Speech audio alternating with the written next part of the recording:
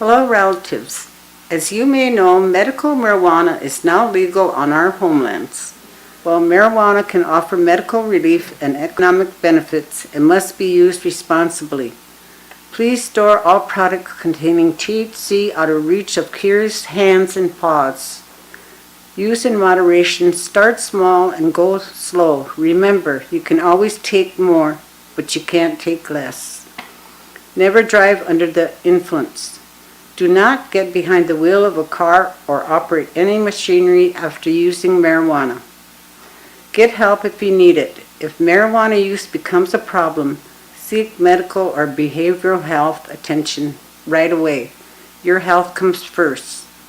Marijuana legalization is new, so stay informed and be responsible so our communities can benefit in positive ways from this change. Wopila, brought to you by the Rosebud Sioux Tribal Medical Marijuana Commission.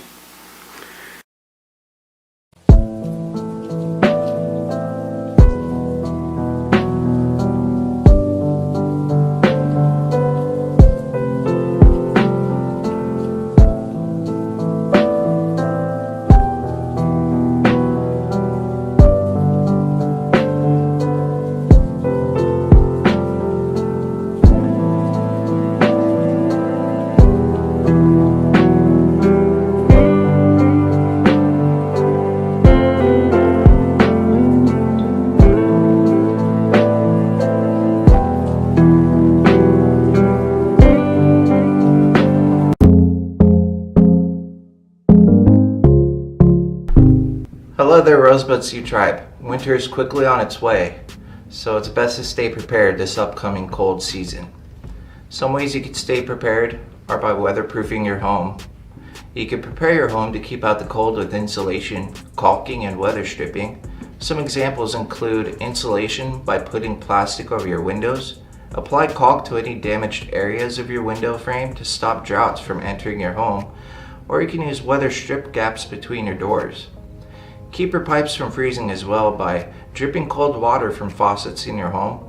You can cover your pipes for insulation using foam pipe sleeves, heat tape, or heat cables. You should also install and test smoke alarms and carbon monoxide detectors and make sure you have batteries.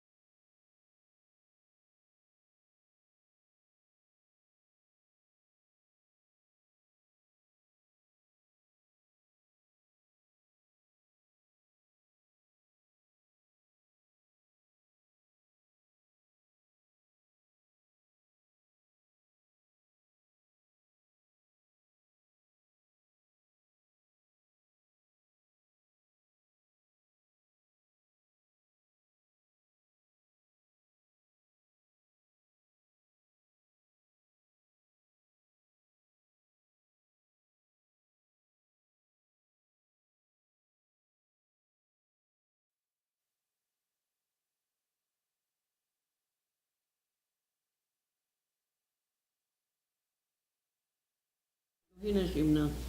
Oma khatrecha wailo hina shimna. Kebana le. Omni jek le hina shipon khatru kashira. Wobble is a don't kubi et kashira. Taku washte chamik ta hechi na hecho. Na donna le hina shipon kha. We chose ni woke washte kubi et kashira. Na kakya buktekte. We choku je shicha wan ugaki prapun khatru kashira. Oechetka tiwa ichetka we chose ni woke won like we chaku et kashira. Na donna wake prapunat kashira. Oechetka inja. Чотеки на еча патка на таку. Ваште аблеза вичаку є кашла. Огече витаку ясу. Hey ha ya hey ha ya hey ya hey ha ya hey yo he lo hey ha ya hey ya hey ha ya hey ya hey ha ya hey yo hey ha yo he lo hey lo Hong Ka Shai La Ya Pi Kawa Pa Ke Nam O He Han Ke Shi Lei Na Ji Ke Lo Hai Ai Yo Kla Te Wa O Ya Te Ki Ha Ya Wi Chi Cha Pi Ka Cha Le Cha Mu E Lo Yo Hello, Lama.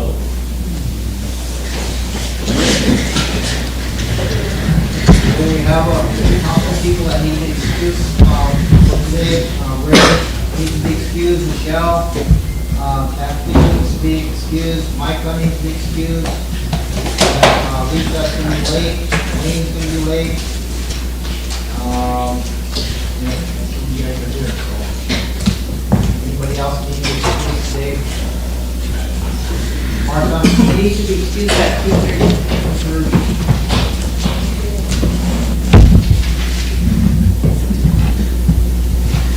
Anybody else? Now we need a motion. Go ahead. Stand. 3:30.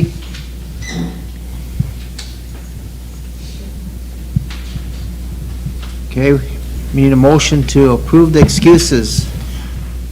Share, second by Jordan, question by Bill. All in favor? 1, 2, 3, 4, 5, 6, 7, 8, 9, 10. Opposed? 2, Not voting? 0. Motion carried. We have the agenda approval.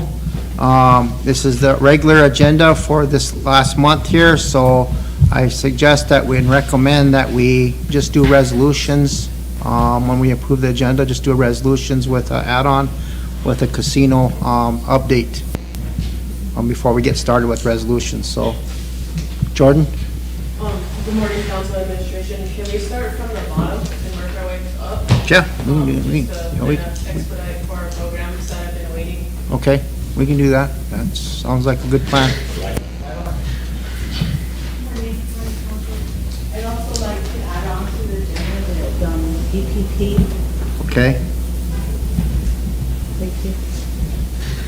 Okay, we have, need a motion to approve the agenda. We're gonna do resolutions. We added on EPP and the casino. Martha, are you motioning to approve? Yes. You second by Emily. Question by Jordan. All in favor? 1, 2, 3, 4, 5, 6, 7, 8, 9, 10, 11, 12. Opposed? Zero. Not voting? 0. Motion carried. Okay, we have Ken Ledoux here. He passed out a sheet of pictures and stuff. We had some problems at our casino. He wants to go off the air to talk about the casino and what's going on out there. So I think it's a good idea we're not going to an executive session, but we're going off the air because a lot of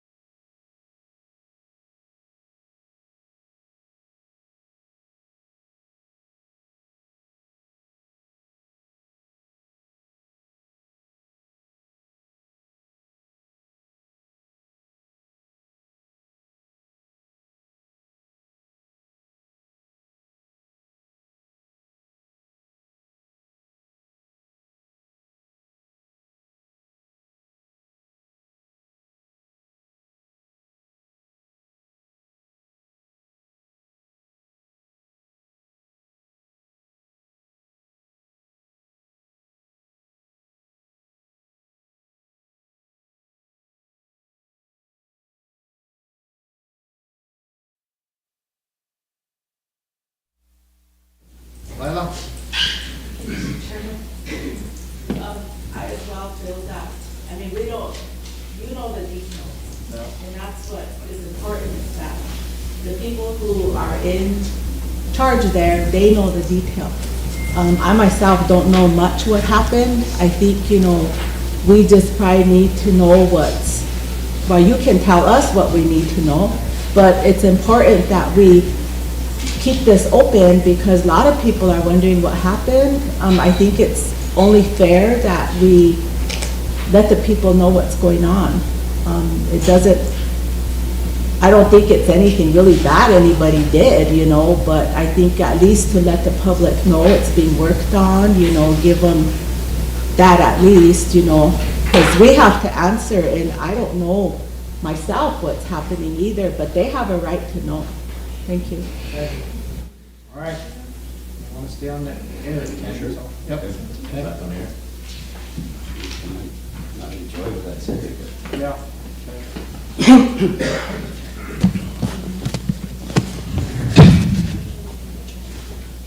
Emily, did I get you? Or did I skip over you? Yeah. No, I was just asking if there were any security issues. Oh, okay.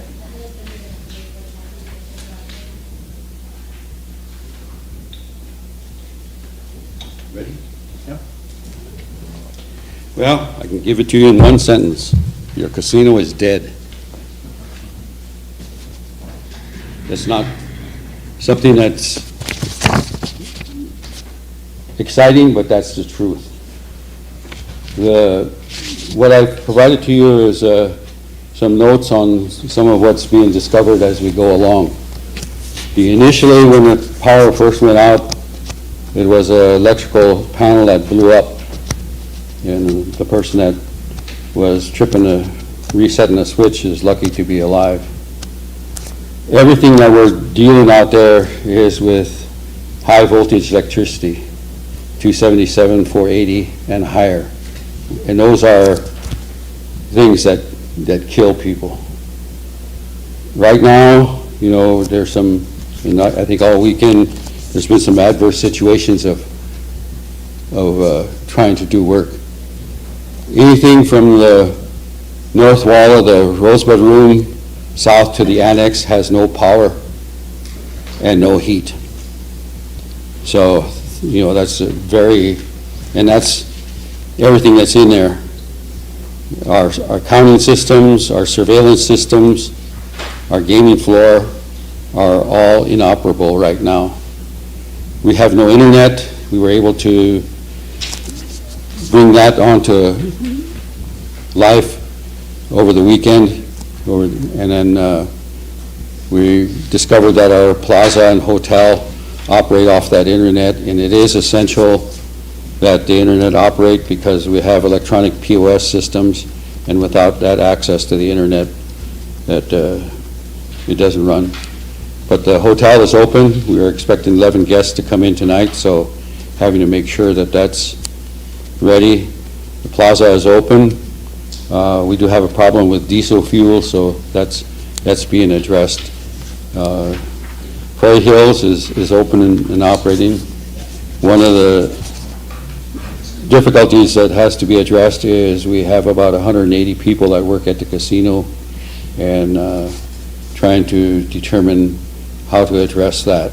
Some are in very essential areas, and they're scheduled to be operating. I've decided to use this downtime to provide some orientation and training to the other staff so that when it becomes operational, they'll have a better idea what they're supposed to be doing. And also, there's a matter of them being paid.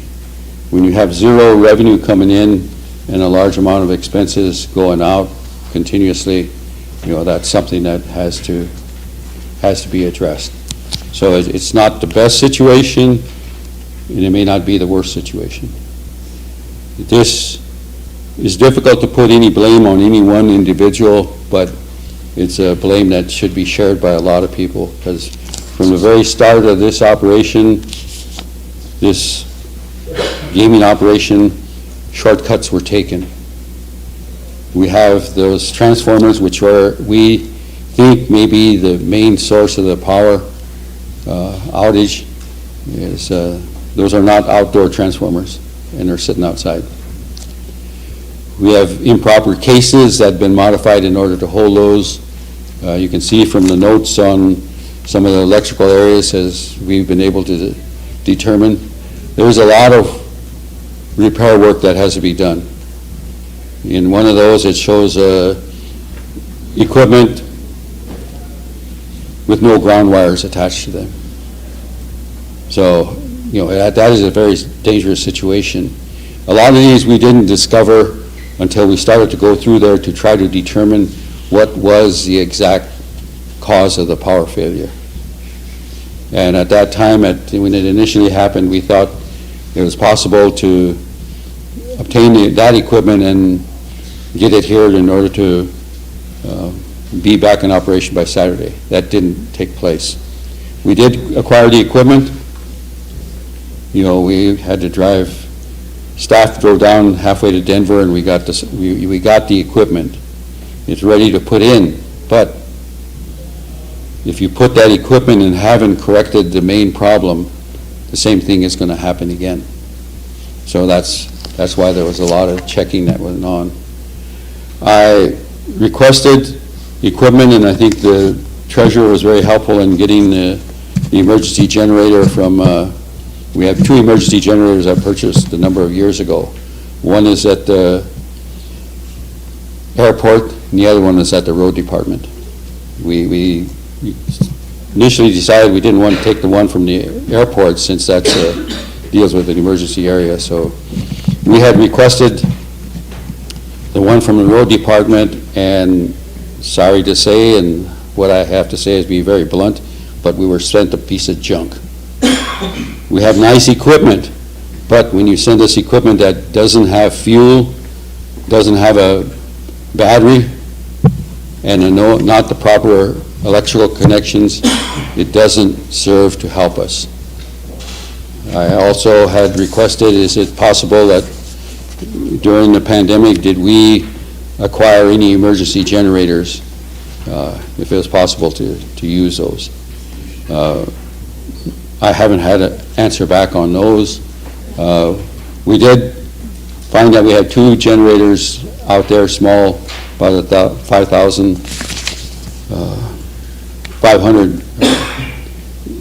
that one will never operate because the motor is seized up and that's not useful. The other one we were able to completely take it mostly apart and put it back together, and it is operational, and that's what was powering the internet.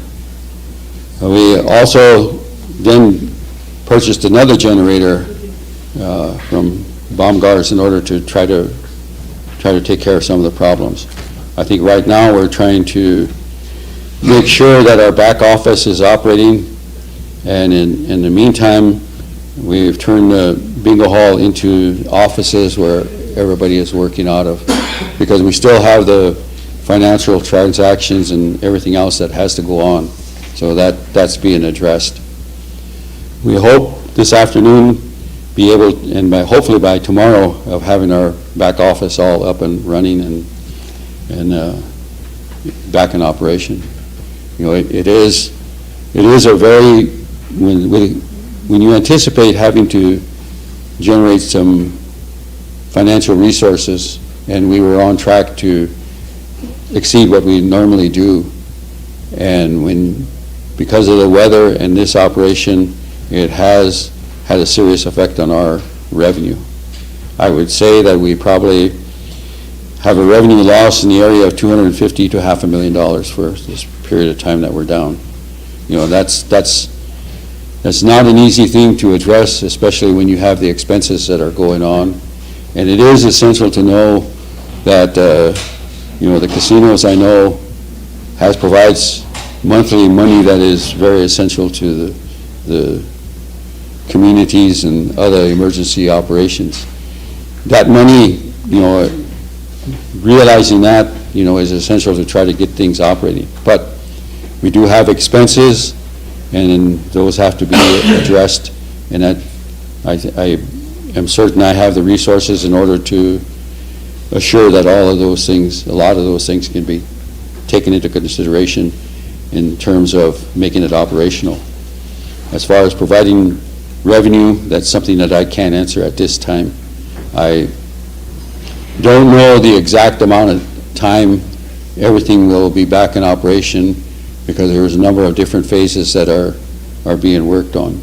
Kuchra Electric, Terry Todd, and any number of other resources have been called on to try to assist. We have very limited working area in some of those areas and some very unsuitable equipment or conditions to work in. If you think it's exciting, working in darkness and cold is not very helpful. Positively, hotel is open, the deli is open, Fuel Plaza is open, Prairie Hills is open. So we have some revenue that is going on. We're trying to continue those as much as possible. This is just a preliminary update on, what exactly I'm encountering. There's a lot more, and I'm sure there's 100 questions, but I'm trying to be very careful on providing information that is verifiable in terms of what is going on. And, the power was cut off, and that is one of the reasons that the gaming floor and our back offices are not operating. But that's the older part of the casino. And a lot of shortcuts were taken in equipment and other things during that period of time. I can't assess any individual blame, but it's a collective area of a problem. Ken, I think we've got a question from Thank you. Yes. Good morning, Ken. Thank you for being here today. I guess my main question is, do you have like a timeline or like a guesstimate of how long, and then a price of like how much it's going to cost to repair it, to get it back up to what it needs to be?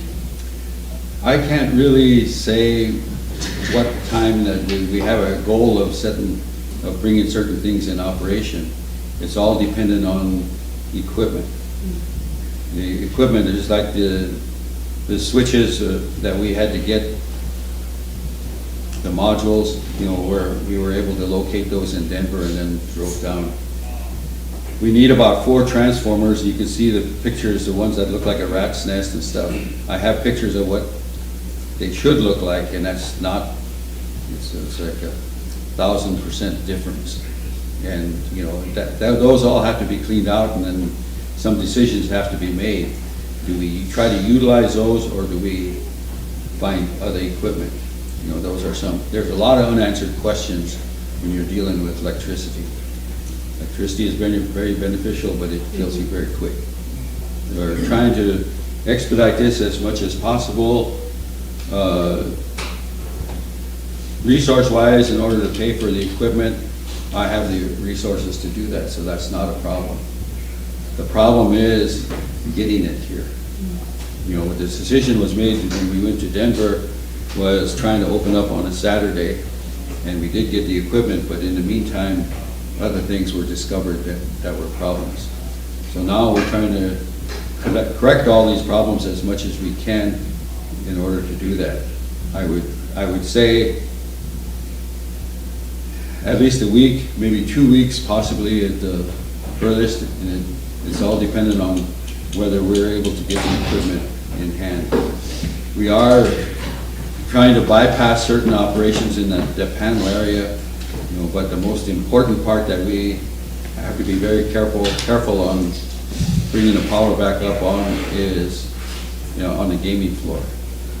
So, and it's an old casino. It's close to 30 years old, and it's past its end of life a long time ago.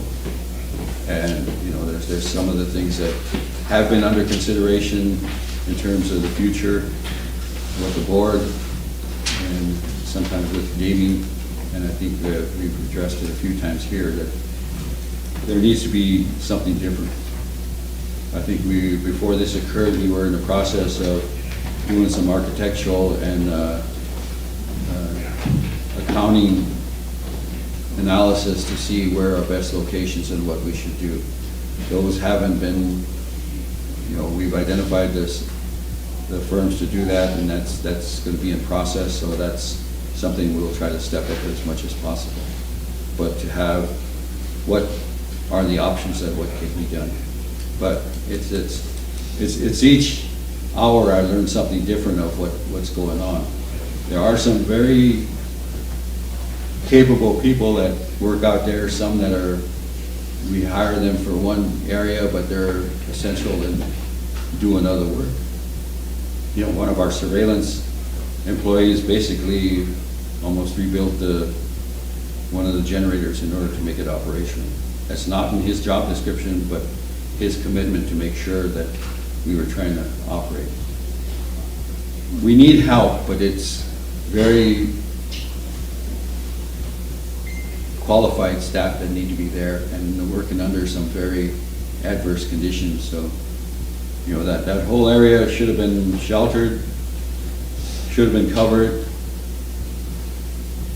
Outside transformers needed to have been put in, but the decision was made years ago not to do that and not to have the correct prints and different things. You know, that was needed, but when you construct something as built, we sure hope somebody leaves some information, and that's what we're having to deal with a lot. So I could probably spend the next 2 days trying to address things, but just wanted to give you a quick update. Everything is being worked on. We are moving ahead as quickly and safely as possible to try to bring our operation back into operation. And, you know, that is one of the tribe's essential revenue sources, so it's our effort to try to do that. And we are keeping in consideration our 180 employees, of making sure that those that can work, you know, are working, and then trying to adjust schedules and provide training. So it's all in place. Ben? Thank you. Maybe Ken can come over. So you're saying it's going to be about maybe another week before the casino actually opens up? Is that kind of what we're getting at here? Okay. The other thing too is that now you're talking about training for the employees and stuff. Would it be good to maybe get some cleaning in also to the area there, and the gaming floor, everything else? Because again, I know there's a lot of concern with a lot of the illnesses going around, you know, the flu and COVID, things to that effect. I think this is probably a primal time to start cleaning that place up.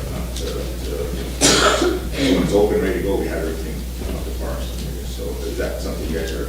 We've already started that. You guys started that process? Okay, so that's what I'm going to. Well, with no power and in the dark. Yeah, I said it. But some of the areas and plans are made to address all the deficiencies that we find have to be corrected, and any type of deep cleaning that is needed is, you know, that's what's going to happen.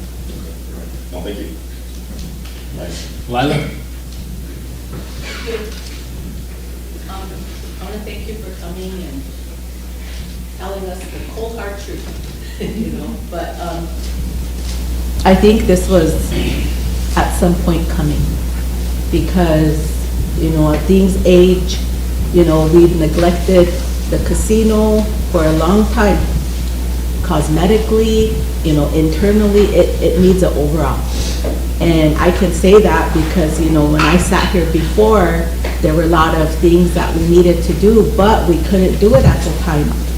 And I was also thinking about the lightning that struck the casino. I think, was it last year? Somewhere around there?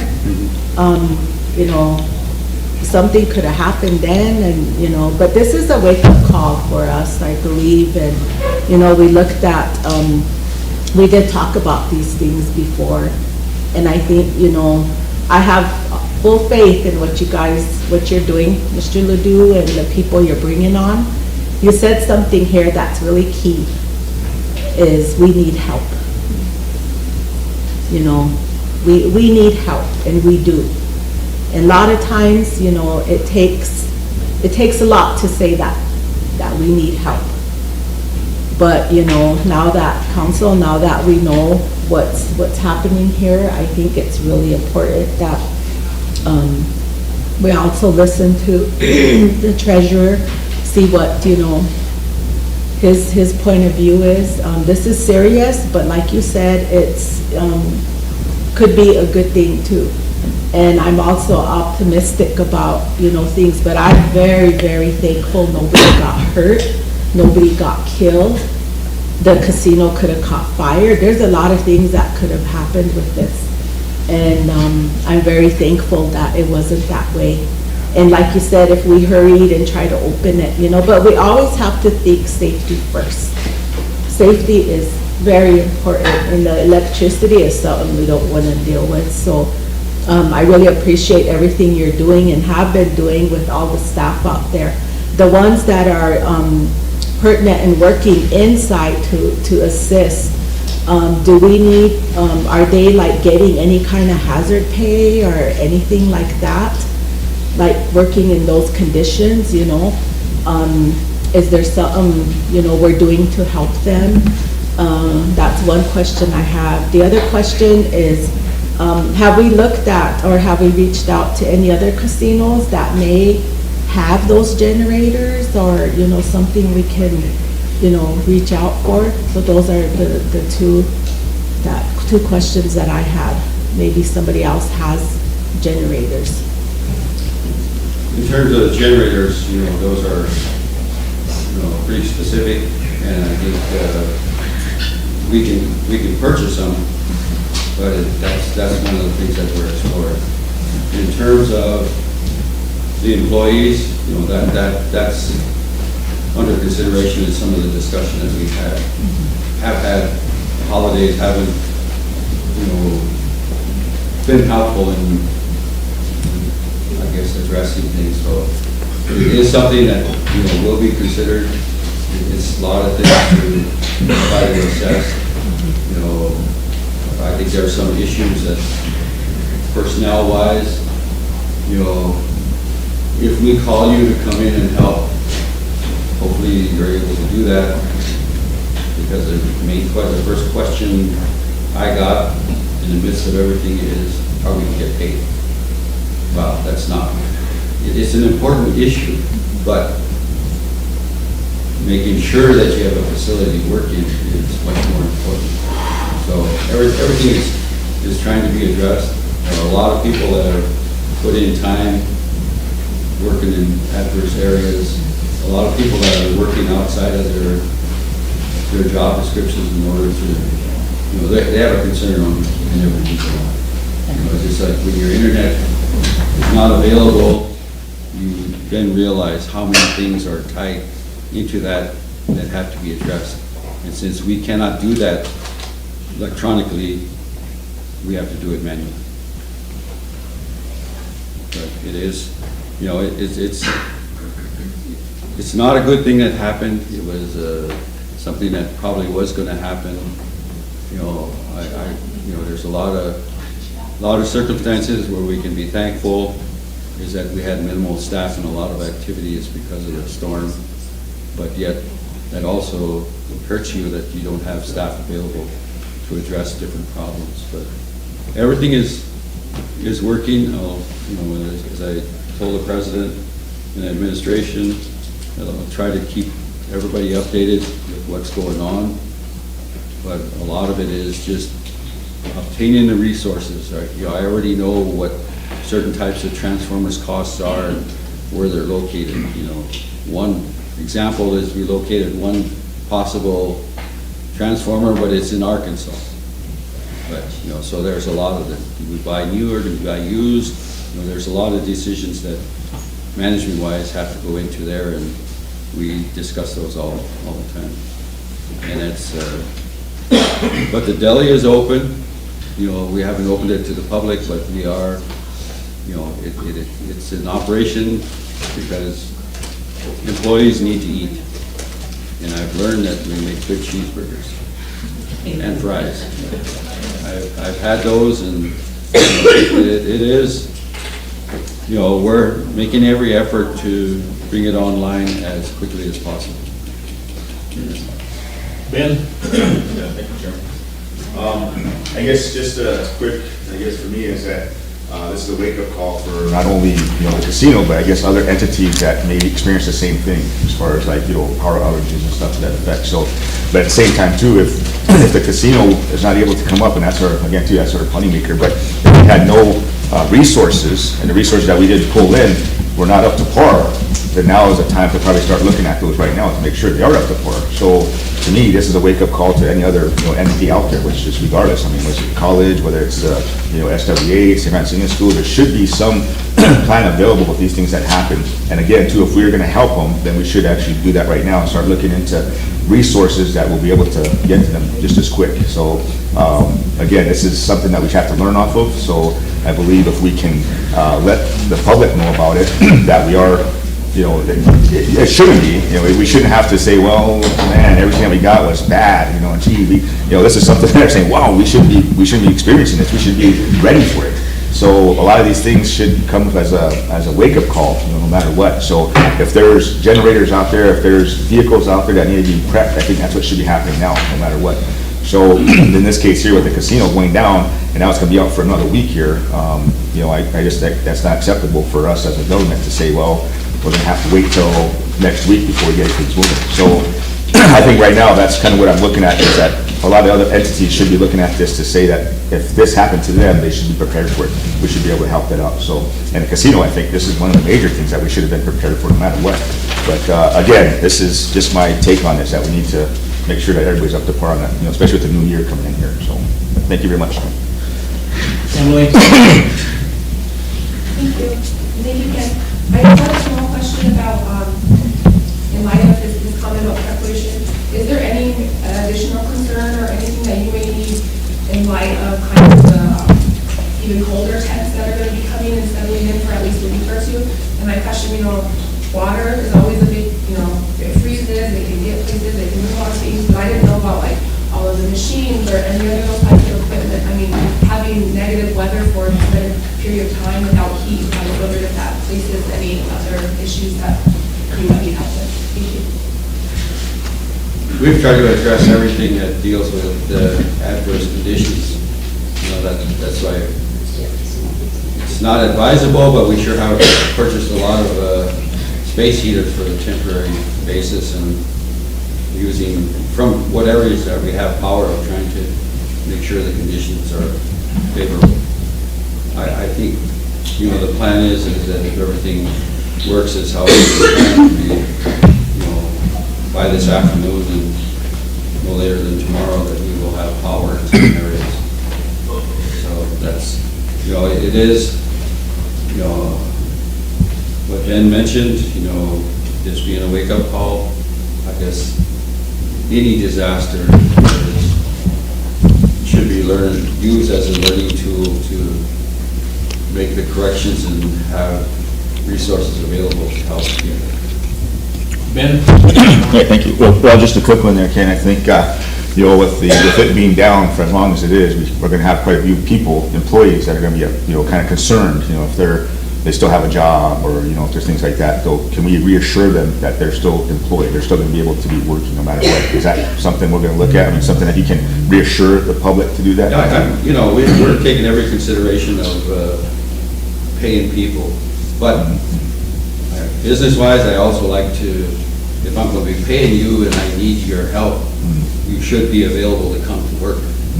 I don't intend to be providing a vacation to people. Yeah, my thing is just that, people that were working out there and all of a sudden it stopped, it's kind of thinking, they're like, well, am I still working? Am I still going to be, employed here the next couple of days here? So they're used to this routine and all of a sudden it stopped. So I'm just making sure that we can reassure them that, yeah, it's still go on. Once we get everything fixed, the electricity's up to par, that we can, move forward and say, everybody come in, the whole casino, employees are able to come back and go to work as usual and stuff. So I'm just making sure that we can reassure them that it's possible. That's always been, our consideration of providing that to our employees. It's not that the whole place has ceased to operate, because the plaza is operating, the hotel is operating. We're trying to see how the deli can operate under this basis. Prairie Hills is operating, Off Sale is operating, and we just, we'll consider if we TDA people to other locations so that they can continue to work. So it's keeping them busy, you know, and, you know, we are generating revenue in some of the operations, but not out of our major money producers. Okay, that's all I want to do is make sure that we kind of reassure the employees that are not working that they will still be able to come to work, I guess, once we get everything up to par. That's my only concern on that, Bill. Thank you. We call them, and shuttles are available and have been running. Okay. And we do actually go out and pick up people in certain areas that we need them, that, you know, if they're available to assist us. And it's a lot of it that you're having to work in an alternate work location with not your available normal equipment. It is, you have to become very innovative in how you operate.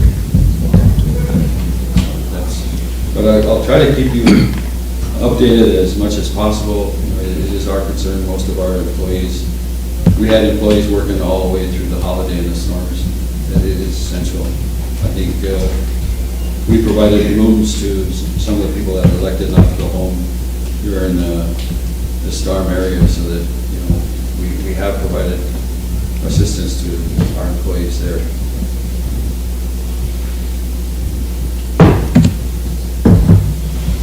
Is there more questions or thoughts from Ken?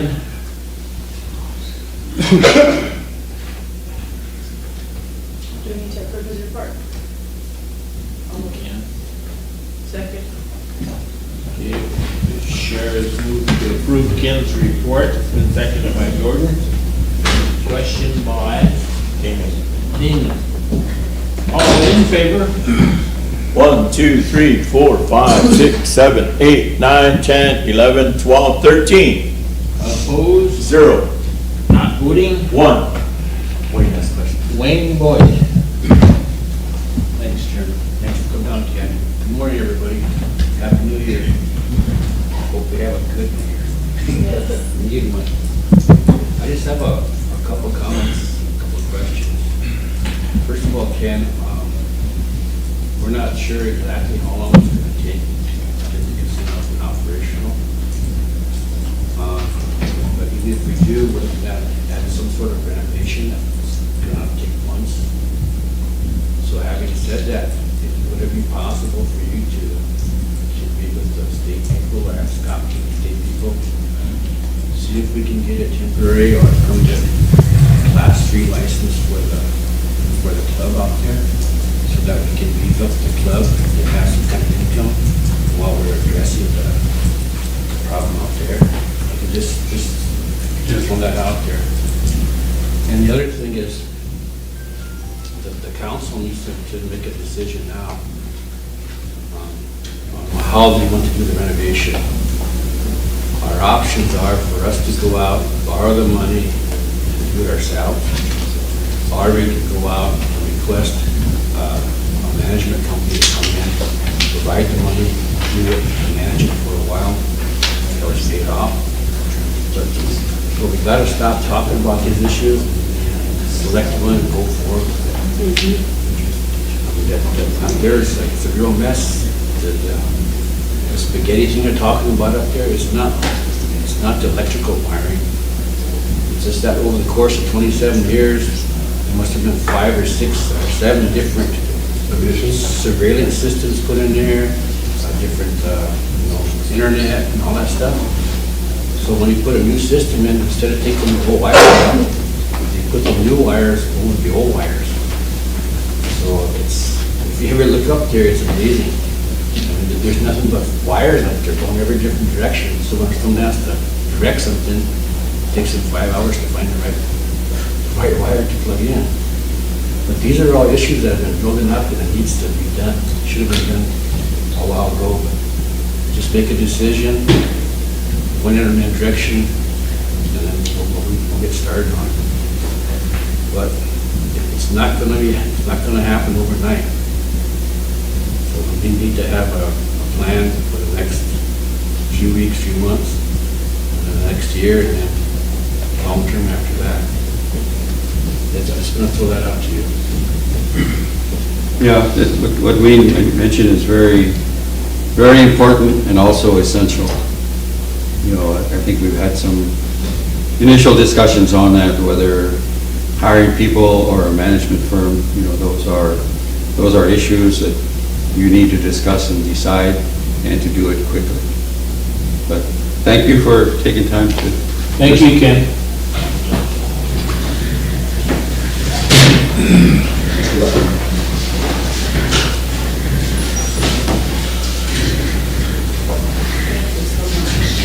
Thank you, and be safe.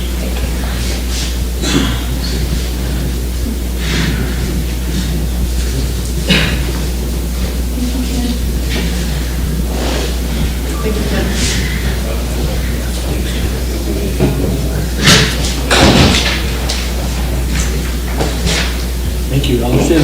Hang in there.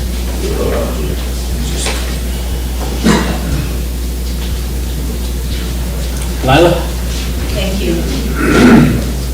Thank you, Wayne, for that. I believe that we did bring that discussion up here a couple of months ago about the contracting. This is really serious, and we can continue on like this, or we can do something about it and we can move on. I think, you know, with as serious as it sounds, and we keep putting Band-Aids over everything, that's gonna cost us more money, more time, you know, and we might even have our hands tied, you know? And if we go the the contracting way, you know, that might cost, is it gonna cost a pretty penny? But, you know, if it's something we have to do, is that basically what you're recommending, Mr. Treasurer? I'm not even sure if there's going to be interest out there. Hopefully there's some interest that somebody can come in and see the potential there. I don't know. We're just throwing out the cards. So you think we need, like, you know, whoever it is, you guys need to talk to, or, you know, look at it, a time period to a week or so, or see where we're at with this one here, to bring something back to us, maybe? I'll sit down with the chairman and William, and maybe we can bring up a draft RFQ or RFP back to the council. That would be good. And I've got some bankers that are coming in this week. We're going to talk about the courthouse. And maybe I can go to them if they want to go to the West Bar and money with the cost us. And maybe by the next council, we have some couple of different options. That would be good. I really think, you know, be something for us to look at, because this is really serious.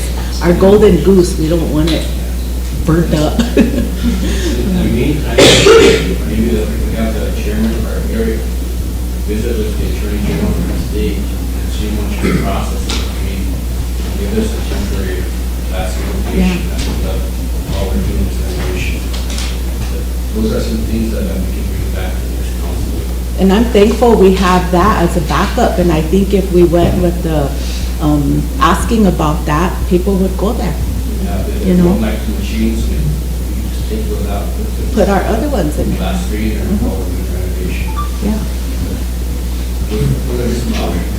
Jordan? So I guess just a follow-up, do you want that to be in a motion to like start the process to RFP? Or you just gonna take the initiative to get it done? Because I feel like we need to go that direction, and then, like you said, like come back here and then either like look at it and say, okay, is the tribe fixing it the best way, or is contracting and have some actual numbers to show us?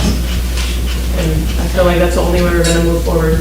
I agree, and you can make a motion, or else we can just do it, and then they can decide next week how we're gonna do it, but I'll visit with William, Scott, and see what we can do next week. I guess I'll just make a motion to allow you to do that. Okay. And then Second. Ken. Check. Thank you. Motion on the floor with a second. Check. Is there a question? Repeat the motion. Oh, hey. To allow Administration. administration to move forward with looking at RFP. Options for the casino. RFP options for the casino. RFP management casino. Yeah. Okay, all in favor of the motion, raise your hand. 1, 2, 3, 4, 5, 6, 7, 8, 9, 10, 11, 12, 13, 14. Opposed? 0. Not voting? 0. Wayne Fredericks. Oak Ridge. I wanted to also make a motion that, to allow Ken to apply for a temporary Class 3 license for the hills. Okay, question, Sharon, did you question? Okay, everybody knows what that motion is, all in favor? All in favor? 1, 2, 3, 4, 5, 6, 7, 8, 9, 10, 11, 12, 13, 14. Opposed? 0. Not voting? 0.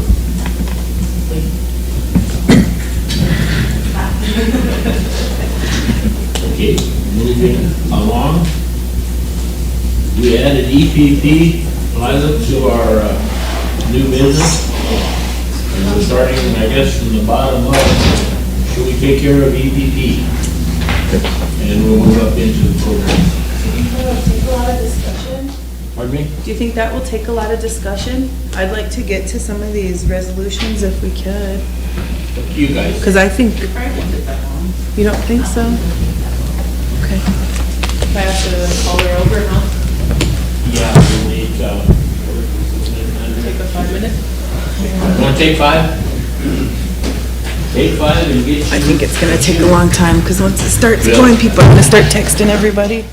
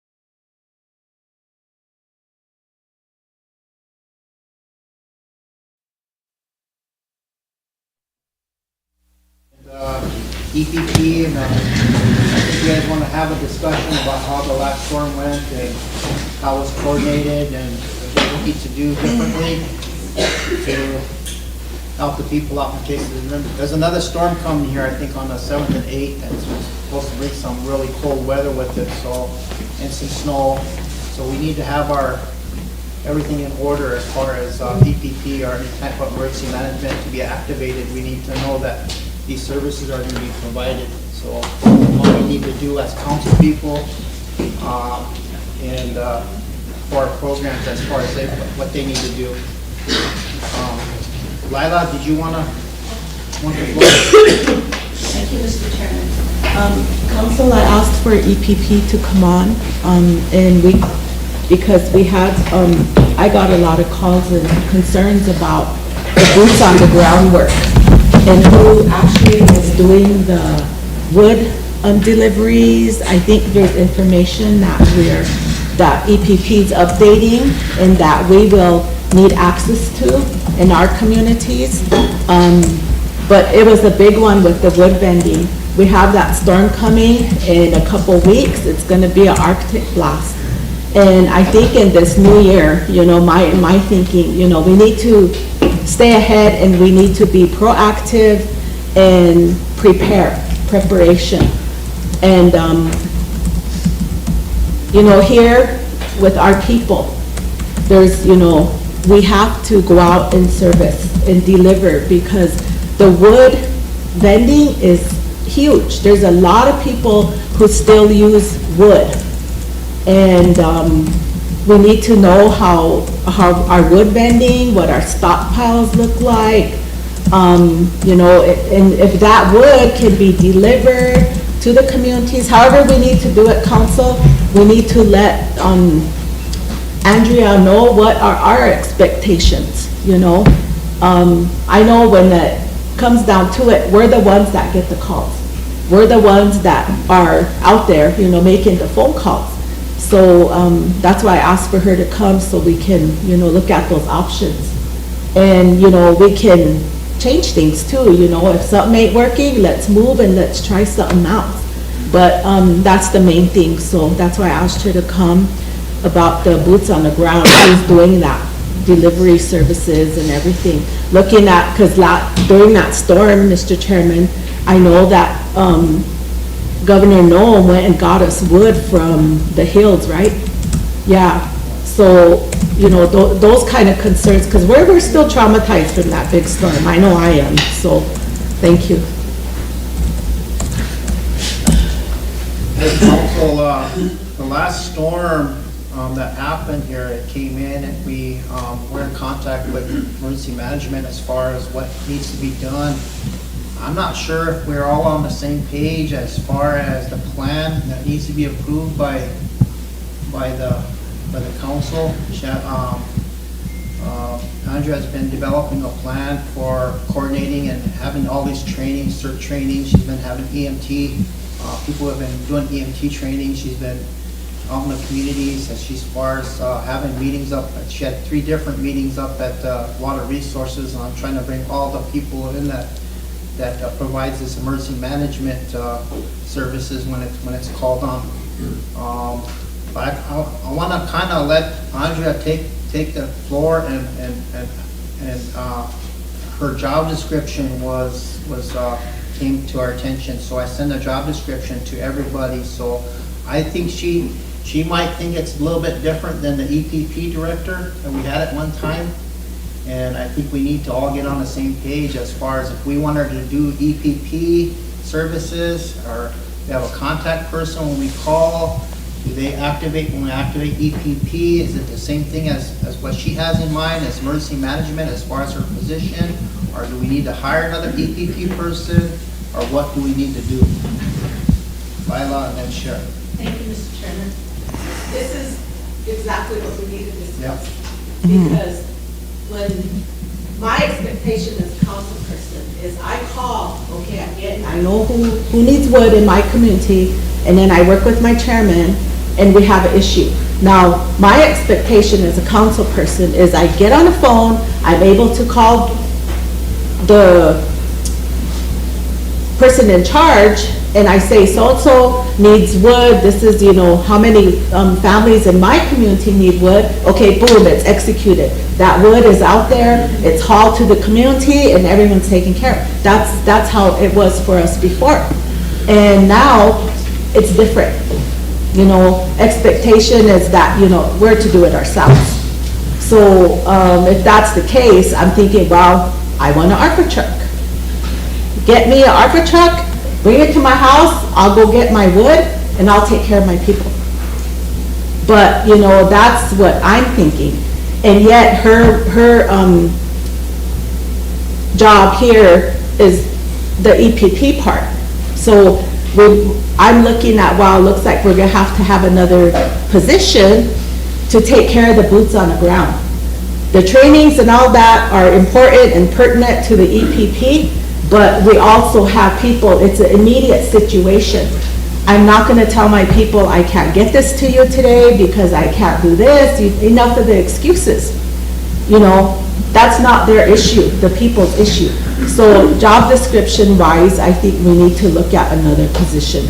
And, same thing. I know the chairman gets the calls, I know you all get the calls, but heat, 2 weeks, the Arctic blast, heat's a huge issue.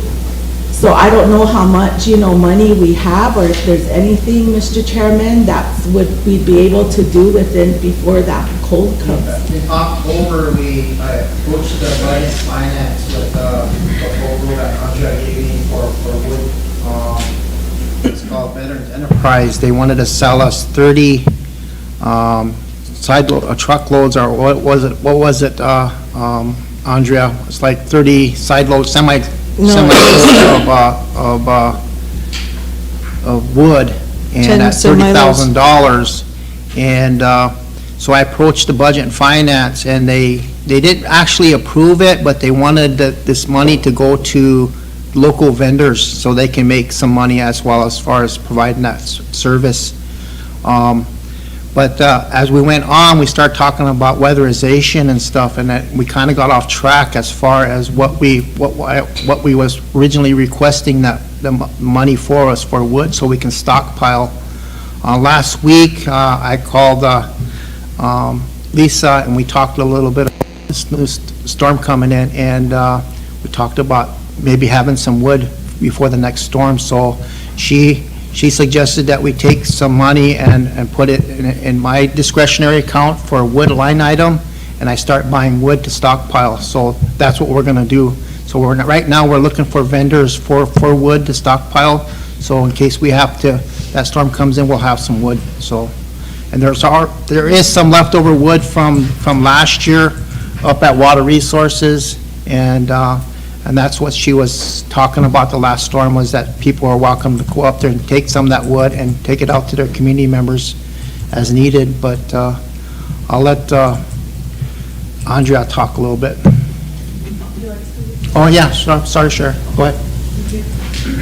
So I think I want to just kind of address the emergency manager position and the former EPP position. I think there was some confusion because once this position was hired, everybody thought that the person in EPP would be like dissolved. But that wasn't my understanding when we passed this. My understanding was EPP's there, they have a job to do, whatnot, and they are boots on the ground, like Lila was saying. However, what wasn't happening was that was a part-time position. It was not even a part-time, it was just as needed.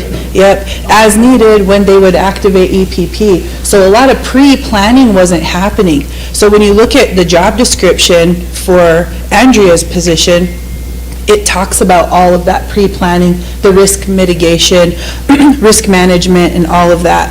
So I think I'm glad that we're talking about this today, and I think we do need to line out which expectations we have and when we're going to pull EPP in, and if we should still even call it that. Because if it's like a winterization team that's helping people, when EPP is actually activated, or when it's activated, what do those services look like? Last year, whenever we had that huge storm, we put a lot of resources out into the community, and it was needed because the people couldn't get propane, people couldn't get out of their house for 2 weeks. So we really need to look at and assess, you know, what, when, like under what circumstances do we start providing emergency services to people? And how are we gonna, you know, get that arranged, and how are we gonna make sure that all 20 communities are taken care of? Last year, we did do a motion to buy skid steers for each community, but after we purchased all of the new equipment, the snowcat and all the other plows that were needed, I don't know if we ever got to that, or there was no line item that was specified in the motion, so nobody knew where to take it out of. So that's why those skid steers weren't purchased, and I don't know if there's money there left for that anymore. And then a lot of questions came up too about, you know, who's gonna take care of them, who they gonna belong to, how we gonna insure them, get fuel to them. And that was one of the hugest things last year during the storm, is we had all this equipment and we ran out of fuel. And how are we gonna get fuel to Norris, Corn Creek? So we were loading up fuel tanks in the back of trucks and chancing it to Corn Creek, and we didn't do anything east res because they use different companies over there. But yeah, that was the intent. I just wanted to share that with you all so we're all on the same page, and I feel like we do need to do some preparation and tell our communities and our membership to what we're going to be doing so they can prepare adequately themselves as well. Thank you. Jordan, Ben, and Lisa. Thank you, Andrea. I guess like I'm along the lines of my colleague is really need to identify when we're going to activate EPP. Because I feel like when there's just a basic snowstorm, then we automatically want to call EPP, you know what I mean? Whereas if we kind of just let up and prepared for it, then it would just be another snowstorm.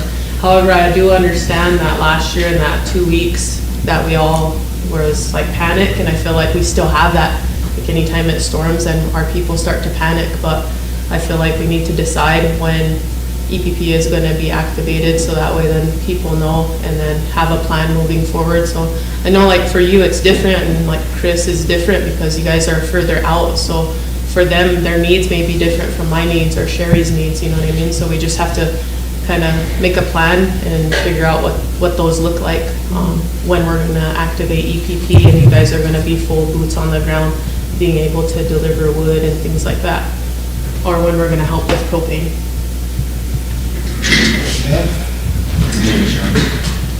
First of all, yeah, thank you for coming. It's a good discussion right now because again, last year to last week, now we're coming up with the following weeks here. You know, to me, I think, you know, we've already gone through this. You know, last year it already happened, and then this past week it already happened. We got to learn from this. You know, I guess as far as with the casino, like I relayed to Ken, was that, you know, this should be a wake-up call no matter what. We should already have this stuff planned already, so we need to make sure that we're getting to the right people. So like the community chair people, you know, we need to let them come in to find out what they're going to do. And again, like Lila, you know, I'm concerned too.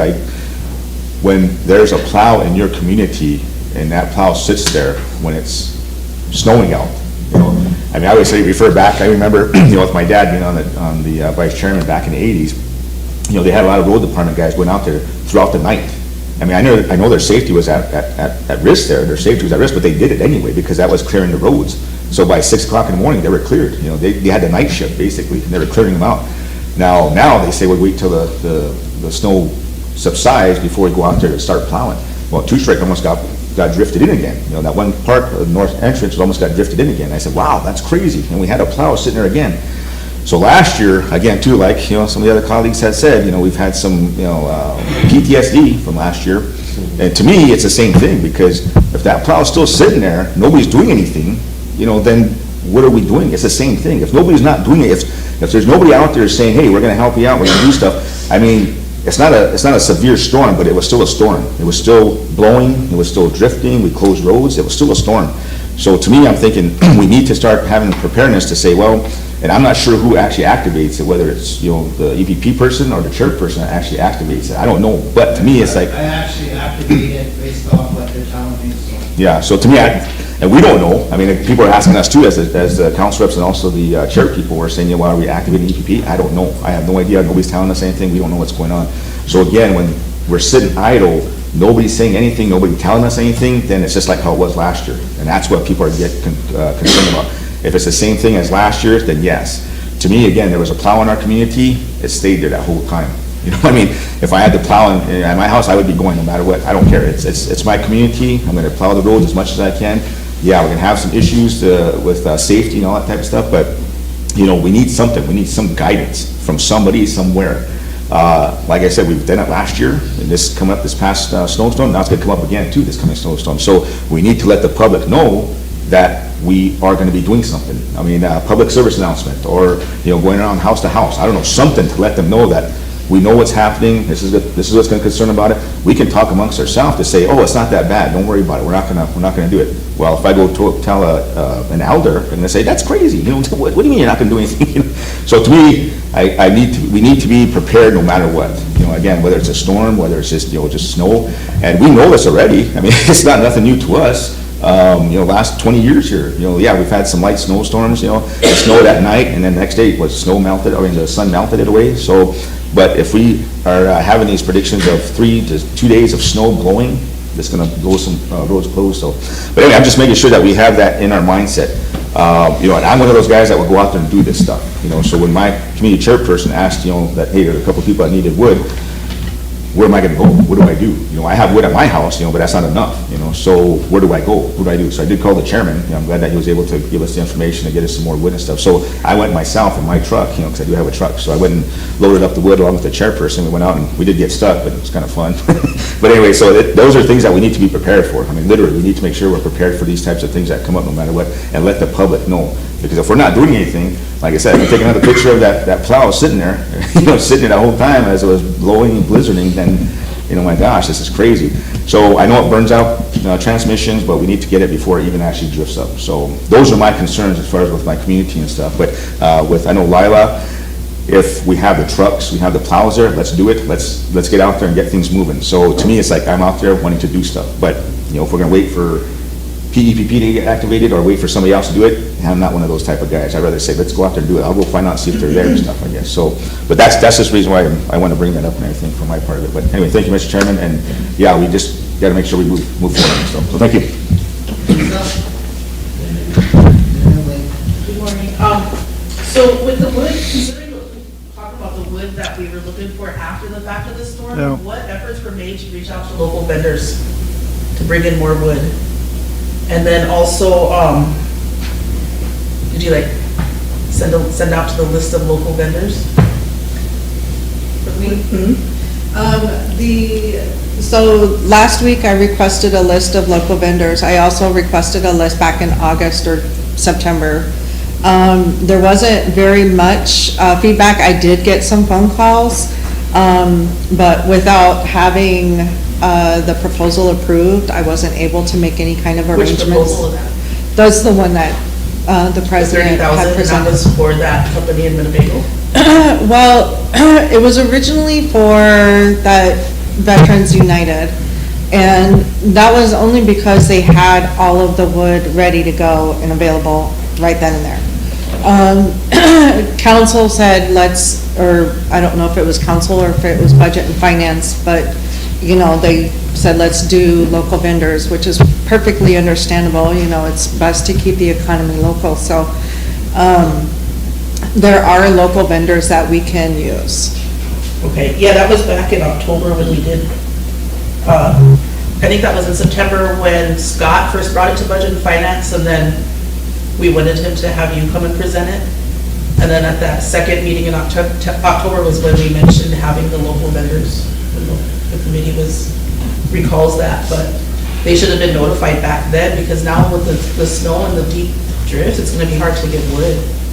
But if there's gonna be a difference between the EPP activation and an EPP when that gets activated, and then a difference from what Andrea's job description is, we do have that FEMA reimbursement money that I think we should obligate to EPP only.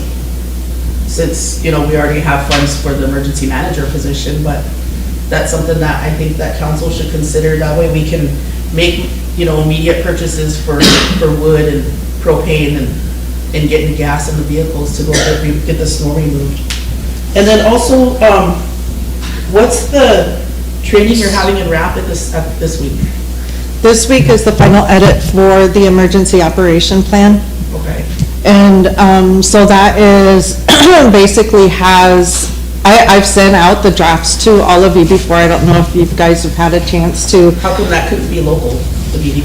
Well, we had a local session, the collab sessions back in October, and it was too easy for everybody to get up and walk away. And I have mentioned this before, but the mitigation plan for the tribe is due in May. I need to wrap up this emergency operation plan so I can get busy on the mitigation. Okay. I was just wondering because our health programs are being called up to Rapid, and I just didn't want those programs to be without those emergency 24/7 programs.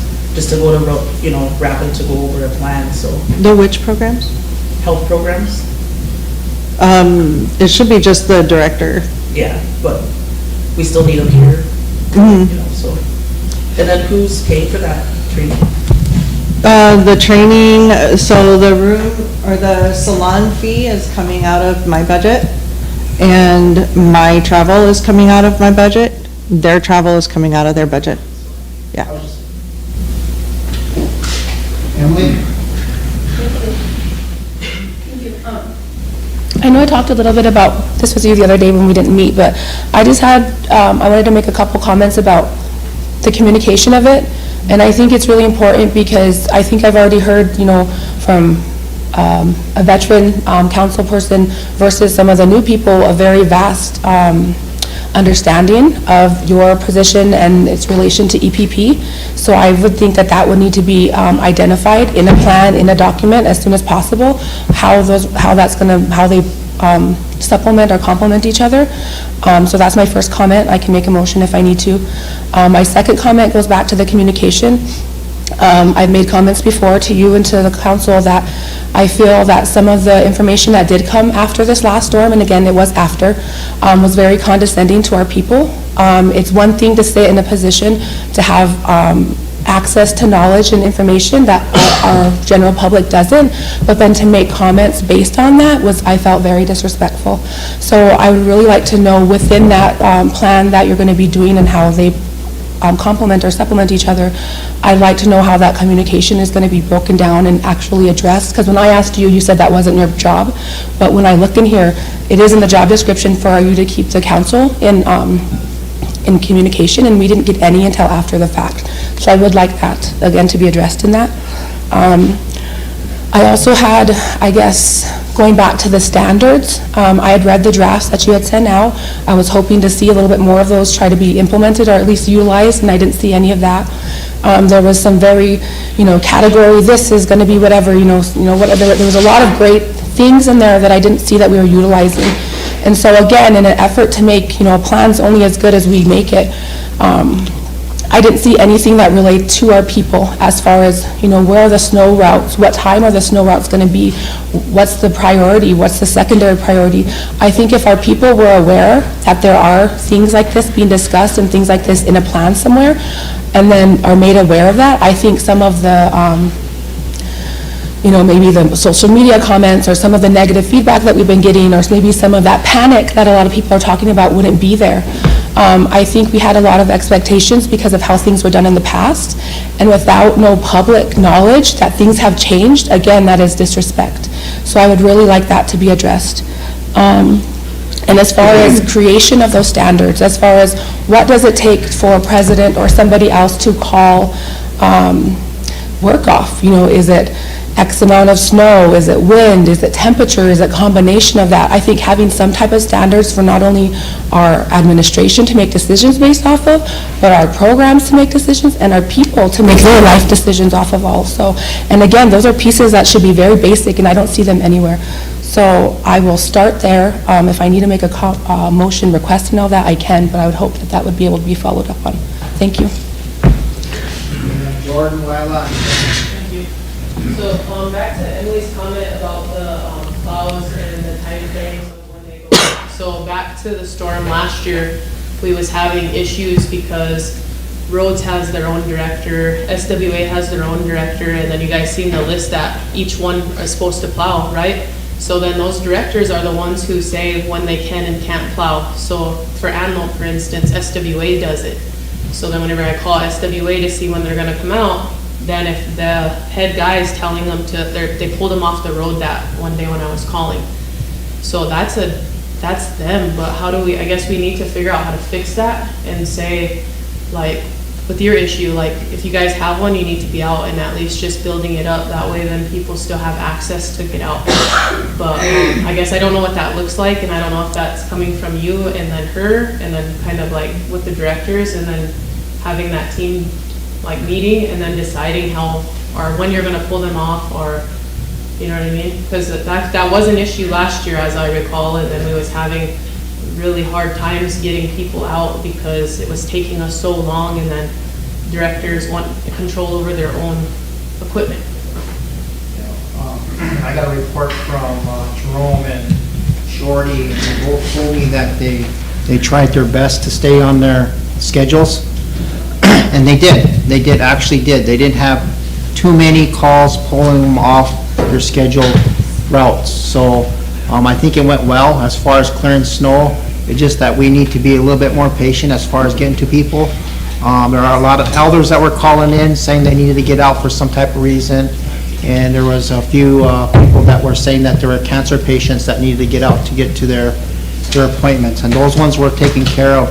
They had a few new people on their routes that were plowing out there, and they missed some people out there. So when those came in, I called the people out there, and they made sure that they got covered and went back and got those people. So it worked. As far as the road clearing and the snow removal, I think it went very well. And that's my point, I guess. So. And housing does their own snow removal too, right? Yeah. SWA? Right on. Then Stan. Thank you, Mr. Chairman.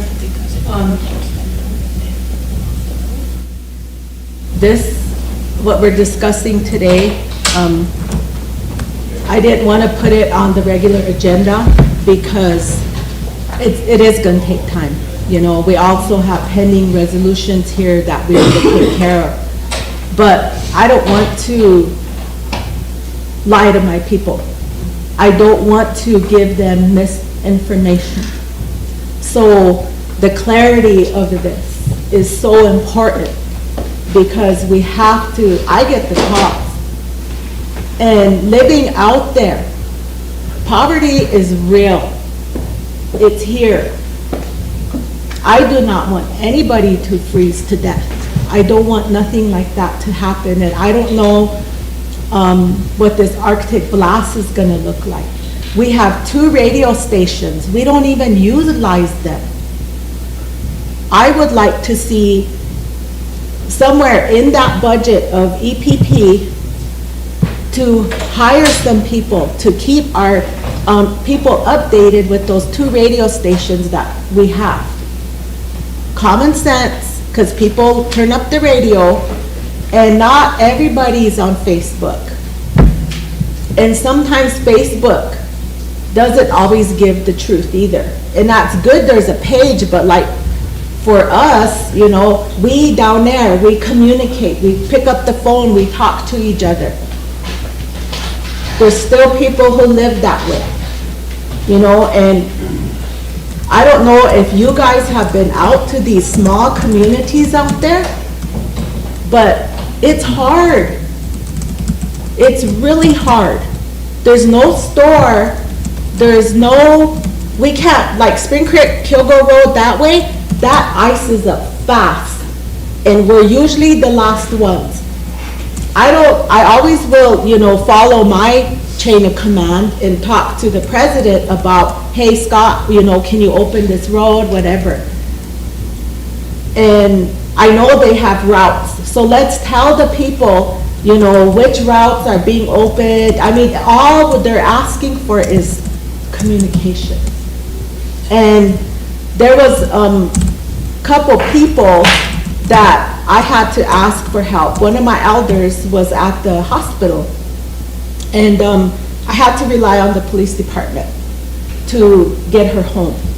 I didn't know if there was anybody else I could call, but it was actually storming really good. And I feel bad because here's somebody, you know, in a cop car, you know, are those cars, you know, able to get through where I live? So it is true. Our needs are all different. We all have different needs. Town people, you know, it's okay because you're right here. But people like us out there, we're stuck. And last year, it took my community that big blower machine to dig out over 10 feet to get to some of my relatives. That was scary to me. It took them from 8:30 in the morning and they got done at 11 at night to plow that road to get to them. And I watched. You know, it's really important to us to know who are the boots on the ground. That's the expectation of our people. Our people, you know, we have an immediate need, it's warmth. You know, if it comes down to it, they'll say, just get me some wood, you know, and they'll go without lights. You know, so I'm talking about all of that stuff. And it's like, you know, they don't even want to bother. But I don't want to lose anybody. And I entrust, when we pay big bucks, I trust them people to answer my question. You know, I entrust that. So now that we're here, we have to look at that. Is this EPP, that's something different what I'm gathering. So now, council, we're gonna have to create another position, or, you know, what the recommendation is, because that's not something she's doing. So we need to create this other position that we can call them. We have all these ARPA trucks. Where are they at? Where are they? You know, do they need to be parked up here? Last year, I think it was, they were down here and all those trucks are filled with wood.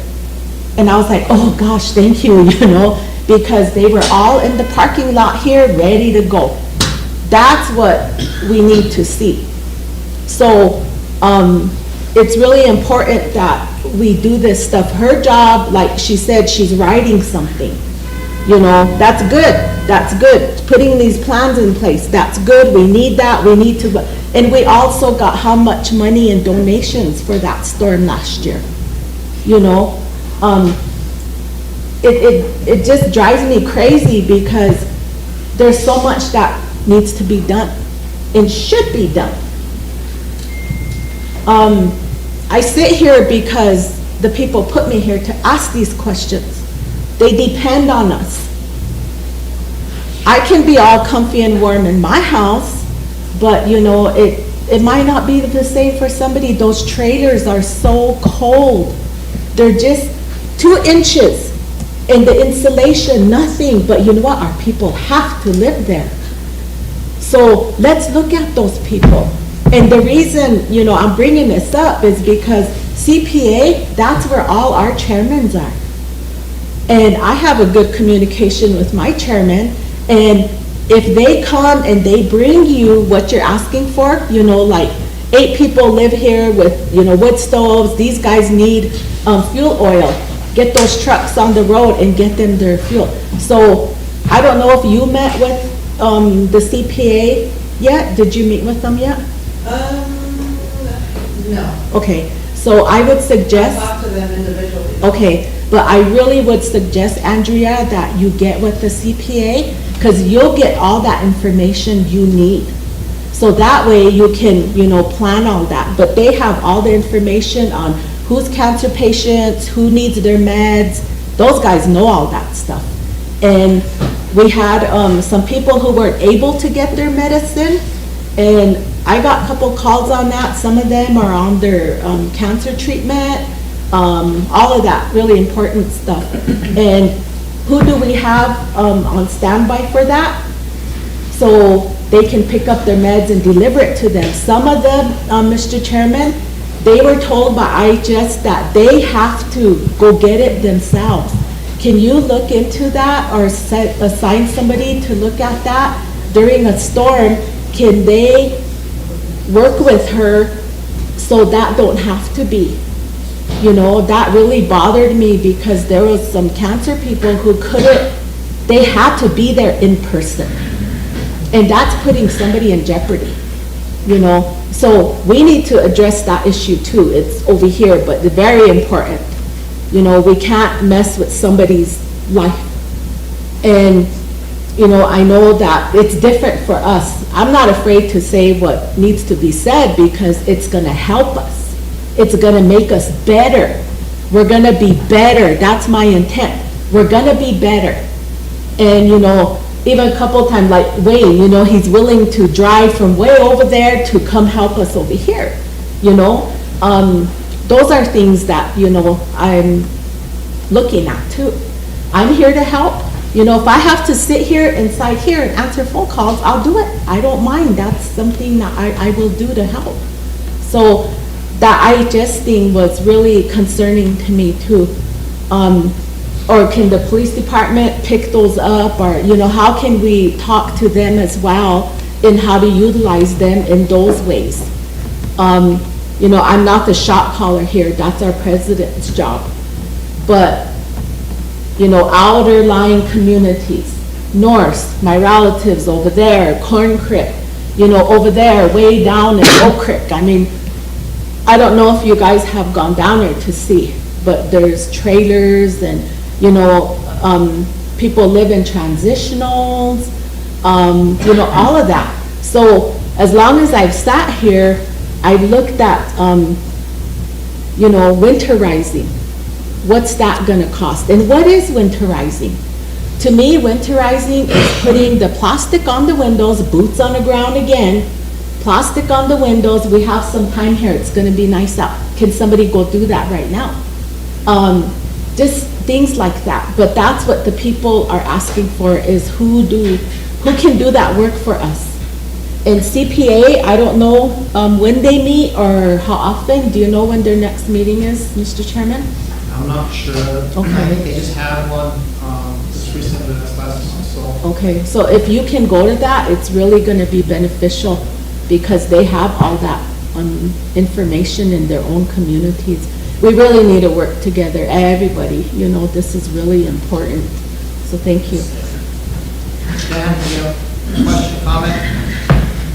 Well, I might have covered most of the problems we have. But being an outline community. In our community, there's a church group that dumps semi-load of firewood out there. Yes. The problem that we have is nobody has pickups up there. We got 2 pickups, and the chairman just now got a pickup this summer, the last summer, 3 pickups. And we had to haul all that wood out, house to house, because of bad winter and emergencies. This winter, this snowstorm that we had, people needed firewood. Stockpile was there. And committee chairman was good enough to help some of the people who needed wood. But I got blasted on Facebook, so we need to get that community representative, jump in his pickup and start hauling firewood from house to house. I didn't know that was part of my job description. I can't, and I'm still working with somebody using it. I didn't think that was very fair for the whole thing, because on my I had 3 pickups, 2 of the pickups were down from last winter. I just got one running, costing $4,000 to get it running again. So if we can have a pickup down there in the community's yard, I can maybe like send an RBUT truck or something, and be able to haul some of that firewood out. My community is a lot of people use firewood. Hardly anybody uses propane. Yeah. And there's people that are on the app. That's the only problem I have with it, but the next thing was snow removal. And we have one guy that does snow removal for the past 5-6 winters. I moved down there every year, like on clockwork. He gets in it and just in a short time he's done. This time around, he's gone for 2 days. I mean, I don't know if that's one. Gave him a call and I said, talked to his wife, so nobody called him from Rosebud. But I found out that things have changed a little bit. That loader that's sitting up there that he uses belongs to the road department. So I talked to the director, said, no, that's Shorty's area now. So I called Shorty, no, that's, I'll have a talk. Anyway, about the third day, somebody finally came out. I mean, Shorty came out and cleaned the roads for us. Hopefully, I hope to get that straightened out. But I think John would, cousin John would be the next one that cleans up there. They park a lot of equipment up there on his yard. If he has permission to have this, if he has enough fuel, he'll go to the community and it'll take him long. That's all I have to tell you to say. Thank you. Thank you, Stan. Jordan, Ben, Chris? Thank you. So I guess I just had another suggestion. I know when Bob was in the position, we had talked about, he kind of had it already started for GIS layers for each community, and then putting, like for animals, for instance, going through and pinning each house and who's the head of household, and then like, let's say an elder lives there, and what heat source they have, and if they have medical emergencies. And then that way, then each community chair will have that capability to say, okay, this is where so-and-so lives, and then we can communicate that to get them their medicine or whatever. So I just wanted to bring that back up again, because I think it was kind of in the process of being worked out. And then my next question was, I know like my community, we have a community truck, but I'm hearing a lot of the other communities don't have access to those. So I guess I never really received a ARPA or CARES vehicle list to see how many we have on the road and that are available. So I guess I would like to see that, so that way we can start allocating some of those to communities and then giving them the opportunity to take control over them and to assist, because I just feel like we kind of are just sitting here talking, but we need that list so that way then like some of these communities can move forward. So if we could get that before the end of the day, that'd be nice. And there's already an existing motion for that, right? Yeah, a couple of them. I know ARPA truck, people are requesting them from other programs as well, so I don't know how many are even left up there, but I'll get one before today. Okay? Yeah, we haven't had an ARPA meeting, so it'd be nice to at least get some of those allocated somewhere. All right. Ben? Rosebud needs one. Yeah, I was just kind of, Rosebud I needs guess, one. reiterating about the powers of the community and stuff. I think if majority of these programs have these trucks that they're taken home, they belong to a program or something, a tribal program or something like that, are they obligated to, because they take it home, be able to go out and plow or something like that? There's a lot of them who say, oh, they're watching me on, the finance department's watching me, and they're saying I'm misusing my truck or something like that. But in these situations, I could care less about that. I would say, hey, we need to plow the road and stuff on it. So my thing of it is if they have a tribal truck that's got a plow on it, then I feel that they're obligated to help out that community. And again, too, I know I don't like it when they say, well, that's so-and-so's job, that's, road department position. No, I mean, to me, it's like, right now, we need this right now. If you're gonna be loud, get out of it, let me get in there, let me do this, So that's the kind of thing that I would do, is just, say if you're not gonna do it, let me do it. We have other community members that are willing to step up and do some stuff. So, but if those trucks are there, and they're sitting idle throughout a storm, I'm kind of like thinking, geez. And it's like I said before too, is from last year, when they just sat idle throughout the whole storm, and I'm like, wow, and I even asked for papers for the keys that, so-and-so has an extra set, stuff like, oh, wow, So to me, these are things that, again, we need to be prepared for this year. And I do believe that we should have them prepared already for this first snowstorm. Now, of course, December, November, they give us anything, but of course, I believe this next coming months here, we're going to have some snowstorms. So if we can get to that point, but if there's employees who have tribal trucks, I want to make sure that they know that they are obligated to. Questions are directed towards like plowing and stuff, I think should like maybe direct them to It transportation. is when their safety habits also, I know that's understandable, but I mean, for me, it's like, if we can get it before it gets worse, then, maybe we talk. Because I do believe that when the snow builds up, those transmissions get burnt out, or things to that effect. So I would rather see that than, not a vehicle just sitting there idle. Again, I have a truck myself too, I don't have a plow on it. I mean, I should get a plow on it, but that's, money out of my pocket too to do that, so. But again, I just make sure that if the people that have these trucks, RC trucks, road travel trucks, I don't know what program they are, if they are in a community, I do believe they should be obligated to go out there and do that. If not, then maybe help out the community journey. I'm not trying to, just discredit them in any way. I'm trying to help. They're trying to help our community, because when we are in need of help, that's what they should happen. We should be stepping up to do this thing. So those are my concerns, I guess, about my community, because again, it's just like we go through, and we all have our different challenges in our communities. So again, with the community care people, and the people who live there, like for me, I know that north side gets drifted up pretty quick, so hey, if we got something that can do it, I mean, we've had a lot of solutions there in the community, building a barrier and a lot of things to that effect, but we just don't have that ability to do it. So, but right now, yes, I do believe that, our community is doing this. As far as like, I guess, in the summertime, we've had lawnmowers that didn't last for 2 weeks. But again, if we had somebody responsible enough to take care of these vehicles, we have a, what do you call it, open trailer house that sits there. Has nothing been done about it. They don't know what to do about it. So to me, I'm leaving it up to the community. The community should have that say so. But right now, I do believe with the storm coming up, and we're kind of in the middle of it right now, these winter storms, we need to have solutions right away. Not just sit there and think, well, let's wait till next week, let's wait till, next month, I'd rather have it done right now. So those are my concerns, and I will address them again too when it comes up. But those are my questions, is that tribal employees have those vehicles, the trucks, basically, they should be obligated to go out there and help out the community if they have that truck.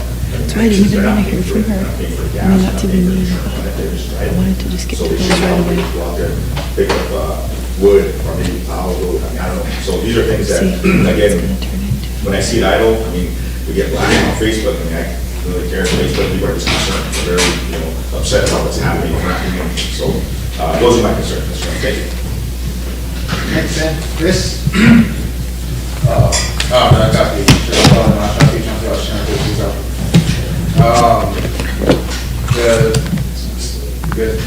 Good afternoon. Anyways, when I first got on, I asked a question, and it was our plan for the winter. I always refer to on council that EPP, our emergency preparedness office, had a plan already.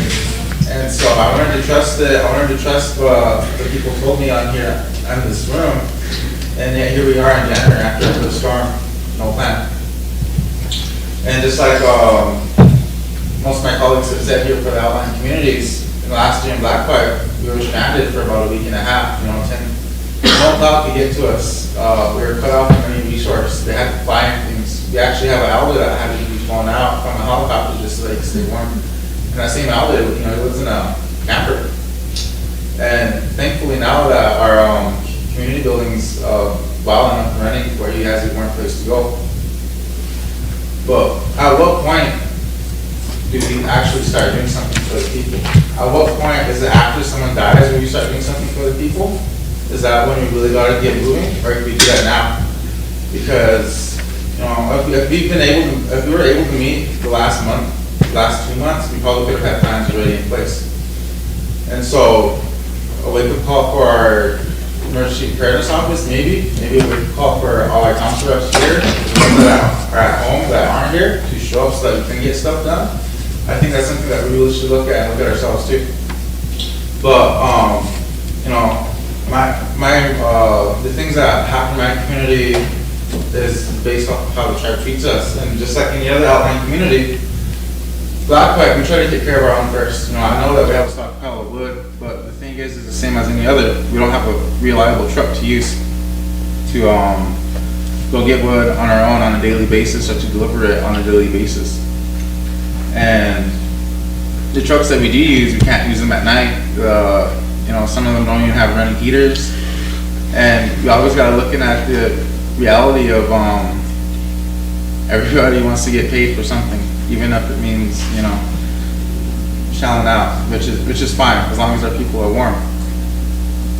But I guess my biggest concern is kind of what my colleague Jordan when he was saying is, what are our plans rather than talking? Because I don't want to just say my comments and tell you what Black Buck's going through. Because we know what we're going through. We all know what we're going through back at home. But what are our real plans? Like, what are we going to actually do going forward? You know, like, we're going to a 2-week ice Arctic blast. From the sounds of it, we're going to be freezing. And back in Norris, a lot of us live through propane, not propane, but wood. We live through propane. I just want to know, who do we go to whenever we need something? Because unfortunately, we are very last minute people. Even at home, we're very last minute. And we could have been preparing this whole year, but here we are. And so hopefully at the end of this discussion, we have a good plan. And I really recommend that we don't leave this room until we have a good plan in place for this upcoming storm. Thank you. Sheriff, you have your Yeah, but I forgot. Sorry. Wait. I wanted to make a motion that council can attend that meeting Thursday night. What day is that on? Thursday and Friday? Just Thursday, Friday. This Thursday? Okay. 3rd and 4th. Oh, 4th and 5th. 4th and 5th. Motion on the floor to attend the meeting to finish the emergency management plan. Is that what it is? It's a final edit. Final edit? Okay. Need a second? Second. Sheriff, question by Lila. All in favor? 1, 2, 3, 4, 5, 6, 7, 8, 9, 10, 11, 12. Opposed? 1. Not voting? 1. I apologize, council, for not standing. My leg's kind of killing me. Okay, is there, are we gonna decide if we need an EPP person to contact, or is it gonna be her as far as her adding on to her job description, or how are we gonna do this? Because, Chris is gonna be wants to know what the plan is before he gets out of here, so. Quick. I do. I'm always about trying to save the tribe some money here. We have 61 community emergency response team members. They are volunteer. If there's money that's set aside for EPP, we have a couple of tribal employees who are certified and whatnot that would be able to handle funds and procurement. What's funny? To handle procurements.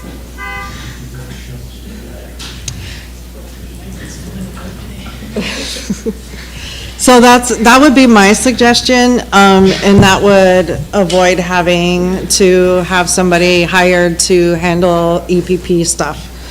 And the EPP stuff meaning your wood deliveries, propane, and all of that.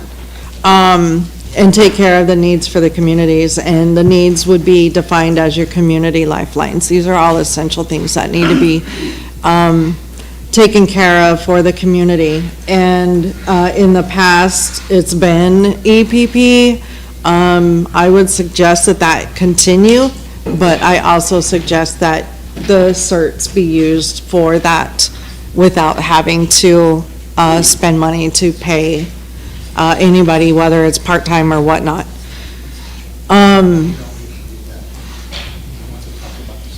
I don't know what you guys think about that. And then as far as like the wood that the president or somebody was talking about, can we put that in the community so it's readily available?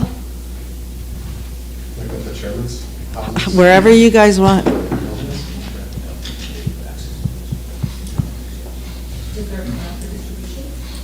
I'm sorry? There isn't. What happened in the past, we had, when we activate EPP, we had a stockpile. The people that were designated to haul the wood went to that stockpile and hauled them to the people, so whatever community they were in.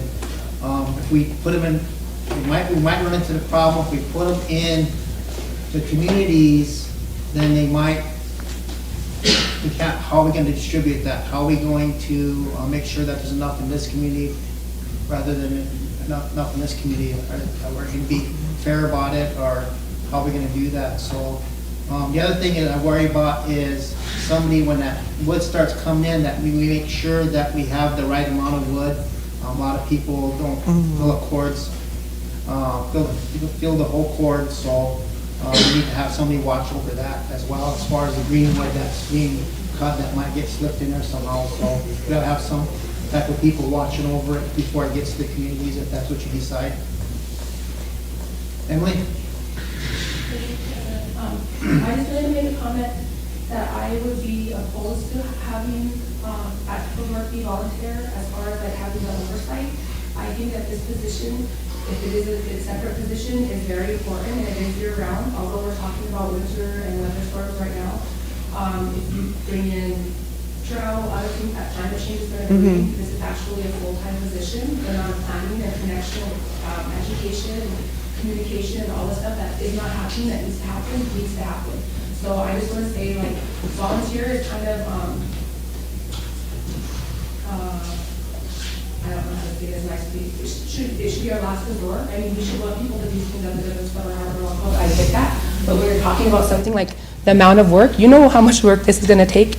We all know how much it's going to take. And so to say that we can have a volunteer, I think is, again, irresponsible and disrespectful. And so I would just hope that we could, look elsewhere and have a plan in place. Again, I'm not saying we have to have the whole thing developed, but I think even something like you just mentioned, in the past we had people designated, that's a good idea. Some of the things that Ben said about having people that are employees that already have the vehicles, who are those people? Are they within our communities? Can we designate them as part of that plan? That should be very easy to do. And so one last comment I have, and maybe it needs to be a motion, I'm not sure, but I would really like to see any future meetings held with this kind of magnitude of important information, that those be held locally. You just mentioned you like to save money. There's one of the easiest ways you can. And if there is an issue with people attending, especially with our directors, then that should be handled with our president's office as an employee.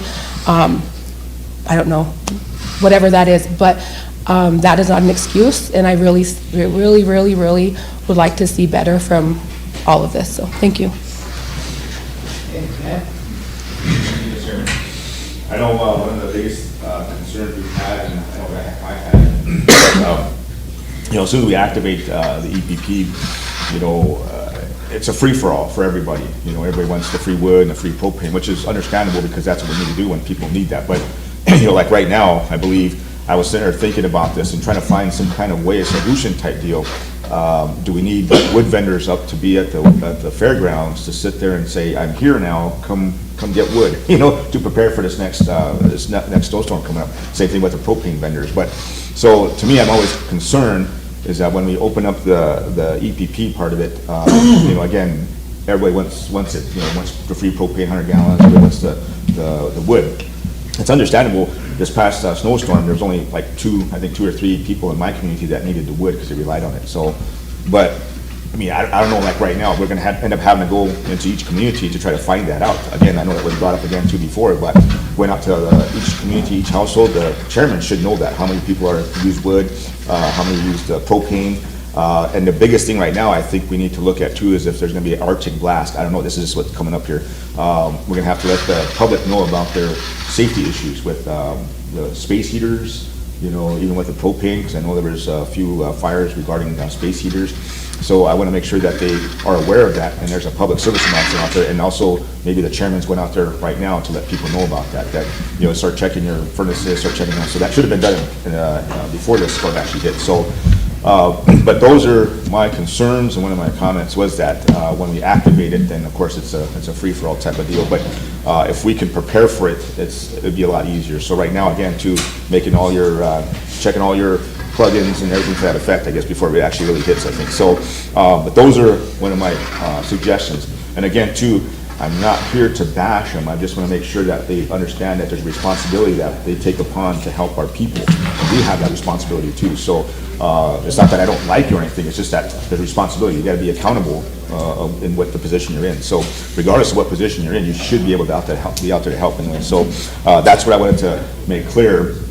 So that way I know there's some concerns. A lot of people are saying, you know, like, this person isn't doing their job, and that person, you know, well, I mean, I don't know, maybe somebody needs to let them know that they should be out there helping. If not, then, you know, maybe give their truck to somebody to help. So that's my biggest concern, is helping the people right now rather than waiting until it actually happens. So that was brought up before too. So again, a plan, I would like to see a plan in place here so we can actually move forward and say this is what's gonna happen. So that snow removal from the road department and SWA, you know, that should be out to the public also. The Chairman Association, it should be putting it out there door to door and letting them know what's going on. So those are things that I would like to see, because as it is right now, if we don't tell them anything, then they're gonna say, well, it's just like how it was last year. Nothing changed. So I wanna make sure that we drill it into our heads as a government body to say, hey, put something out there so we can go off of that. We can, you know, let people know about it, what's happening. So those are my comments, and, you know, one of the things I have to say though. So thank you, Mr. Chairman. As of right now, I have a question for our treasurer. You know, we're talking about the need. I'm looking 2 weeks ahead here. Do we have monies to give people $500 for heat? We're talking about wood, but we also need to consider the people who use propane. Because, you know, Mr. Chairman, that's gonna hit your office hard. It already is, but we have a lot of people calling in for wood, propane. Yes.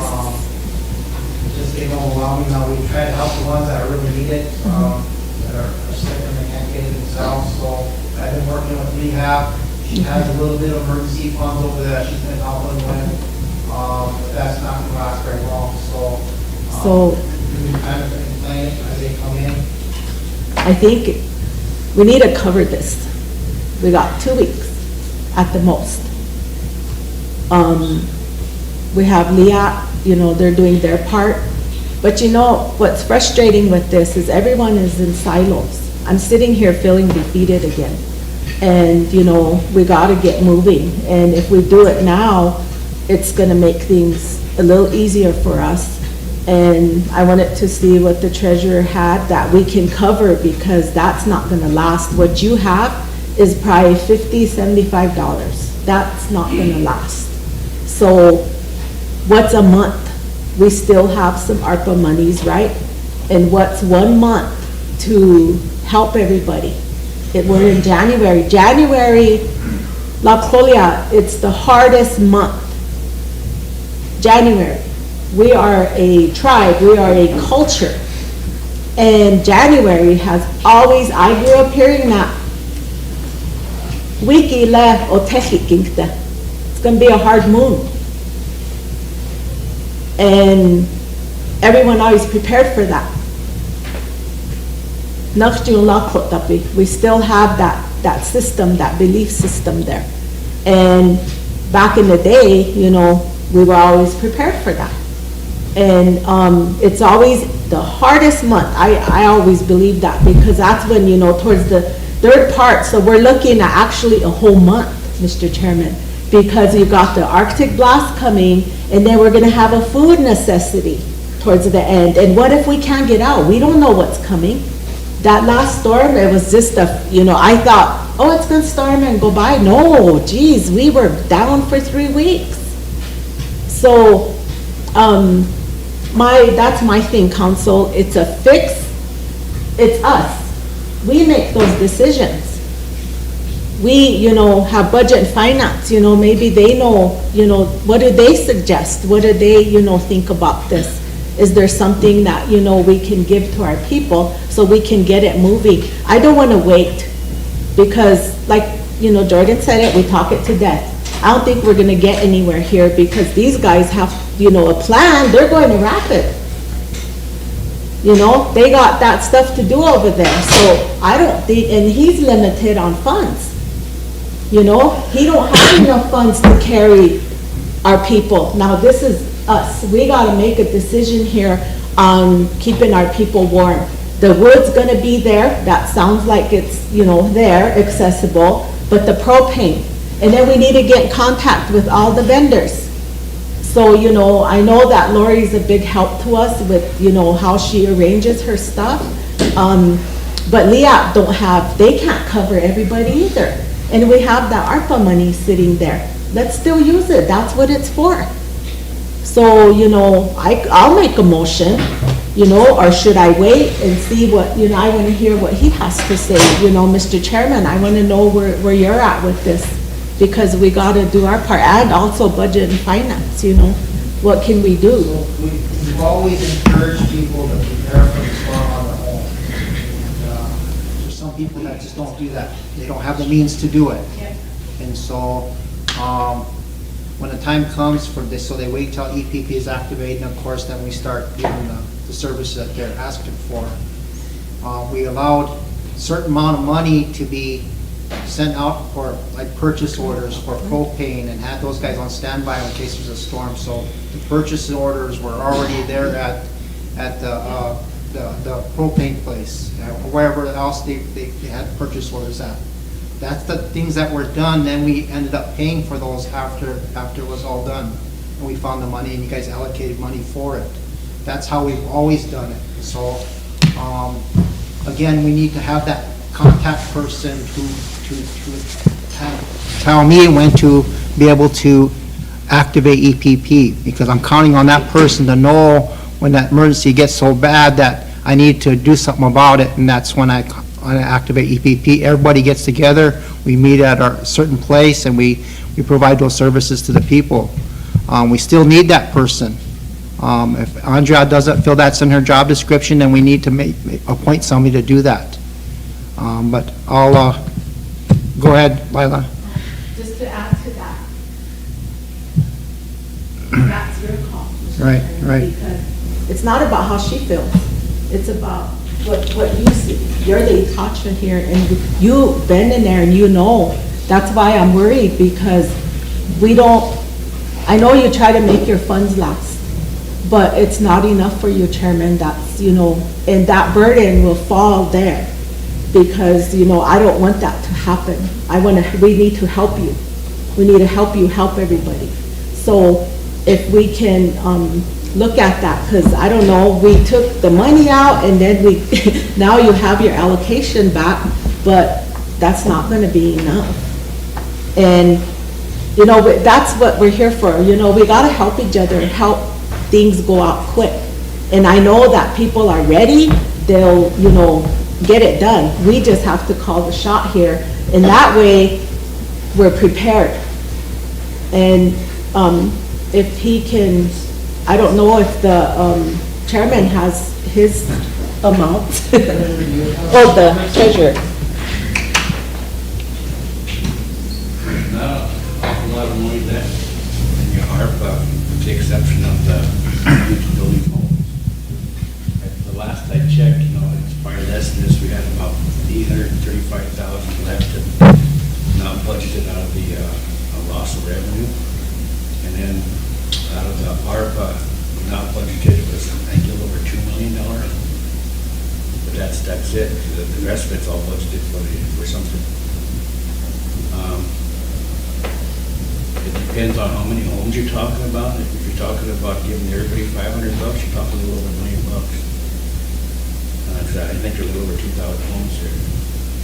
So that's a little over $1 million you're talking about. So just let you know that. That's what's available, and that's what's going to cost you. In the past, what would happen is whenever EPP, the emergency was declared, then people would call in and they'd get the propane, whatever they needed. Like Scott said, you know, come back here, we budget the money and pay it out. You know, that took care of all the emergencies, but it created a problem in that. Once the chairman declared emergency, it was an emergency for everybody. So a lot of times these propane trucks and these plows would go all the way to this person's house, because he says out of fuel, you get there and it'd be over a half a tank of propane. So those are some of the issues you have to work out.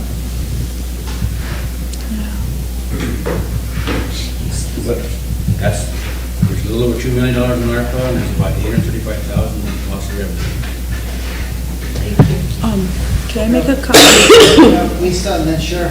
Let Lisa. Oh, no, go ahead. You sure?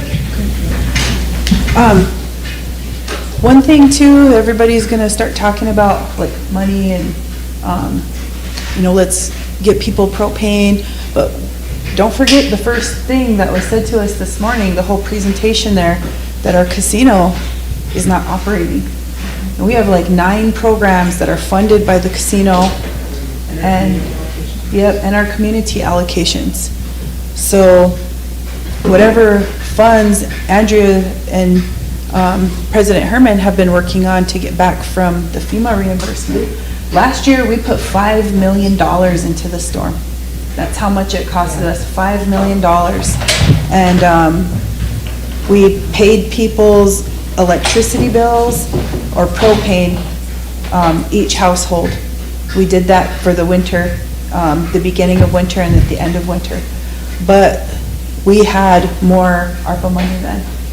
And now we're at the last end of it. And I just want to remind everybody that we need to tread very softly, because whenever they say they found the money, I always have people in my community saying, so where did you find money at? Like is there some source of money we don't know about? And I guess I really don't like, that term, we found the money, because people are like, it confuses people. But what usually ends up happening is we have to reallocate funding, and that's tough on certain programs. So I just want to share to be careful. Lila, and Lisa. Thank you for that information, and that's really true, because our casino, that's worrisome as well. And I think we probably need to go back with the, we have a, what's the word I can use? But it's the emergency for the people at the social services. They have those lists of names that we could still take care of. The elders, they're the ones that we need to take care of. High-risk patients, dialysis, those guys. And it's really real, because at some point this ARPA is going to be gone, and we're already there. And it's really hard. I think about it, and we want to get back to preparing, and that's what this discussion is, and it's good, because the reality, the people have to hear what we can and can't do.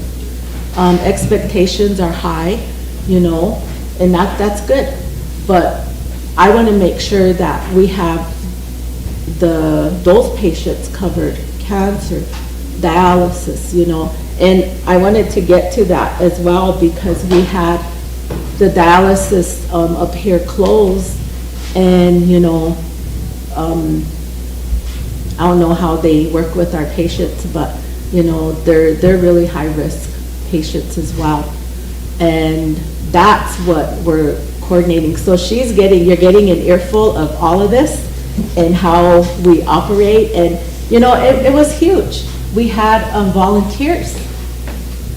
There was volunteers, and I know Bob Long and all those guys, they used to volunteer. And at that time, that's just what they did. Now, everything has changed. But if we're gonna create a position, or that's the other question, are we gonna create the EPP duties, or are we gonna add them to her duties? That's something that we need to discuss. That way, we were gonna look at the job description, so. Lisa? If you were to activate EPP tonight, who are you gonna put in charge? I don't have anybody. That's the problem we run into. I called Andrea, and she felt at that time that her job description wasn't that person, so we was playing it by ear. I asked her to get out a PSA to the people, to you guys, to let them know what's going on and where we're at with this storm, and she did do that. And You reached out to Bob? I didn't reach out to Bob. I can do that. I can still do that. I'll go ahead and make a motion to obligate that FEMA reimbursement money for EPP. That way if we need to buy wood or anything out of it during the next propane that can be available for the year. Motion on the floor, a second. Chris, will you second that, or just raise your hand? I'll second it. Okay, second by Chris, question by Wyla. All in favor? All in favor? 1, 2, 3, 4, 5, 6, 7, 8, 9, 10, 11, 12, 13, 14. Opposed? 0. Not voting? 0. Motion carried. Also, we talk about saving money. I think that meeting should remain here closely, and I think, Chairman, you should be able to mandate that those employees attend that. Instead of, being up there for 3 days on a final draft. Is it too Final late to draft should be cancel out something. what you got going, Andrea? I'm sorry? Is it too late to cancel out?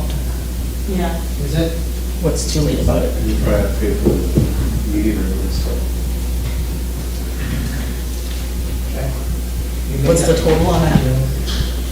For the salon, it's $650. That covers both days, and then the travel separate. Partnerships with Native Americans is providing the working lunch. How soon can you get your EPP team going?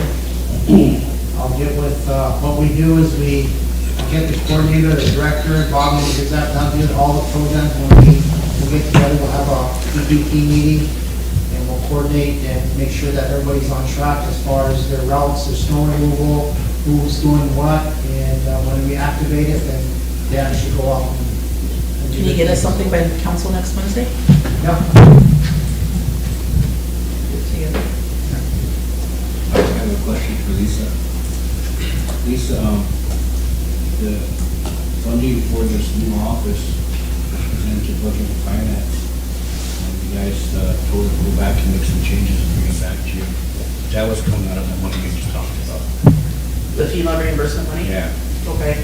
I thought she was being, operating off of the donations that we received from the Blizzard last year. It was 100 and some thousand in donations, that's what she's been operating on now. But for- And then we funded her through general account too. No, she's not getting any money right now, she's just totally operating under that. And when she went to your committee for funding for the 300 some thousand, you sent her back and she was supposed to make some corrections and get back to you. Yeah, because it was for, you wanted a couple of positions in that, out of that funding and everything, but. One position. I think, with EPP, we're always looking at money to fund them. So maybe we can look at your plan when you get it together, Chairman, and then we can go from there. I think Bob has one already, I'll Okay. borrow his. We'll make sure that it's implemented, At least get so. a contact list Okay. down and- But we could always change that funding that comes through. Anja, go ahead, and then we have Chris. I don't know if you guys have read the mass care portion of the emergency operation plan. So that's mass care, emergency assistance, and human services. Isn't that, if you have somebody running EPP, isn't that duplicating that service? Because in that, it's got a primary agency, and then you have your support agencies under it. And I just think that that would be duplicating services, really. If you want something to be activated where there's emergency assistance provided to the communities, whether it be propane, food, or whatnot, then that ESF would be activated. And while I'm talking about this plan, so none of it's been released to the public. And there is a winter operations plan that has not been released to the public. And Mr. Stanley, there was some confusion with regard to the Norris and Corn Creek. So we are meeting tomorrow, myself and the 4 primaries. We're going to meet tomorrow and get that fixed, so that way there's no 2 or 3 days waiting for that community to be plowed out. All of us believe it's unacceptable for that, so we'll get that remedied. I'm sorry? How will you beat that timeline? What timeline? Well, there's a machine, like he said, there's a machine that stays out there. And it was my understanding that with the machine there, that it's the roads machine, that there was a roads person. I thought that individual worked for roads. Apparently he does not. And then on our draft, it had. Oh, that's just one. Yes, in Corn Creek. So on the plan itself, it had motor fuel tax down for the Norris and Corn Creek area. They've never done that area before. And then I think it was just a confused mess, a big confuzzlement. So. But I mean, I don't see how you can drop your timetable for almost every community to be cleaned out in less than 2 days with what manpower and machines that we have. Now, I'm not saying we're short on machines, because we have a lot of machines. People don't know that, but we do. But the other thing is manpower. We only had about 20 operators at max. So you can't,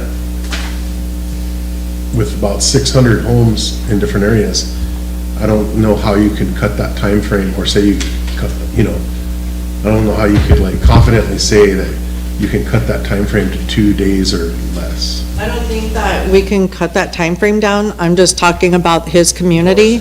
Right, I'm just talking about that community because they were not plowed right away. Well, you have Oak Creek myself, you have Oak Creek, and you have Right. Wood. And we were have, out 3 days. This go around, we were on the third day before we were getting cleaned out. and who went out there? SWA. Okay. And county, And who? the county. Does county go The county hits the into? main dirt roads, and then inside the community, both communities, then the tribal SWA hits us. Okay.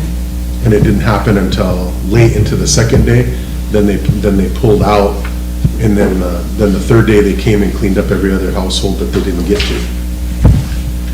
But the main roads by the county were significantly late until the third day before they cleared them.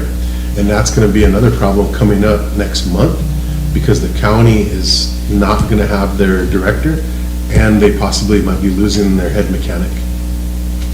So within the next month, there is gonna be some hard times for anyone that's gonna be supplying only by the county to clear the main roads.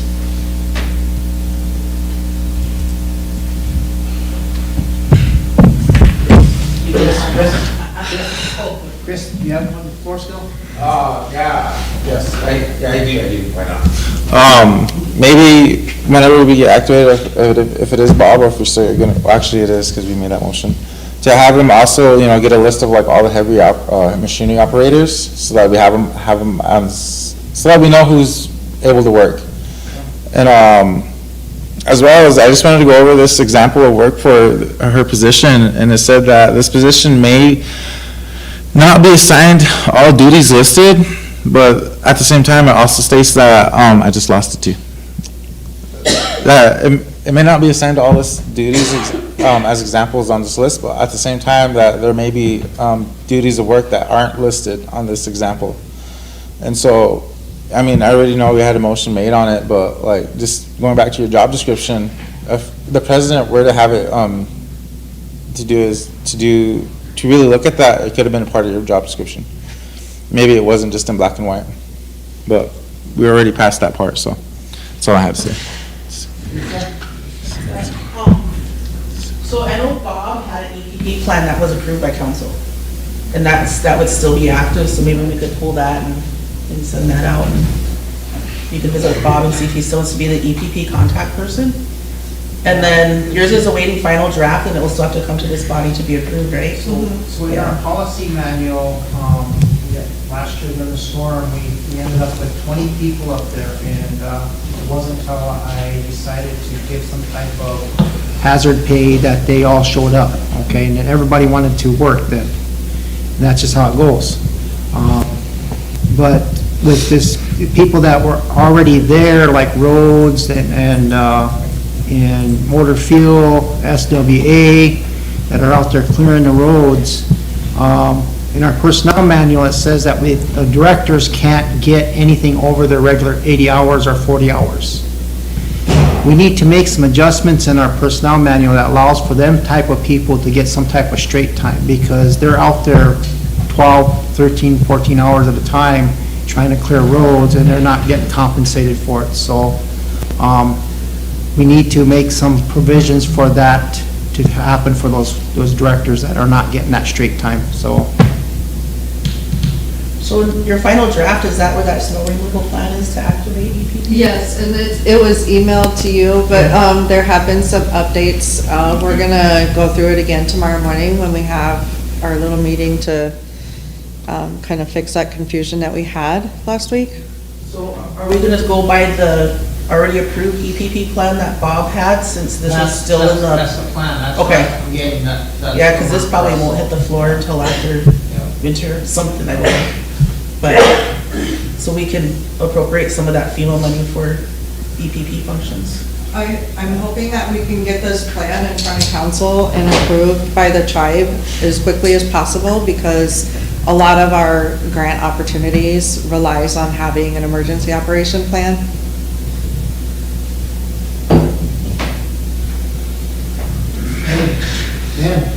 Emily. I got a quick thing, Chairman said, we talked about the plan coming up there for this situation. I mean, I'm just kind of curious to make sure that we understand, like right now, I know a couple colleagues said we want this done by even today, a plan of what we're doing. So last year's plan, I don't know, do you guys know that if it worked last year? And if so, what was the flaws on that stuff though? So I mean, just a comparison to make sure that we understand that that doesn't happen again. So these are things that, again, with this plan that's coming up now, that we are going to be approving here to make sure, or even, when we hear it, it's not how it was last year, or even coming up this year. I don't think we had a plan even this time around, this last week, I guess, with the snowstorm. So I want to see something, and I want to be able to compare it to something else that was, we're improving, I guess, is what I'm trying to get at, making sure we improve what we saw last year. So like the casino thing this morning, we should learn from this. This is an understanding we should be able to say, well, this is where we're losing here, or we end up gaining here, things to that effect. So that's what I'm making sure, because I mean, we can talk about all the plans in the world and say, oh, we're going to take the road department, go out there and clear the roads.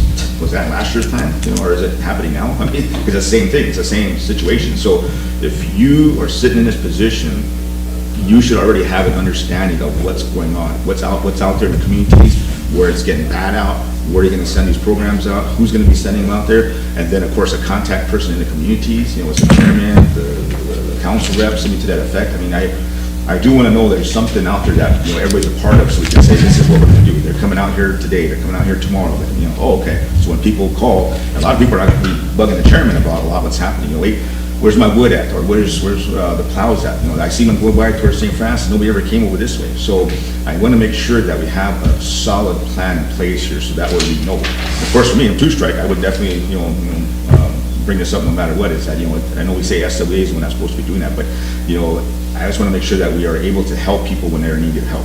I'm glad that the scraper went through all the roads, all the way from Rosebud to St. Francis. He went to all the roads. You've seen that. So I was like, wow, that's good. That's something different, because he did that. He plowed out all the roads. So that's what the public wants to see, is somebody out there doing this no matter what, going from one place to another. So last year, the year before, it was just certain people that were getting out. And I understand, the health issues. I understand that, there's medical concerns that came up and stuff, whatever, but if this plan didn't work last year, then we need to make sure it works this time. So no matter what, I don't care what kind of storm comes up here, we get Arctic blast, it doesn't matter, as long as we have an understanding of what's happening. The other thing too is that you should have in each community all our critical patients, heart patients, diabetics, dialysis patients. You should have that no matter what, so we know what's going on, where you need to go. So those are my concerns. That's why I'm saying, we got a plan, but we need to make sure when we leave today that we have that, we know what's going to happen, we know what's going to be coming at us, no matter what, when the first storm hits. So those are my concerns, those are my comments. So I just want to make sure they're being addressed. So thank you, Mr. Chairman. Kenley, then Chair. Thank you. Sorry, I'll try to be brief. I just had to make one last comment regarding your last statement around the fundraising from the plan. And so I got a couple comments. My first one is, I think that our priority for our planning should always be our people and our yate and the emergencies that we're supposed to be planning for. Of course, funding that is going to be important, but I think that should come secondary. So I would hope that your actual priority for these plans is for the implementation, not to get more funding. And then the second comment I have is coming from off a few years of doing contracting work, and even before that, doing several years of planning and then funding those plans. A plan needs to be big. A plan needs to be all-encompassing, especially if it's for emergency of our people. And I really feel that we're cutting ourselves off short if you're already starting with the standpoint that there's pieces in there that don't apply to you, or don't apply to that position, or don't apply to that plan. It's not complete then, and then we should not be utilizing that to further fund something that is incomplete. So I would strongly suggest that that plan, again, meshes at least with the EPP, shows how it's going to interact with the EPP plan, shows, hey, this is supersedes, this doesn't, something to show that those gaps are identified, and then we can go after funding them. Thank you. Sure. I just wanted to make a comment. Ben, a lot of your comments today were all about plowing and trucks and all that. I guess I really want to just encourage you to go to the transportation meeting and address them there. Because when an emergency is activated, that's when it's her business to worry about the roads and whatnot. But prior to that, our guys that work in those programs are the ones who will create those plans. We now need to implement the sidewalks into those as well, because during this last storm, the sidewalks not being cleared was a big issue, from Horse Creek to White River, here in Rosebud, and in Antelope as well. So I just wanted to encourage you to. Everything we should be out there to public, that people don't know about what's going on. So, we know about it, we don't know. I mean, but if they put a public service announcement, they put it out there, and people would know. But if we don't know about it, then how are we supposed to be prepared for it? So this is what I'm saying. Yeah. So without plowing, we don't know what's happening. We should end on a positive, and I'd like to have a shout out to the Roads Department, Motor Fuel Department, SWA, and all the volunteers that volunteered the last storm, because they did an excellent job. Even though that we have people that want to get out sooner than what they can get to them, they still did an excellent job as far as snow removal. So thank you to those people that were out there doing that. So another thing is we probably should break for lunch. Go ahead. As far as Violet, you talking about getting some information out to the public, because not everybody has Facebook and whatnot. The integrated public alert and warning system is available to the tribe, and we just need law enforcement and information technology to do their test, so that way the tribe can apply for the permissions to put those alerts out. So that would come on your radio, your TV, and your cell phone. And so that would address that right there. And other than that, this emergency operations plan is disaster driven. And so that's one of the reasons why last week nobody was activated. The storm was not a disaster.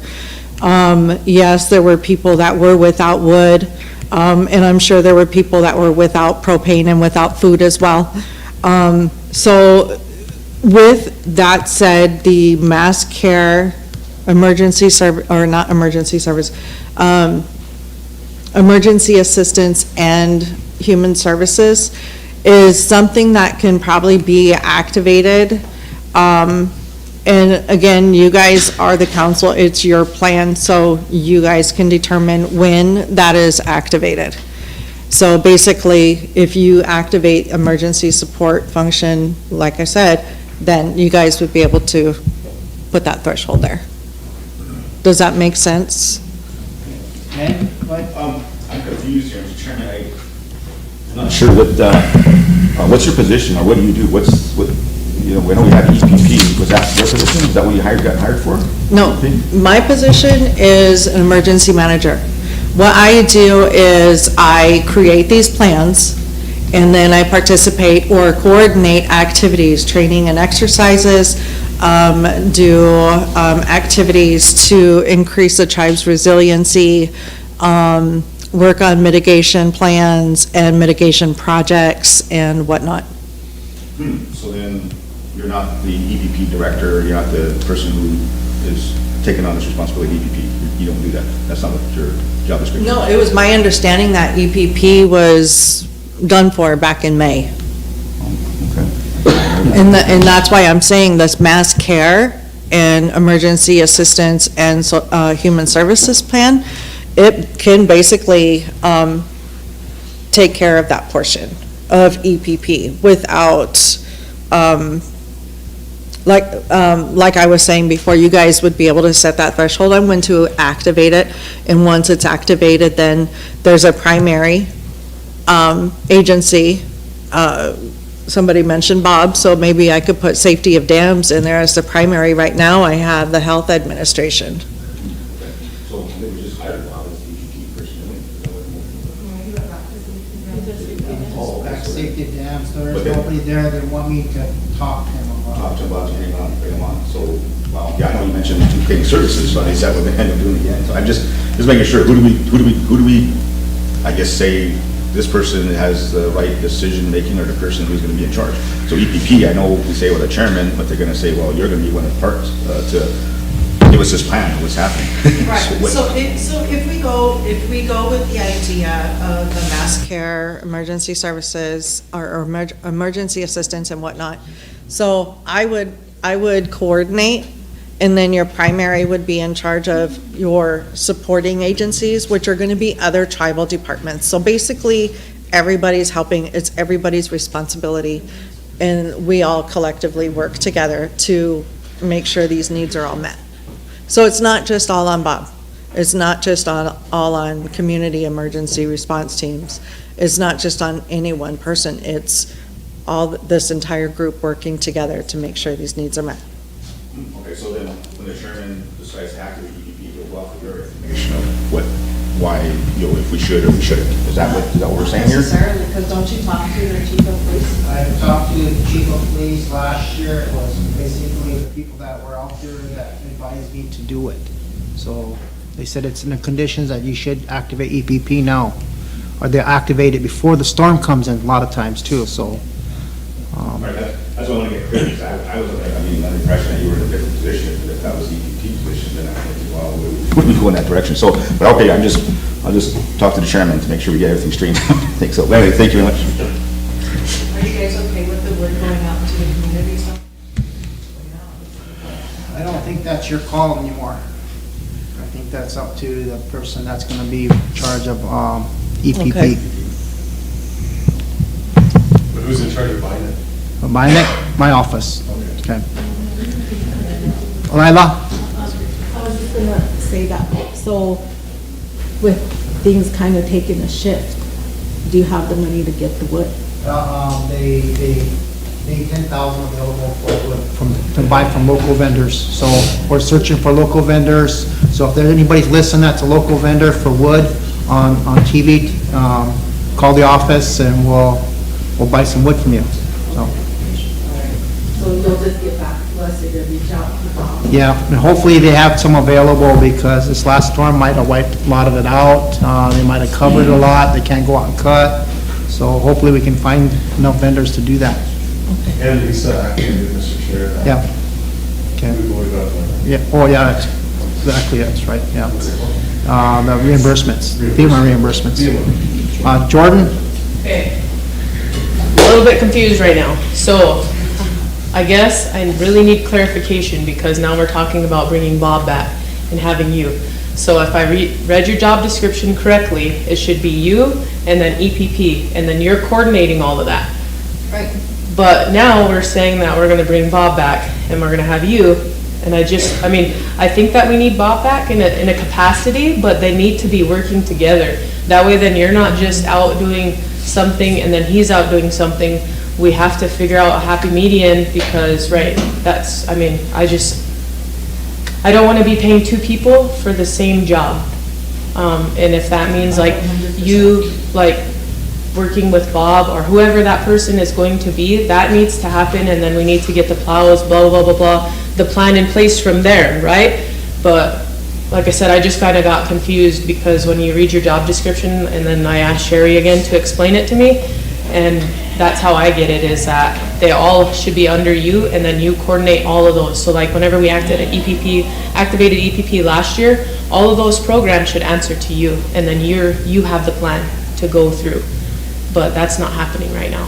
And I think that's where the confusion is coming in, where we think that we need to have another person, where I mean, we probably do to like whatever, but at the same time, it should be you. You're the director. I think that clarifies a lot. Really good question. It went. Yeah, I forgot what that question is. The biggest problem they have right now that I can see is she's developing some plans that you guys haven't approved of yet. And you already did away with EPP, so you have nothing. So there's nobody in charge. You have to approve of her plans. So I Do the think best, Lisa yeah. or Andy or somebody be in a motion to use your old plans, hire Bob, or have the chairman talk to Bob about implementing your old plans until her plans are approved by you guys tomorrow. I've never seen the old plan. One quick thing too is, the Emergency Management Commission, or committee, whichever one it's gonna be, in the emergency operation plan, that committee or commission is, pretty much along with the president, gonna set that threshold as far as activation. So I don't know when that'll get taken care of, but just to throw that out there. The old plan says that the chairman can call EPP, he can designate. So he would talk to whoever, and then he would designate it. We don't know what your plan calls for yet because we haven't seen it. That's the confusion.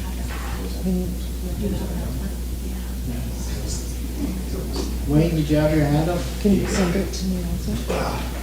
Okay, so, I remember the days pre-2008, because this really didn't get started until about then, when the tribe used to just do the main communities here. I mean, I remember pre-2008 shoveling our dirt road, just to get out. I mean, quarter mile sometimes, putting chains on the pickup.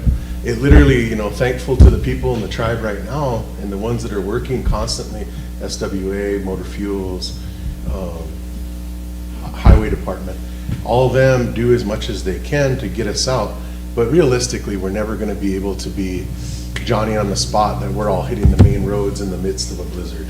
That's just how it is. We live in South Dakota. And so we can do what we can do. But in reality, when it comes down to it, we do need to focus and coordinate efforts so it can be a good response. And we need to have the boots on the ground doing the coordination, whether it's the chairman and then now you, Andrea, that when there's assistance being requested, we can't vet that as council reps who necessarily needs a lot of these things. You can only hope that they're giving you, that individual is giving you proper information of their needs, whether that's food, wood, propane, or whatever. During the blizzard last year, there were requests coming in nonstop. I was here during the blizzard and helped coordinating. And literally, people were saying, I'm out of propane, I'm out of propane. We were dispatching vehicles to those houses, they were not out of propane. Their lines froze. The pilots got blown out due to the wind. They had wood, but they just wanted more wood. And so every time that happens, you have those guys that are on the ground in the machines and in the trucks and everything else diverted because there's an emergency to that one person. It doesn't always find out to be like that. So then when the tribe initiated and all of a sudden, last year we had enough money because, God bless you, your heart's in the right place, but when you were about to make a blanket motion to say, help everybody with energy assistance and everything, to find that money when I was going back through my notes on my phone, 21 was $3.5 million. Last year was $4 million for energy assistance for every household on the reservation. In order to vet that properly and make it go as far as it should to the ones that need it, that fall in those cracks of private owners that don't make enough to necessarily be prepared, and then the ones that don't qualify for LEA. Those those are the cracks where we gotta find, because when you just do the blanket one, how do you find $4 million overnight? And then, say we do, you know, we'll look like, yeah, we did it, we solved a problem.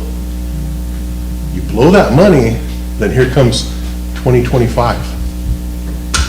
What do you do then, when there's absolutely no net to fall back on? So that's where we really need to get these things coordinated. And people really need to realize that when there's a storm coming, they've got to figure out how to take care of themselves a little bit, because no matter what kind of storm it is, even if it's just a foot like this, that's a 2-day lag time before we can get you out. I mean, and right now, the other question that I'm really wondering about is we don't have a GIS person anymore, but that GIS person was supposed to be working on coordination with the dialysis department and elderly affairs, so we knew every single elderly, especially if they qualified for being handicapped, and dialysis patient, so that the response time was we could get to those two individuals first. Are they reporting to you at all, either one of you? Mr. Chair, Andrea? The dialysis, are they telling you guys who's currently on being served and where they at, where they live? The ambulance base transports them. Okay. So they have a complete list. And, so yeah, last Wednesday, there was 40 of them that all got picked up or transported themselves. Well, I mean, that's information that these council reps need to know, and we needed to have known, because there was a lot of unknowns out there. You know, we were hitting up on the thread. I think everybody knew someone on dialysis. There's a lot of tribal members who are on dialysis and diabetics, and there's also a lot of handicap. We need to keep an eye on all that, and at the same time, food distribution. What is the constant number that gets called in, so we could help people, and we know, like, to expect there's this many requests that are always coming in.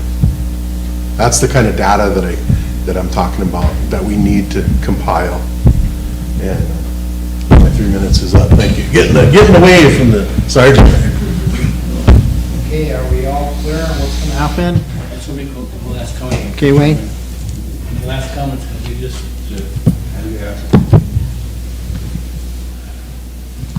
this plan needs to be inclusive of everything. I know there are a lot of things that you don't want to do, and you probably shouldn't have to, give it to the public, the phone, that kind of stuff. If you don't want to do it, include it in the plan, and the scientists want to make the resources available for us to address. Don't just not do it. Okay, so when this plan comes to you guys, make sure that all of your concerns are addressed in this plan. And for right now, to get to the next storm, you're gonna have to rely on your old plan, because this one isn't approved yet. Until this is approved, you have to rely on your old plan. Just throw that out there so that there's no confusion. Thank you, Wayne. Okay, should we break for lunch? Break for lunch, Council. We have a finance worker that has a son that just enlisted in the U.S. Army. He was 9 years in the National Guards, and he's enlisted in the Army. He's going to be stationed in Georgia, and they wanted us to do a little shout out for Baptiste Provincial. He's a really good person, good dad. He takes his job serious, so just a little shout out to Baptiste on behalf of the mom. So,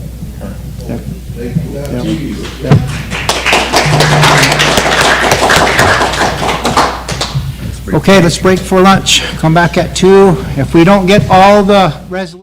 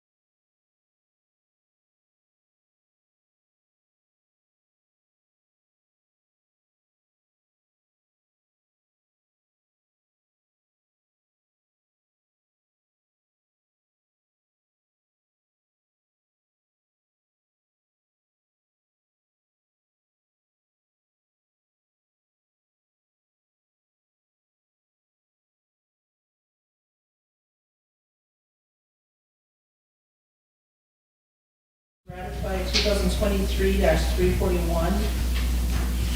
Okay, This one is to put $72,000 to purchase the diesel truck. second by Sheriff. Okay, 341. Second by Sheriff. Question by Lila. All in favor? 1, 2, 3, 4, 5, 6, 7, 8, 9, 10, 11, 12, 13, 14. Opposed? Zero. Not voting? 0. Motion carried. I'll move to ratify 2023-342. And this is for a purchase of the truck for the departments. Okay, need a second? Second. Sheriff. Question by Bill. All in favor? 1, 2, 3, 4, 5, 6, 7, 8, 9, 10, 11, 12, 13, 14. Opposed? 0. Not voting? 0. Motion carried. I'll move to approve 2023-344. Ratify.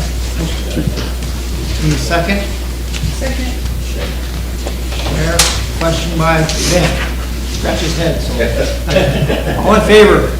1, 2, 3, 4, 5, 6, 7, 8, 9, 10, 11, 12, 13, 14. Opposed? 0. Not voting? 0. Motion carried. And I move to ratify 2023-345. Second? This one is for the COVID test kits. Jordan. Question by Sheriff. All in favor? 1, 2, 3, 4, 5, 6, 7, 8, 9, 10, 11, 12, 13. Opposed? 0. Not voting? 1. Motion carried. And I move to ratify 2023-346. Need a second? Sheriff. Question by Lila. All in favor? 1, 2, 3, 4, 5, 6, 7, 8, 9, 10, 11, 12. Opposed? Yeah. 13. 1. Not voting? 0. Motion carried. I'll move to ratify 2023-380. And this Second? one was to accept the Samsung. Sure. Second by Sheriff. Question by Jordan. All in favor? 1, 2, 3, 4, 5, 6, 7, 8, 9, 10, 11, 12, 13, 14. Opposed? 0. Not voting? 0. Motion carried. And I move to ratify 2023-381. Second by Sheriff. Question by Lila. All in favor?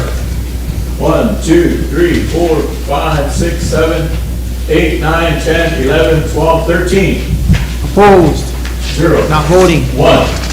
Motion carried. And I'll move to ratify 2023-382. Second. For the detox. Sheriff. Question by Jordan. All in favor? 1, 2, 3, 4, 5, 6, 7, 8, 9, 10, 11, 12, 13, 14. Opposed? 0. Not voting? 0. Motion carried. I move to ratify 2023-383. Second by Grants that were related. Sheriff. Question by Damon. All in favor? 1, 2, 3, 4, 5, 6, 7, 8, 9, 10, 11, 12, 13, 14. Opposed? 0. Not voting? 0. Motion carried. Move to ratify 2023-387. Second by Lila. Question by Sheriff. All in favor? 1, 2, 3, 4, 5, 6, 7, 8, 9, 10, 11, 12, 13, 14. Opposed? 0. Not voting? 0. Motion carried. Move to ratify 2023-388 Second. for blood pressure cuffs. Need second? Jordan. Question by Emily. All in favor? 1, 2, 3, 4, 5, 6, 7, 8, 9, 10, 11, 12, 13, 14. Opposed? 0. Not voting? 0. Motion carried. Move to ratify 2023-389. Second by Lila. Question, Chris. All in favor? 1, 2, 3, 4, 5, 6, 7, 8, 9, 10, 11, 12, 13, 14. Opposed? 0. Not voting? 0. Motion carried. Move to ratify 2023-390. This is also to accept the grant. Need a second? Damien? Question, Chair. All in favor?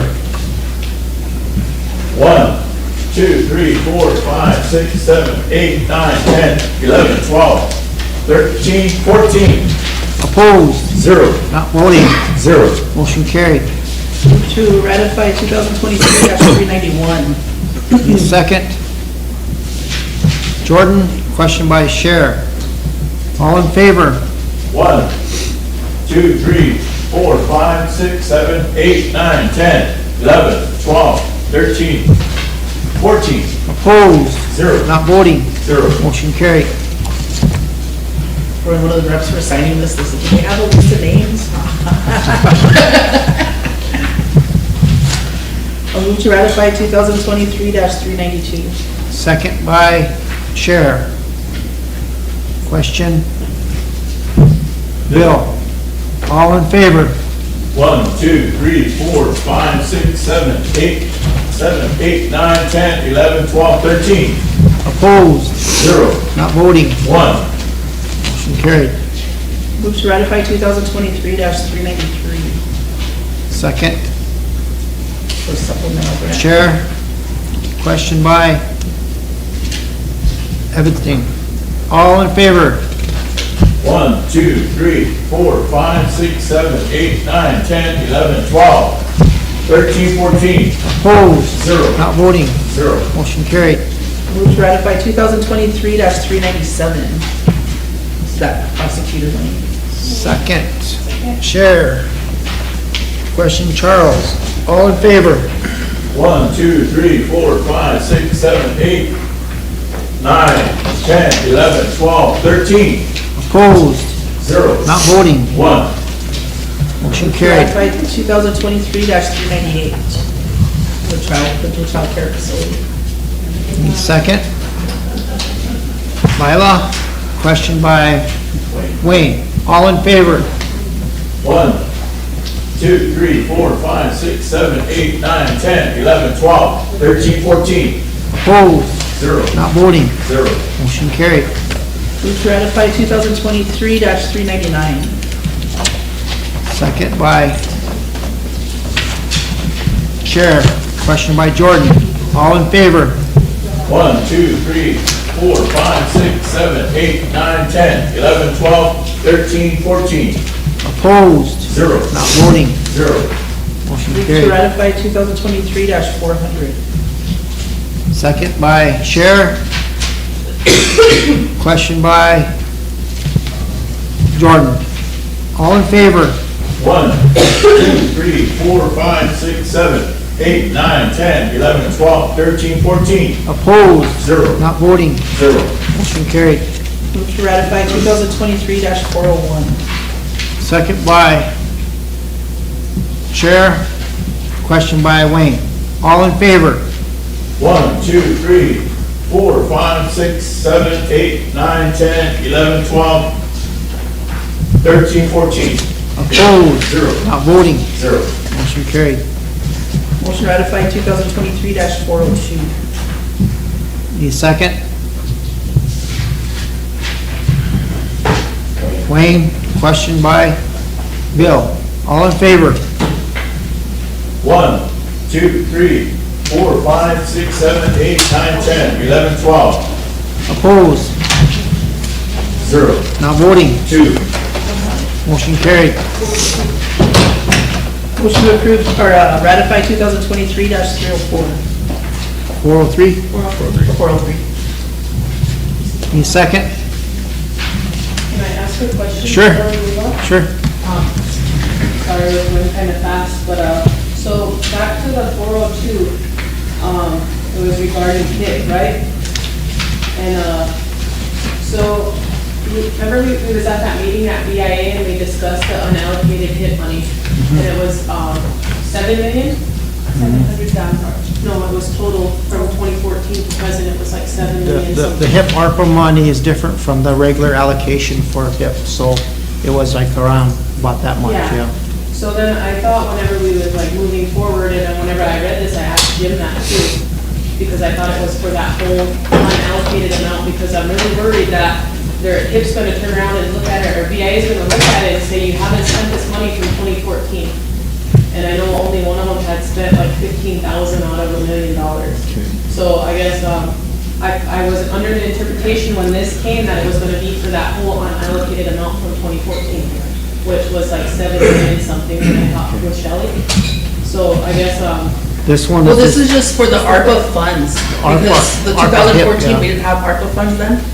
So we had to obligate the HIP ARPA funds. I understand that, but I thought like, when it was coming forward, I thought that that's what it was gonna be for, was that whole unallocated amount. Remember at that meeting, that's what we discussed? That would probably have to take another resolution. Yeah, I understand that, but I'm just kinda getting Yeah, clarification. on it there's two because- parts of it, because there was a HIP ARPA funds that we decided to go in a different direction with it and build some new homes, some homes with it. So that was approved and the budget was sent up. That's what that resolution was approving. The second part of that was the new allocation for 2023, which was the new HIP funds. And all the rest of those funds that we probably need to bring up a resolution saying that we're gonna spend those too. Okay, well. Okay. Just like remember, because I'll forget. Yeah. And then if you just take a note of it, so we Okay. can move forward with that, because I just. Now that I know that's what you guys wanna do, we'll go back and do that. Okay? Thank you. Okay. My question on that too, Okay. that's the answer, I got a separate copy. Yeah, Jim can answer it for me, that's what I just thought back up. Thank you. So we're at 403? 403, so we need a second. Wayne, need a question? Stan, all in favor? 1, 2, 3, 4, 5, 6, 7, 8, 9, 10, 11, 12, 13, 14. Opposed? 0. Not voting? 0. Motion carried. Motion to ratify 2023-404. Need a second. Bill, question by Ben, all in favor? 1, 2, 3, 4, 5, 6, 7, 8, 9, 10, 11, 12, 13. Opposed? 0. Not voting? 1. Motion carried. Motion to ratify 2023-405. Need a second. Ben, question by Sheriff, all in favor? 1, 2, 3, 4, 5, 6, 7, 8, 9, 10, 11, 12, 13. Opposed? 0. Not voting? 1. Motion carried. This is a motion to ratify 2023-170. Need a second. Sheriff, question by Lila, all in favor? 1, 2, 3, 4, 5, 6, 7, 8, 9, 10, 11, 12, 13, 14. Opposed? 0. Not voting? 0. Motion carried. And motion to ratify 2023-416. Need a second. Lila, question by Sheriff, all in favor? 1, 2, 3, 4, 5, 6, 7, 8, 9, 10, 11, 12, 13. Opposed? 1. Not voting? 0. Motion carried. 5-minute break. That's the last one. All right. So we have the, start on the bottom. So that last one wasn't a, was amended resolution, was that, did you do that one? Yes. Okay. That road meeting. Resolution for approval, we start on the bottom. Or do you just want to go off your list? I don't see anything here for transportation. There's one in the folder, I'm not sure I know where it came from, but it says ready for council. Is it transportation? We go to Veterans Affairs, there's nothing there, is there any? Okay. Tribal Utilities Commission,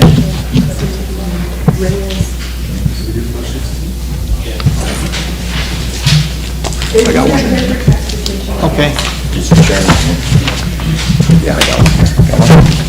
Who's the chair of transportation, Ray? I think I got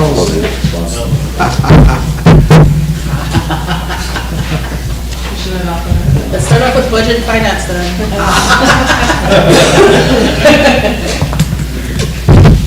The most over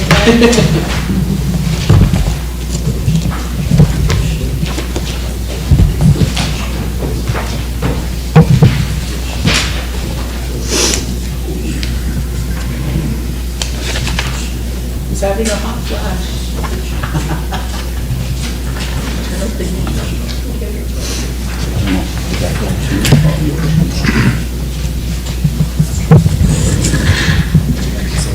Yeah. Emily? Thank you, I just had a quick question. Can you remind me where The treaty falls on the agenda? That has to be done by resolution, doesn't it? We never got to it, I think, remember I made a motion to have Eric draft something so we could add it officially. Okay. And, we did do that. So whenever a couple meetings ago that we didn't have, I got permission to add this on there, but I don't see it on the agenda, so I just didn't know where those resolutions would get brought up. Okay. I only have one, I don't know if there's others. Just never got done, right?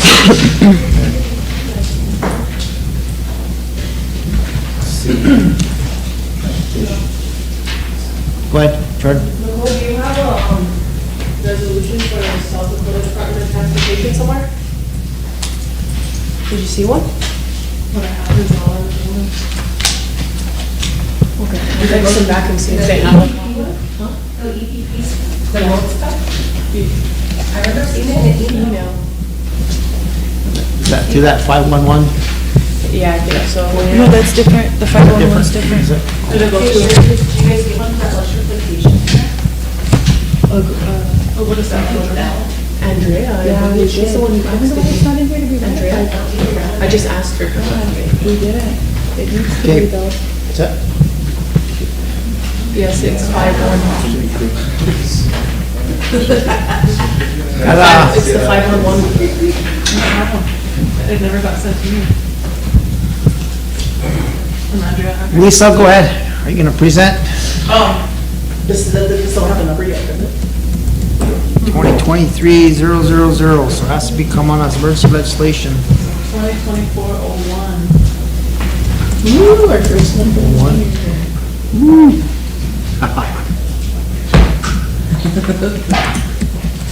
Motion for emergency legislation. Motion for emergency legislation, can I get a second? Chair, need a question. Jordan, all in favor of bringing on as emergency legislation? 1, 2, 3, 4, 5, 6, 7, 8, 9, 10, 11, 12, 13, 14. Opposed? 0. Not voting? 0. Motion to approve? Motion approved, 2024-01.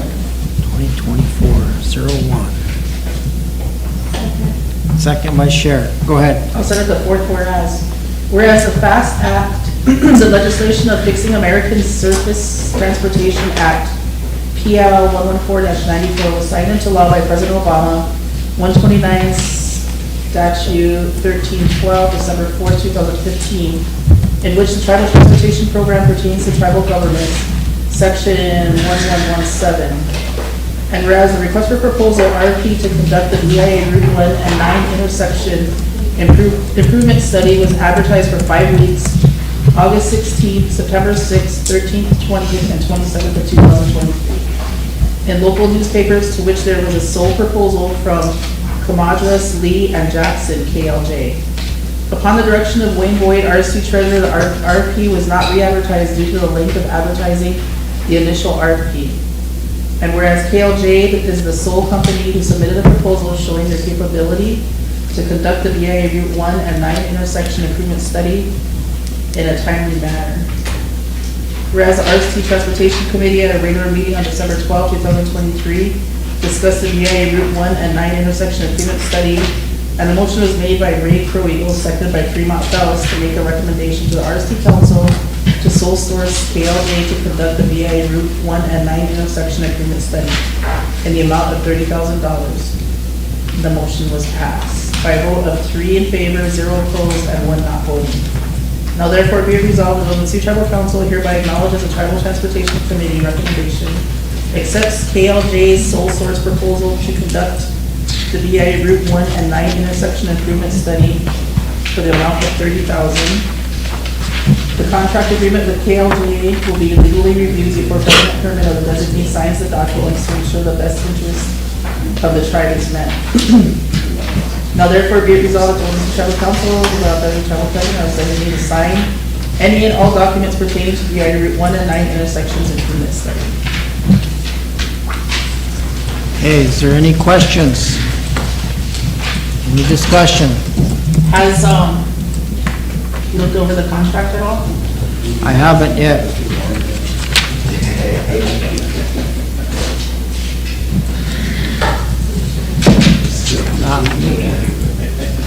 No questions or discussion, we need a question. Call for the question.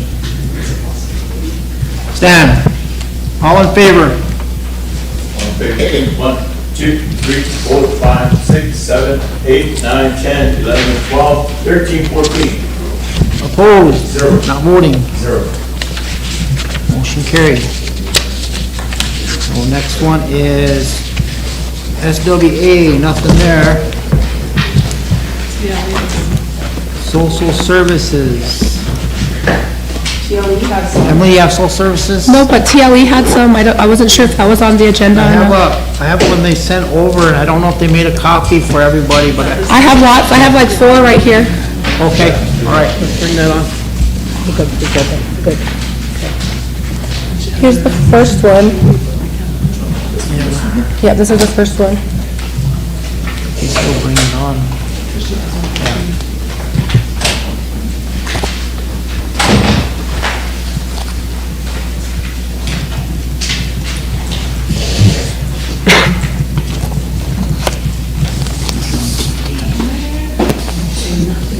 You're on TV.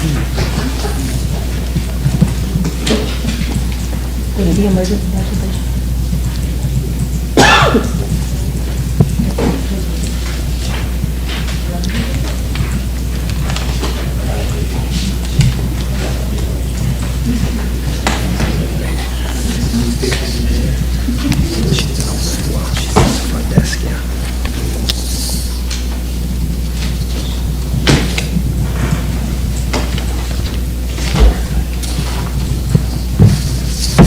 Okay, Emily, you want to move to bring on as emergency legislation? Yes, can I move for emergency legislation 2024-02? 02. Need a second. Lila, question by Wayne. All in favor? 1, 2, 3, 4, 5, 6, 7, 8, 9, 10, 11, 12, 13, 14. Opposed? 0. Not voting? 0. Motion to approve. Need a second. Wayne, go ahead, read it into record. Thank you. I'll start at the 4th whereas. Whereas the bylaws of, for the Tribal Land Enterprise empower the Board of Directors to act on behalf of the tribe and holders of certificates of interest in TLE on transactions pertaining to the management of tribal lands. And whereas the Tribal Land Enterprise currently has funds on deposit with the Bureau of Trust Fund Management, and these funds are in Rosebud Sioux Tribal Land Enterprise Certificate Land Purchase Account number PL, do I say the whole thing? PL 7399709. And whereas the following action was taken by the Rosebud Sioux Tribal Council on January 2nd, 2024, approving the drawdown of funds for the Proceeds of Labor Account, number PL 7399709, Certificate Land Purchase Account in the amount of $1 million. The purpose of these funds transfer is the money may be transferred to Wells Fargo Bank, where TLE has their checking account for general operating as needed. Now therefore be it resolved that the Rosebud Sioux Tribal Council, in accordance with Article 4, hereby authorizes Chairman and Vice Chairman of the Tribal Land Enterprise Board of Directors signature authority on all financial transactions and withdrawals as required by 25 CFR Part 115.815 pertaining to this drawdown. Now be it further resolved that the Tribal Council authorizes the officials identified above to expend such funds as specified in this resolution. Any questions or discussion? Question by Sheriff. All in favor? 1, 2, 3, 4, 5, 6, 7, 8, 9, 10, 11, 12, 13. Opposed? 0. Not voting? 1. Motion carried. Okay, go up the list. Mortielli? Yeah, Mortielli. Is that the same one? There's like 3 more, but I don't know if this is the same one that we just did.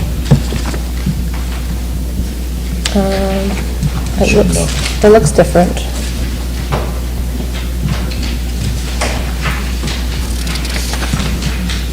Actually, no, sorry, Keith, I had 2 piles and it looks like it's the same number, right? 002? Yeah. For the $1 million? Okay, I think that's, sorry, we'll try this other one. Sorry about that. Okay. Thank you. Oh, Lila. Sorry, guys, I'm new on TLE, but I'll get the hang of it. Do I need a motion for emergency legislation? Need a Bring them- second? And the number is 2024-03. It's amending resolution number 2016-322. Oh, okay. Just amendment, so. Sorry. What's number on it then? Amending what? 2016-322. Okay, motion to amend. Need a second? Share? Any discussion? You want to read the amendment? Yeah.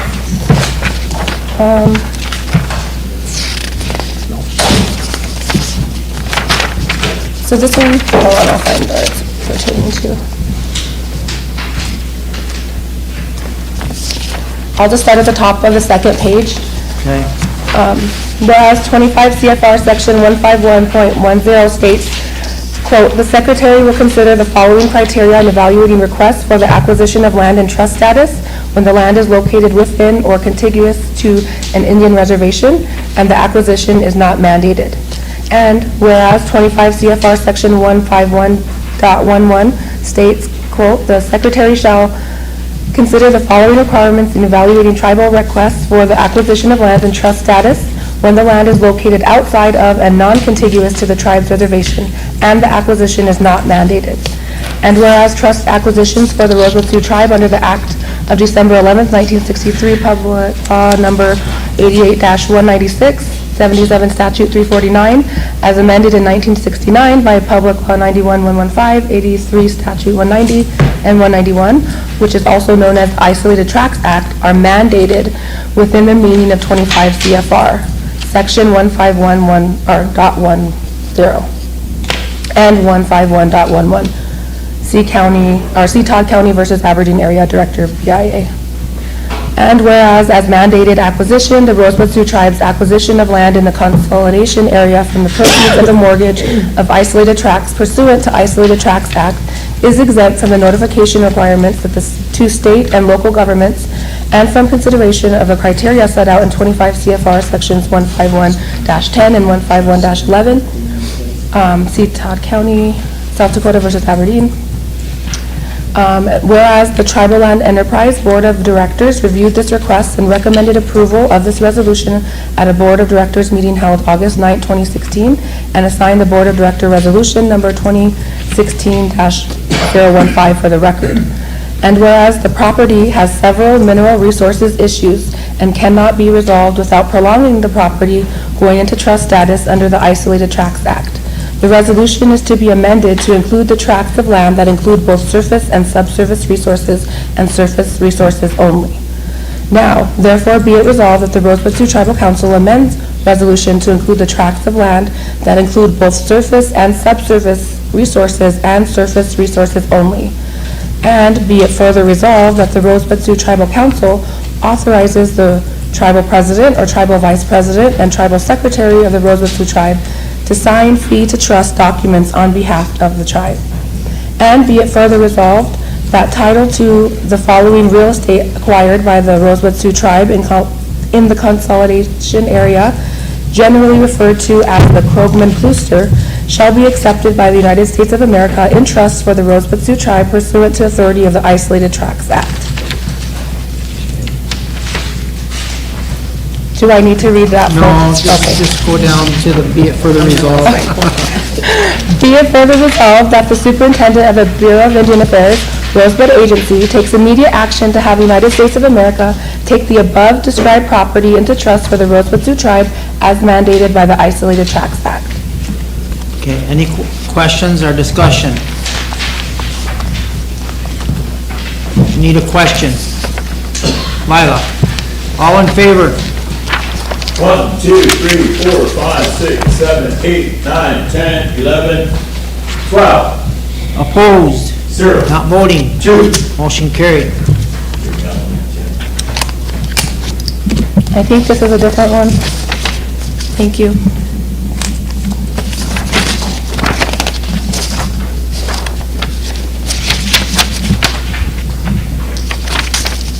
And it doesn't have a number, so it'll be motion for emergency legislation. Motion for emergency legislation, the number is 2024-03. Need a second. Jordan, question by Ben. All in favor? 1, 2, 3, 4, 5, 6, 7, 8, 9, 10, 11, 12. Opposed? 0. Not voting? 2. Motion to approve. Motion to approve. Need a second. Ben, go ahead. Okay, I'll start on that fifth whereas. Whereas TLE is governed by its own bylaws and as adopted and amended by the Rosebud Sioux Tribal Council, and whereas pursuant to Section 19 lands of the bylaws of TLE, the tribe is authorized to enter into an agreement with TLE to manage and operate, subject to approval of the Commissioner of Indian Affairs or his duly authorized representative, all lands now in tribal ownership or which may come into tribal ownership from any source. And whereas pursuant to Section 10, purpose and objectives of the bylaws of TLE, TLE is authorized to, quote, provide a long-term landline program which would benefit members of the tribe, unquote. And whereas the Rosebud Sioux Tribe, through TLE's land acquisition program, has purchased fee land in the name of the Rosebud Sioux Tribe, which fee land is generally referred to as the Indian Holdings Tract 8, which is more particularly described below. And whereas the Rosebud Sioux Tribe, by this resolution, authorizes the tribal land enterprise to manage and operate subject property in accordance with Section 19 lands of the bylaws. And whereas the acquisition of this land in trust status is necessary to and will advance tribal economic development and its ability to be self-sufficient, assist tribal self-governance and self-determination, and restore the ancestral tribal land base by replacing tribal lands lost through the allotment process. And whereas the acquisition of this land in trust status is necessary to and will ensure use of the land for future generations of an expanding tribal membership. And whereas the acquisition of this land in trust status is necessary to and will reestablish tribal sovereignty over authority over territory previously held by the tribe and ameliorate damage to tribal self-determination and self-governance resulting from diminishment of the tribal land base. And whereas the Rosebud Sioux Tribe intends to consolidate fee lands and existing tribal trust lands into usable parcels, and the use of this land will be for other non-gaming economic development purposes. This parcel of land will be used for agricultural purposes. And whereas the consolidation of fee lands described herein will supplement the existing tribal estate in the vicinity of each property, increasing the economic viability of said land to the tribe and tribal members using the land for other non-gaming economic development purposes. And whereas there are no encumbrances on this property and the Rosebud Sioux Tribe desires that this tract of land be put into trust status in the name of the United States of America in trust for the Rosebud Sioux Tribe. And whereas the Tribal Land Enterprise Board of Directors reviewed this request and recommended to Tribal Council approval of this resolution at the Board of Directors meeting held November 14th, 2023, and assigned BOD Resolution number 2024-001 for the record. And therefore be it resolved that the Rosebud Sioux Tribal Council authorizes the tribal president or tribal vice president and tribal secretary of the Rosebud Sioux Tribe to sign fee to trust documents on behalf of the tribe and directs the superintendent of Bureau of Indian Affairs to take immediate action to take and accept the following described real estate, generally referred to as the Indian Holding Tract 8, into trust in the name of the United States of America in trust for the Rosebud Sioux Tribe of the Rosebud Sioux Indian Reservation under the discretionary legal authority of the Act of June 18, 1934. the Indian Reorganization Act, amended to 25 USC Section 5108 and applicable regulations and procedures.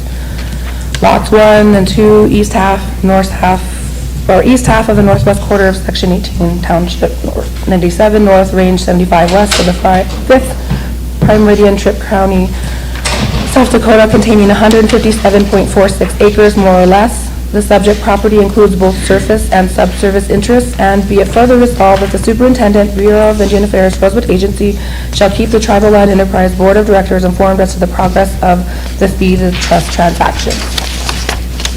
Okay, there's a clarification, I guess it has a number on it, so we're actually approving 2023-410, okay? Is there any discussion or questions on it? Okay, so 2023-410, but it's, Yeah, it's gonna be his number? Yeah. Yeah, because there's a 410 on everything. Okay. so, well, the next emergency legislation will get 03 then, okay? I need a question. Sure, all in favor? 1, 2, 3, 4, 5, 6, 7, 8, 9, 10, 11, 12, 13, 14. Opposed? 0. Not voting? 0. Motion carried. So for TLE, I just have one for treaty whenever we're done with transportation. Okay, let's, Wait, question. What? And on that previous resolution passed, we talked about, mineral rights. Yes. Who owns the mineral rights on each tract of land? I would have to get clarification on that. I know it was the first meeting that I attended, and so I was pretty new, I didn't know what to ask, but they basically said that when it was sold, it was assumed that it was coming with all of it, where it didn't, and so that person purposely, I guess, retained them, whereas the tribe thought that they were buying it, all of it. But I'd have to get clarification on who the actual owners are. It sounds like that might even be in question, but I don't know if this is the same one or not that I'm thinking of. On the 216, 322?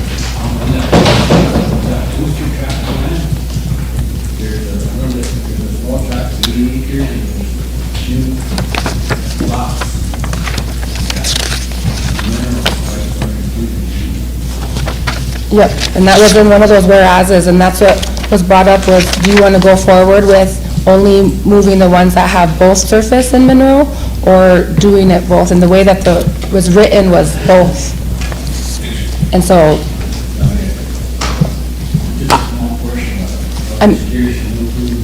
it should be on the original purchase, right?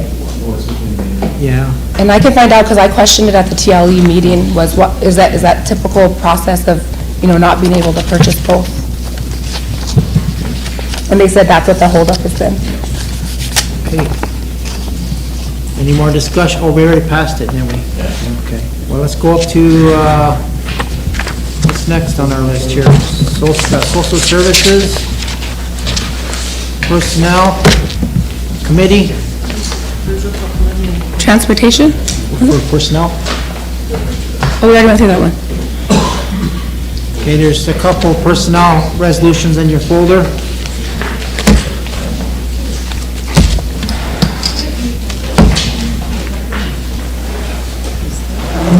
Are you on personnel? No, I just have a question. Go ahead. I just wanted to ask for when, on the agenda, when we get, where the treaty one would Do you go. want to do it now so you No, can? I'm just asking so I can give him an update, because he's been here all morning, every meeting. Okay, well, let's do that one then next, okay? Is that okay? Yeah. Okay.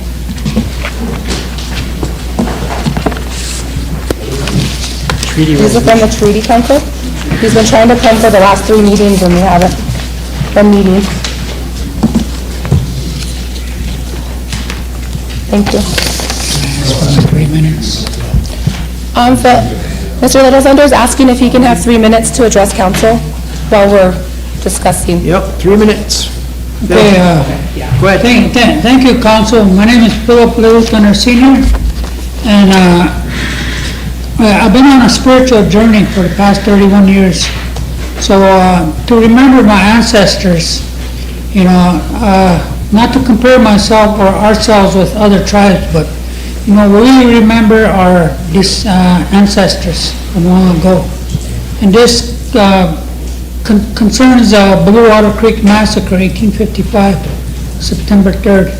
So I took it on myself to address this and to leave this information for our descendants, the children, the grandchildren that are part of this massacre that happened. So I'd like to read this. It's a congressional record from October 2nd, 2008. It's Senate, Blue Water Creek Massacre. Mr. Johnson, Mr. President, I rise today to speak in regards to Blue Water Creek Massacre of 1855. On September 3rd, 1855, while camped near Blue Water Creek in present-day Nebraska, a group of Lakota were attacked by Colonel William S. Harney and his troops. According to Army records, 86 Lakota were killed and 70 captured. The Battle of Blue Water Creek is also known as Battle of Ash Hollow or the Harney Massacre. According to Nebraska State Historical Society, which maintains a historical marker along US 26, 1.5 miles west of Llewellyn, Nebraska, there are several historical accounts of what transpired that day in 1855, and the Little Thunder Teoshpa contacted me because they seek to commemorate and to preserve for future generations the history surrounding Manitowoc-Pala, Blue Water Creek. They are the direct lineal descendants of Wakina Chikala, Little Thunder, a man who was amongst the leaders of the Lakota camp destroyed 153 years ago. Additional leaders who survived that morning include Ironshell, Spotted Tail, and Redleaf, each of whom also bore lineal descendants living upon Sichongo territories today. According to the family, oral history passed down through generations tells the story of the younger Little Thunder, a boy who survived the massacre, who subsequently journeyed to join his relatives once again. Without his survival, the Little Thunder Teoshpa would not exist today. I would like to recognize their work as they seek to honor their ancestors by collecting historical accounts and locating important artifacts from this time in history. According to the Lakota language, includes an expression that fits their mission, so that our people may live. I would like to add that, many of our relatives here on the Rosebud Reservation are from that area, the Blue Water Creek Massacre. This is not Spotted Tail or Ironshell. There's others that are related in one way or another, including one of our council reps here, Damon Spotted Tail Tuigo. So I'd just like to address that, and Michelle Hollenberg, she's not here today, but, come to recognize that that's, like they honored their relatives from long ago doing the horse ride, the walks and stuff. We did that already. We did the walk. But from there, nothing else has happened. But, just to mention that our relatives are still buried alongside them cliffs over there. And nobody's ever brought that up. So I worked for Tribal Historic Preservation Office up here for the past 16 years. And that's always been on the back of my mind, that our ancestors are still buried, they're forgotten. So I want to bring this up in a resolution. If it's too long, I got a summary of it. If you want to read that instead, it's up to you. I also had a question, just because I wasn't sure of the process for this. It did go through Treaty Council, it was signed off last month, but because there was, things having to do with TIPO and other issues, I didn't know if we needed to go through Land and Natural at all, or if there was any other procedure, or if it could come, I didn't know if legal had to look over this resolution, or what that process was, I guess, before. I gave a copy to Eric, the attorney already. Okay. And I gave one to Director Ione Quigley, the TIPO. I think the main ask in here is the family is asking that an archaeological survey of the area mentioned where the massacre was to be done and to recover any human remains that may be at the site or other artifacts. The family would work with the TIPO office, the local RST office. And, It's asking for it to be allowed to be put into a trust. so the landowners there, some of them are against this. But we're not asking for a whole big parcel of land, just a few acres so we can do like a plaque or a statue or something to commemorate our relatives, ancestors. This Pat Gamet has worked with us in the past few years about, he inherited that Blue Water Creek area land. But he's worked with us Is there on these walks and stuff. meeting minutes from the treaty council that approves this? I haven't seen them other than the sign of on the back there of December 14th. And they approved it at a treaty council meeting in Rapid City during that LNI treaty council. And, Question. Go ahead, Wayne. So is this Mr. Pat Garnett? Gamet. Or Gamet? Is he allowing this land, his land that is this area to be put into a trust for the Rosebud Sioux tribe, or this 501c3 nonprofit? 5031 nonprofit his name is Paul Soderman. He's a direct descendant of General Harney, the one that massacred our family. So, but this Pat Gamet, I don't think he knows about this yet. But he's been letting us use that land to have our ceremonies and stuff. And see, I think he mentioned donating 2-3 acres of land because the state of Nebraska already is working on doing access to that, to put up a small parking lot or something to hold gatherings and stuff. What I mean is though, unless technically, I mean, it's all ours by treaty. Yeah. But, I understand that. But if the landowner that technically owns it, has the deed to it, doesn't allow it to go to a 501c3, then how are we superseding the landowner to go to a 501c3? Well, to go through TIPO, if they allow us to do our excavation or whatever, and it becomes sacred, So there is no going to be stopping us to retrieve our ancestors that are buried there already, that land area. I mean, that's the way I see it, because... What if he stops? Well, we haven't talked to him already. That's what I mean, you haven't, the landowner hasn't given the authority or the approval to do it.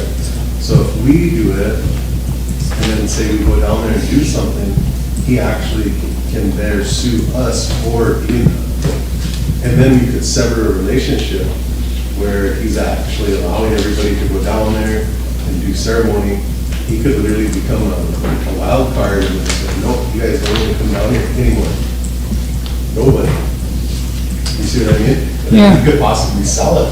Yeah, and Or you want to kind of, the state of Nebraska already is entitled to part of that land to build a parking lot. It's a small section, but still, state of Nebraska can step in and expand that if this Mr. Gamet can, approve of us.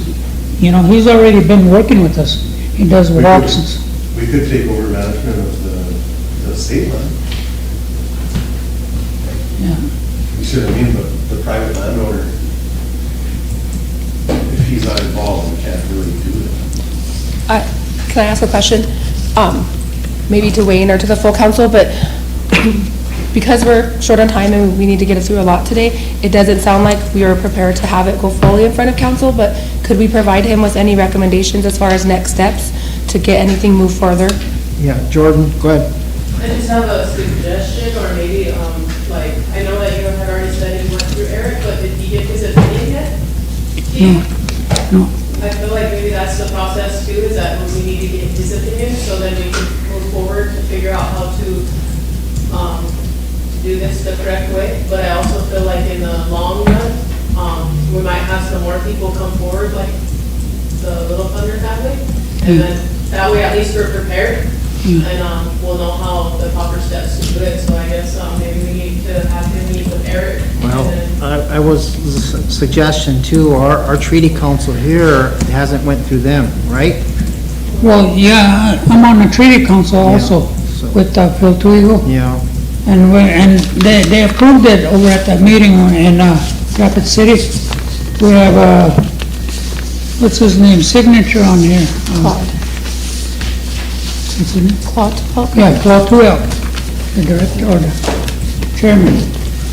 But when you talk about putting land into a trust for a 501c3, the landowner has to be approving of it. I think that, I think it would be best to have a meeting with the State Historical Association of Nebraska, the landowner, Pat Gammon, and our legal. And I think there's a motion that we set up a meeting like that. Because then we could talk about how we could benefit that landowner by giving their land, or whatever, how much that land is. Maybe it's only 5 acres, maybe he's willing to give 20 acres. Yeah, my buddy Paul said he can get a tax write-off. Yeah, get a tax write-off or something. Exactly, or a life estate. So I think that instead of letting it die here and then sending it back, we've moved to do something like that. Move to have the treaty council, have our treaty council be involved in it, because I was talking to some of the treaty council people, and they don't seem to know this. We went through the treaty council. Move to motion to have Eric Antoine, our in-house attorney, Sandovan, Rosebud Sioux Treaty Council, Pat Gannett, Tipple, Nebraska State Historical Society, all of them. I am Quiggy. and Tipple. To see how we could work through this. I think our TIPO should be involved if we're working with the state also. That was? Our own TIPO should also be involved in that conversation if we're working with the state. All right, there's a motion on the floor, second by Chair.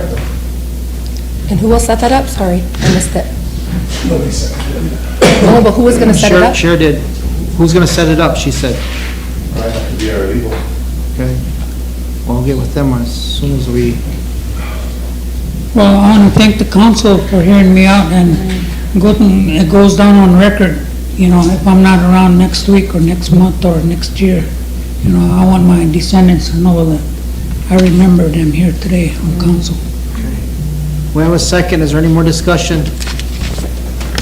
Work with Eric Antoine to set up a meeting with all the people involved. Any question? Damon, all in favor?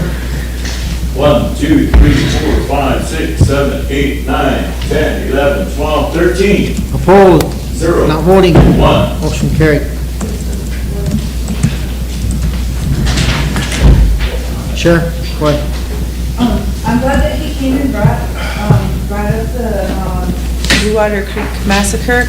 Last year, the Personnel Committee, we made that an official holiday day of remembrance, as well as the Wounded Knee Massacre. But this year, it happened the day after Christmas and, Thursday. But we didn't do anything as a tribe. And it would be nice to have the IT department maybe record him reading that and tell the story. And then we also have somebody talk about the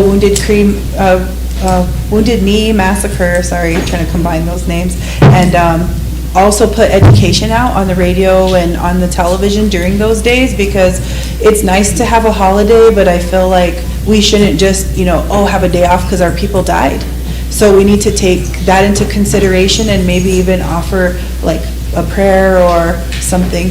We do need to plan something, and I don't know who would handle that or what committee we'd send that to, but I think it's something that needs to. We're gonna make it a holiday, maybe we can have something here in the chambers on that day, a memorial, and then that would be it for that. Just something simple, at least acknowledging it and getting education out on the radio.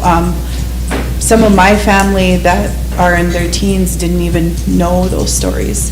So they're not being taught in school, and with the changes in the social studies standards, I think it's important that we're making sure we're educating people.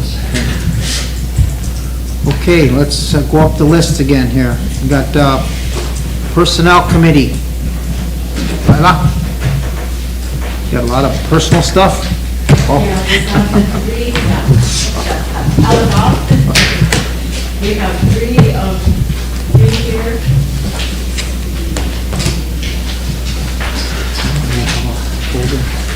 Must have took mine in there.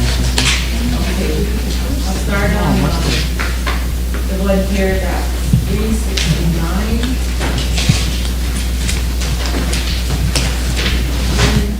Is that the right one, Nicole? Can I start with 368? 368, okay. All right. So this needs to be emergency? Oh, all right. Need a, this one is for the maternal, let's see. 360. Head Start. Head Start. 367. You don't have to, 68's not on here. Early Head Start.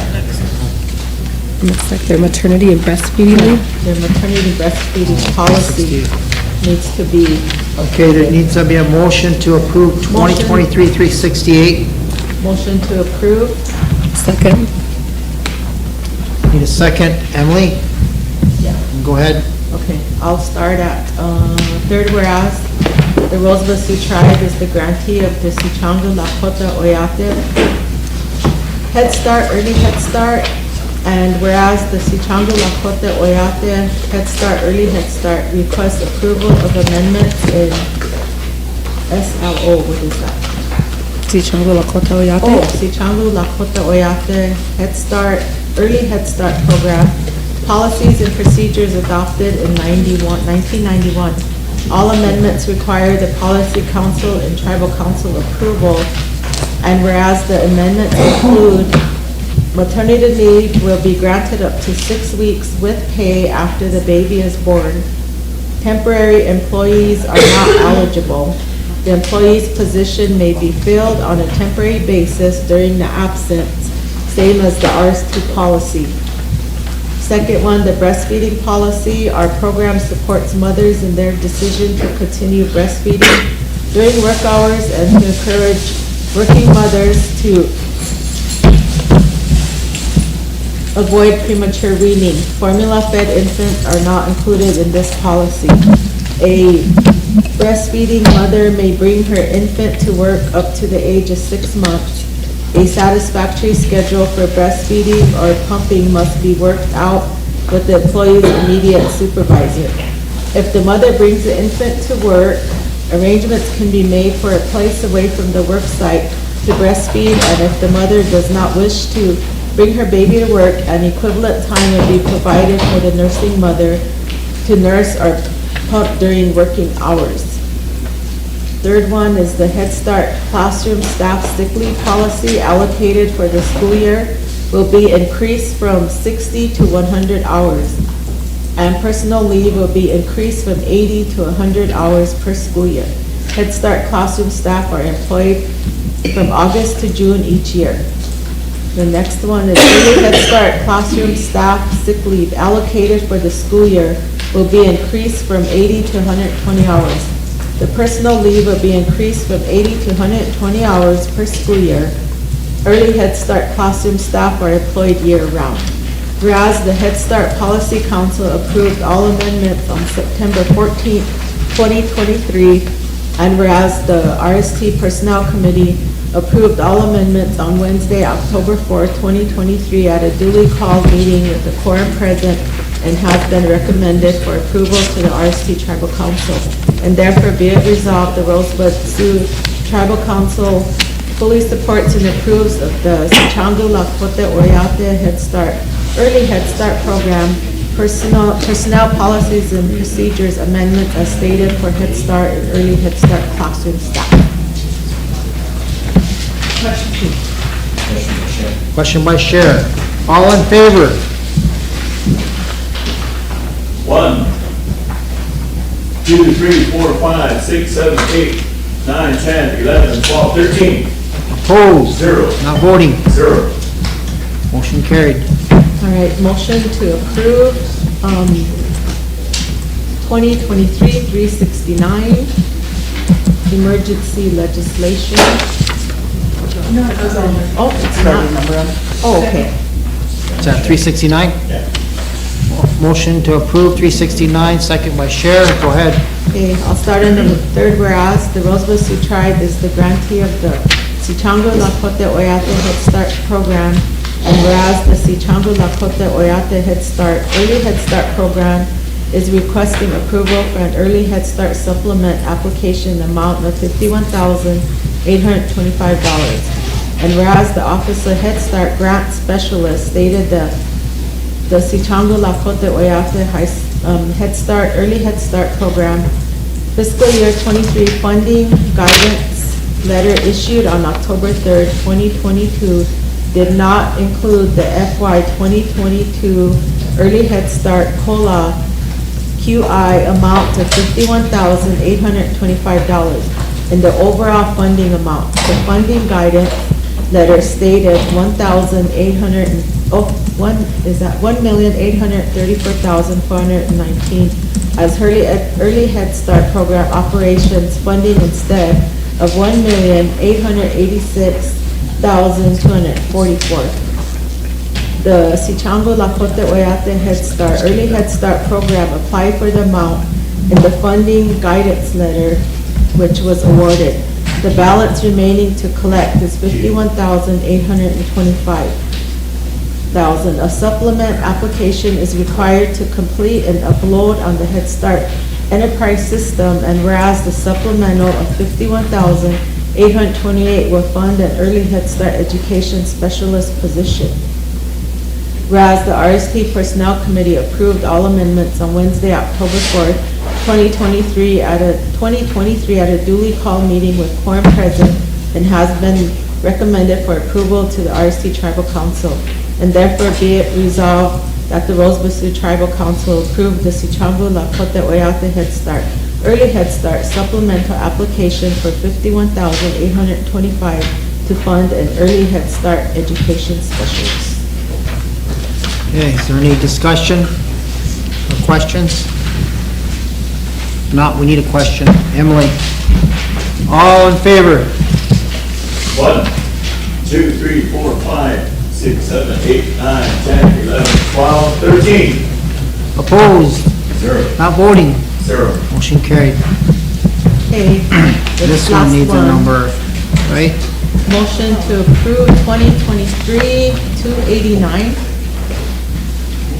So, 329? Is it 320? Okay.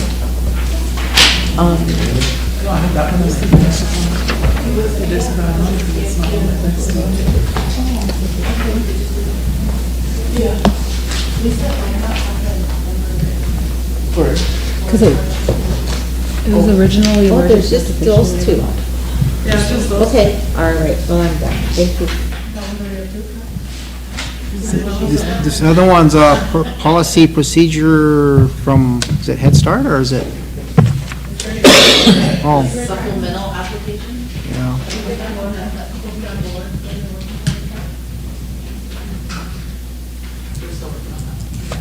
Okay. Okay. All right. Yeah, go ahead. Sure. Do you know if, the employee appreciation, schedule came through? We pushed it through when I was on there, and it's never came through council, so I don't know why it's not in here.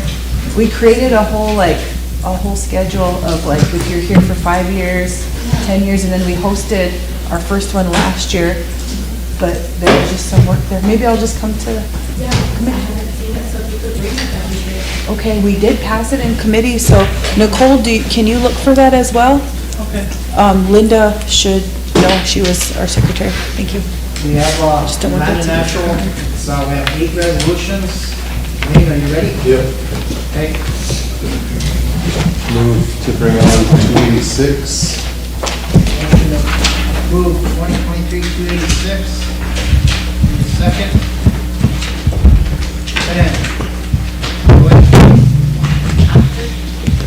I'll start at the fifth whereas. The Rosebud Sioux Tribe utilized funds received from the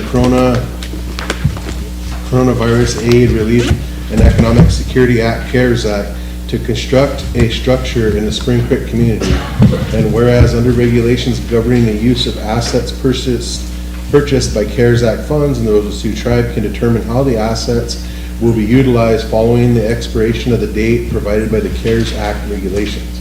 Whereas Councilman and Cultural Leader Russell Eaglebear recommends that the Let me interrupt you a little bit. I think Russell didn't want his name mentioned on this resolution, so if you want to take that off. Strike. Yeah. Name. That the structure be constructed with Spring Creek community to be used as a quarantine and isolation center during the COVID-19 pandemic. Continue to be used by Mr. Henry Quickbear as a place of spiritual and cultural healing. And whereas the Rosebud Sioux Tribal Council has determined that the structure will be best used as a ceremony house for spiritual and cultural healing, whereas the Rosebud Sioux Tribal Council has determined that Mr. Quickbear should be awarded the ceremony house to be used for cultural practices and to provide healing for the Sichango Oyate. Whereas upon the transference of ownership of the ceremony house, the Rosebud Sioux Tribe is fully and forever discharged and released from any claims brought forth by any particular party herein after any injury, temporary or permanent disability, death, damages, liabilities, expenses, cause of action now known or herein known in the jurisdiction attributable or relating to any matter of the entry or usage of the ceremony house. Therefore, be it resolved that the Rosebud Sioux Tribal Council authorizes the transfer of ownership of ceremony house located in Spring Creek community to Mr. Henry Quickbear to be used for ceremonial and healing purposes. And upon transference, both parties acknowledge that the Rosebud Sioux Tribe shall be free from future liability claims and or expenses associated with the structure and activities conducted there within. Questions? Go ahead. Thank you, Mr. Chair.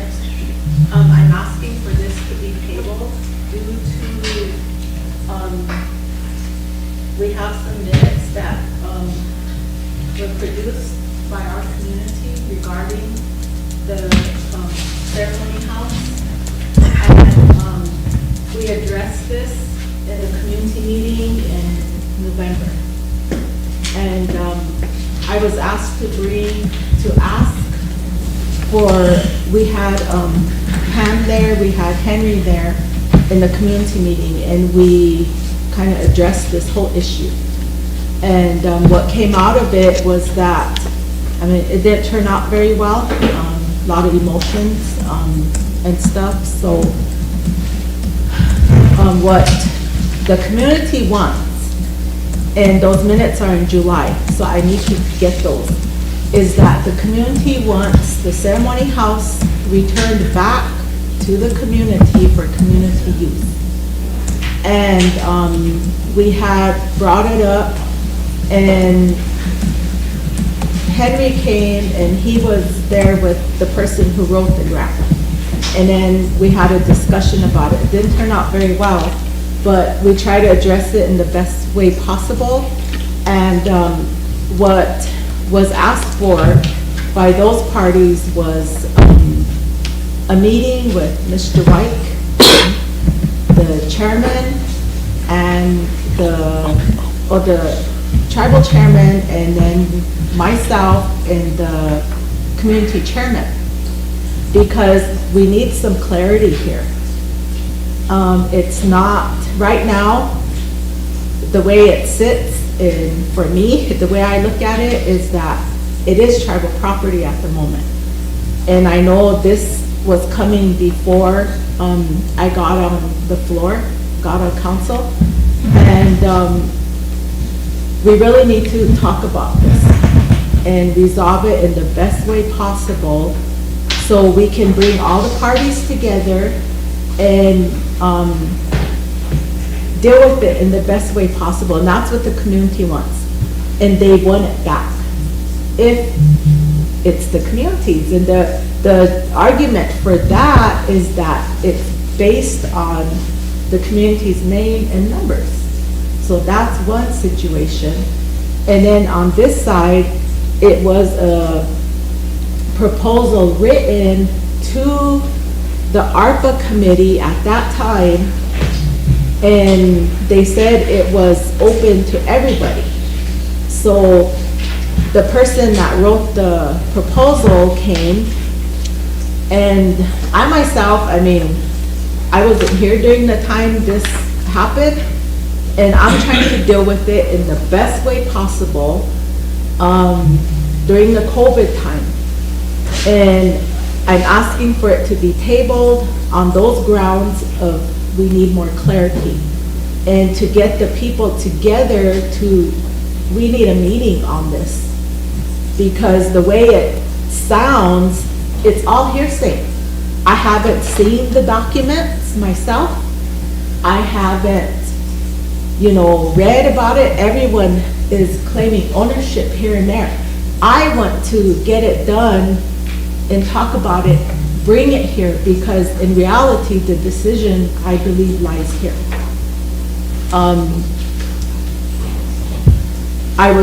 Somebody said it can't be moved.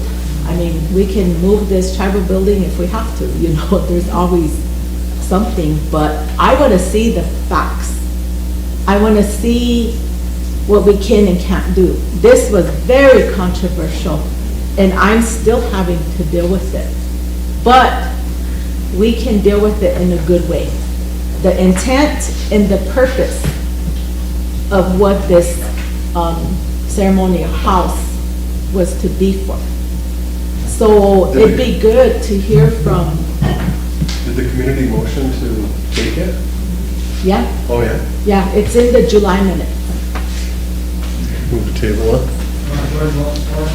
Yeah, I just had a couple questions. So, I know whenever we made the motions to have the trailers go back to the communities, I was under the interpretation that this would have just went underneath it because it was COVID. It was included in that. Right. Our resolution. So then I guess now, my question was who was paying the utilities there?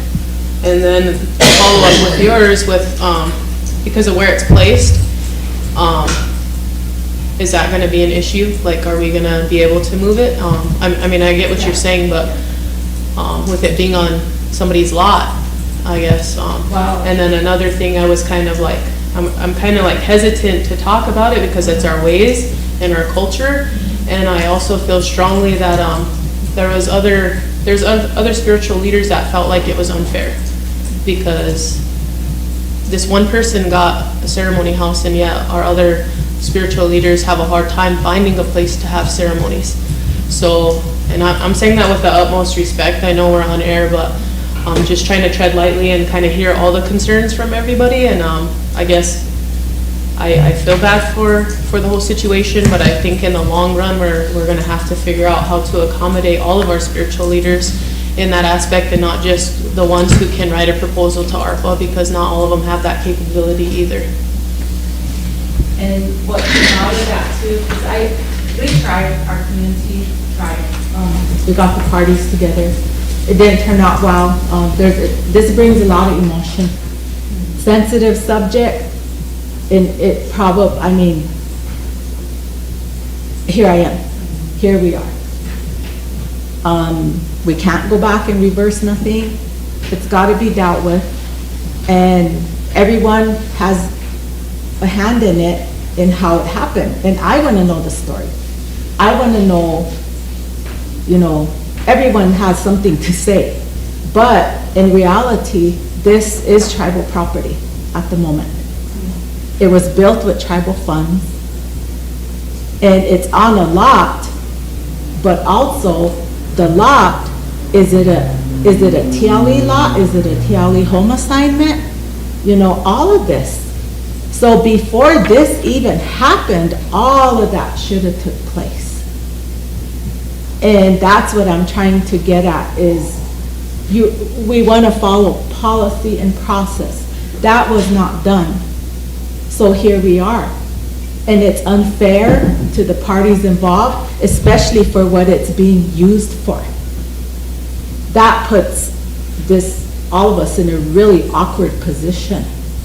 So that's what I'm asking, Mr. Chairman, is that with all due respect for everybody out there, that we can table it and work on it that way. Move to table? Yes, I'm moving to table this. All in favor? 1, 2, 3, 4, 5, 6, 7, 8, 9, 10, 11, 12. Thank you, Council. 0, 1. What about it? 294. Groundwater monitoring. Motion to approve 294, need a second? Sheriff, wait.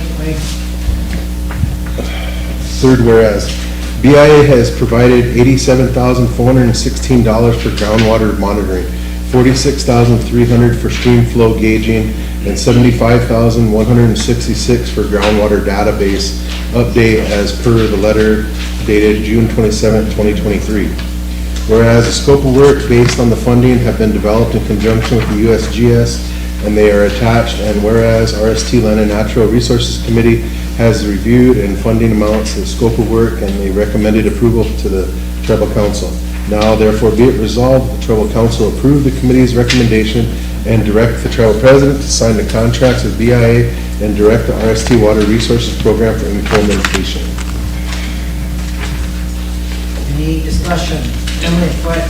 I have a question. Do you know if this resolution was drafted by, Legal or Eric? By who? Eric? Yeah. No, Syed usually doesn't. Okay, it just seemed to be missing some language in there, in the authorities. It's not clear where the authority is, or it just goes straight from council to BIA. I went through Land and Natural. The last meeting. I'm just asking because it doesn't look like a normal resolution, so I was just asking. Okay. Question? Josh, we need a question. Stan? All in favor? 1, 2, 3, 4, 5, 6, 7, 8, 9, 10, 11, 12, 13. Opposed? 0. Not voting? 0. Carried. Move to bring on resolution 384.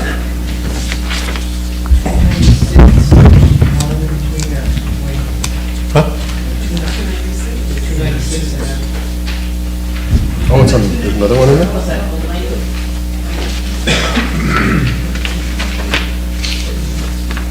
I don't have that one. Industrial Land and Natural on 821 only? I got 406, 407, and 384. But it's got to the one that you just read, because it was right behind it. This has the cost of all the work for the flow rate. Can you borrow one or something? Yeah. 296. 296, motion to approve 296, need a second? Lisa, go ahead. This was about the treaty violation of the homestead gold mine.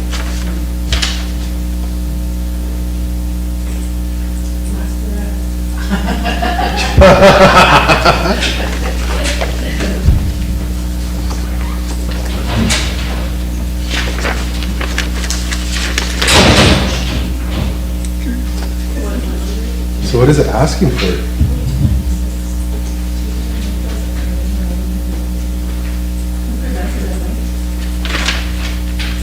I don't remember this. It was from August.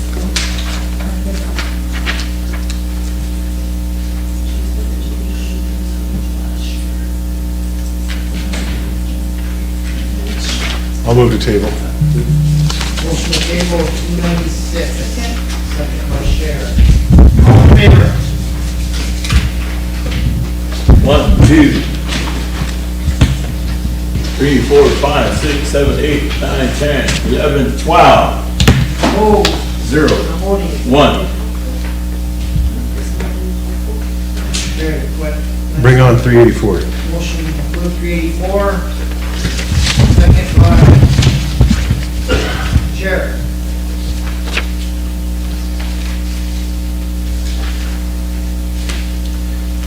Third, whereas BIA is soliciting applications from Indian tribes on climate resilience 2023 category planning section. Whereas Category 1 projects are designed to support the development of climate change considerations and formal planning document, vulnerable assessments, and the development of analysts to analyze efforts, including supplemental monitoring for $250,000. Whereas RST Water Resources Program will lead in conjunction with the Great Plains Tribal Water Alliance.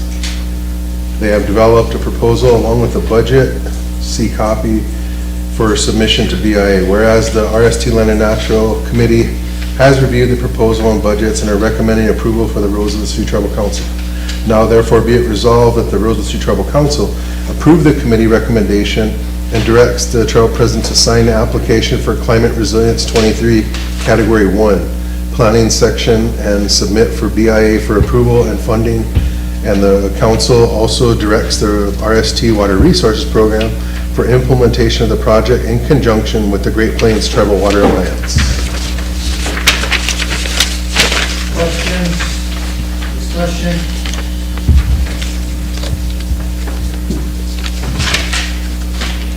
Any question? Charles, all in favor? 1, 2, 3, 4, 5, 6, 7, 8, 9, 10, 11, 12. Opposed? 0. Not voting. 1. Carried.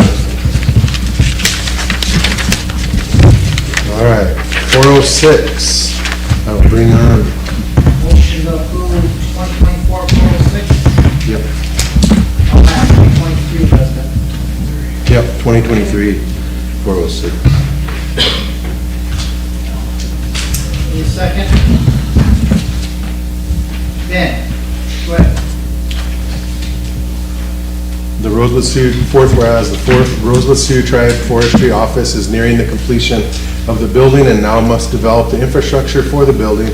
RST Forestry Office is requesting approval of a sole source contract to Cherry Todd Electric in the amount of $68,430 with a balance remaining of $49,311 in account 300.002 ARPA Forest.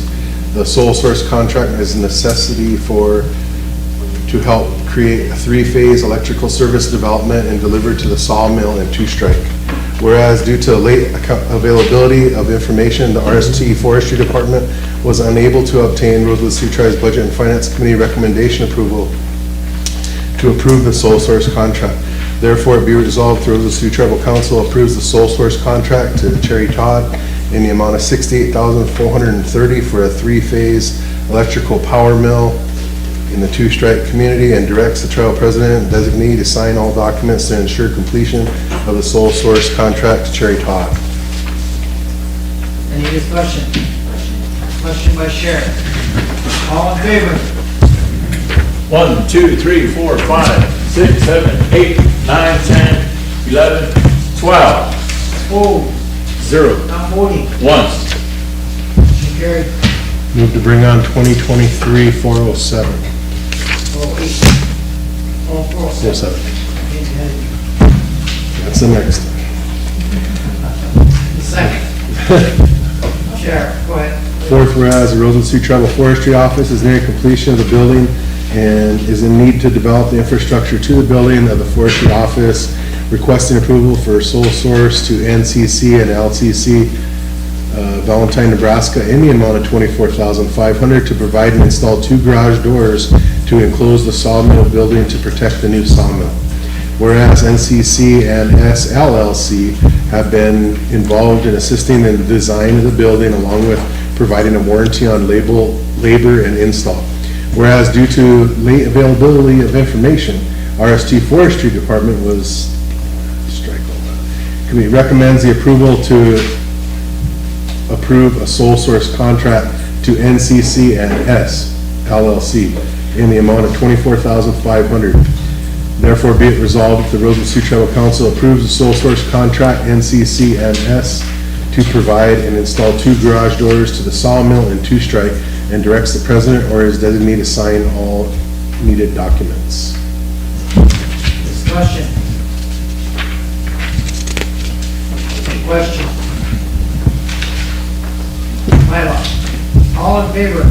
1, 2, 3, 4, 5, 6, 7, 8, 9, 10, 11, 12.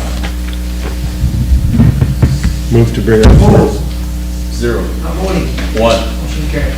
Move to bring on 408, 2023-408. Need a second. Jordan, go ahead. Fifth whereas, the RST Forestry will expend the remaining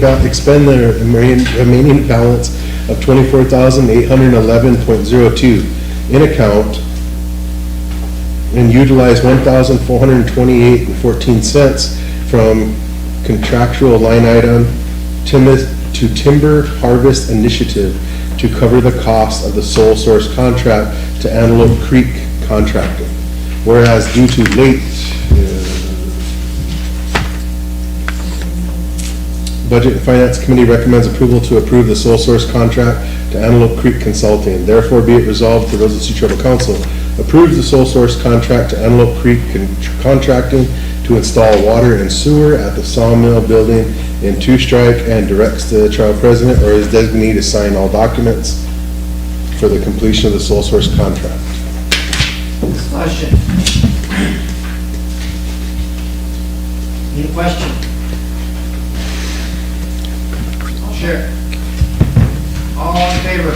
1, 2, 3, 4, 5, 6, 7, 8, 9, 10, 11, 12. Opposed? 0. Not voting. 1. Motion carried. Move to bring on 409. Need a second? Emily, go ahead. Wayne. Fourth whereas, the Rosebud Sioux Tribe Forestry Office is nearing completion of the building and now must develop the infrastructure for the building, and is requesting approval for sole source contract to Industrial Contract Construction for $100,056,607.53 for installation and completion of electrical requirements into the sawmill building. Whereas forestry will utilize the contractual line item 205-001 Timber Harvest Initiative to cover the cost of the sole source and industrial contract construction. Whereas due to late, strike that whereas please. Therefore be it resolved that the Rosebud Sioux Tribal Council approves the sole source contract to industrial contract construction for installation and completion of electrical requirements to the sawmill building in 2 strike, and directs the tribal president or his designee to sign all documents to ensure completion of the sole source contract to Antelope Creek Contracting. Discussion? Question? Sam? All in favor? 1, 2, 3, 4, 5, 6, 7, 8, 9, 10, 11, 12. Opposed? 0. Not voting. 1. Carried. Natural? That's it, thank you. The Judiciary Committee next. We've got 2 resolutions.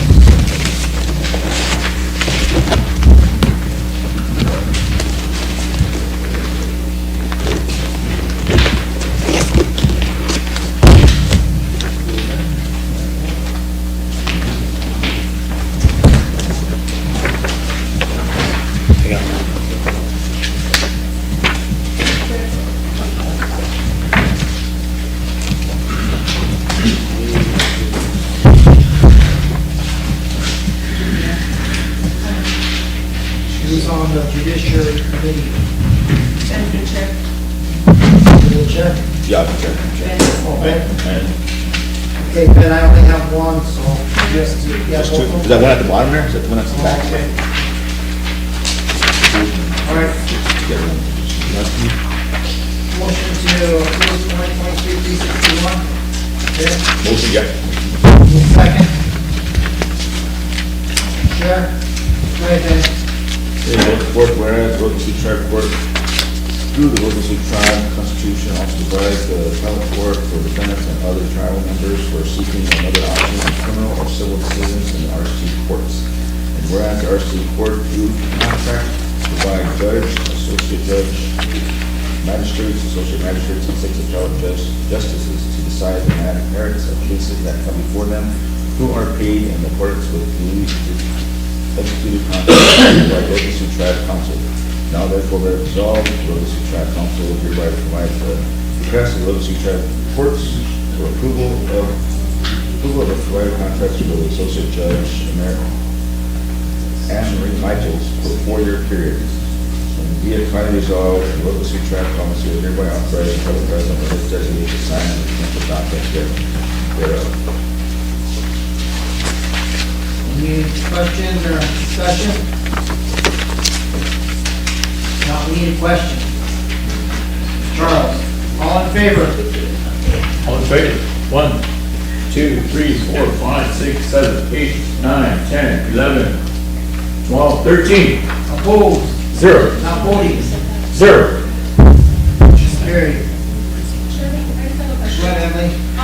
I assume this place to ask for, do those pay reviews before they touch us, those types of contracts? Yes. We actually went through the budget finance, those are probably we were supposed to have that in December, but we didn't have council. Like it went to legal or? Yeah, went through their process, I guess, before too. So we did make sure that everything was legitimate before we actually did it. Thank you.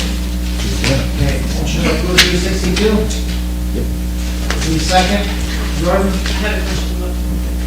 Back up. Yep. Yeah, I just had a question about, so back to the contracts, right? A while back, I think it was before, you guys got on, we was talking about, I think it was kind of about the prosecutors, contracts that we do with them, and then having them, Eric and them, like, work through them to make sure that they all say the same thing, because usually they're not all the same.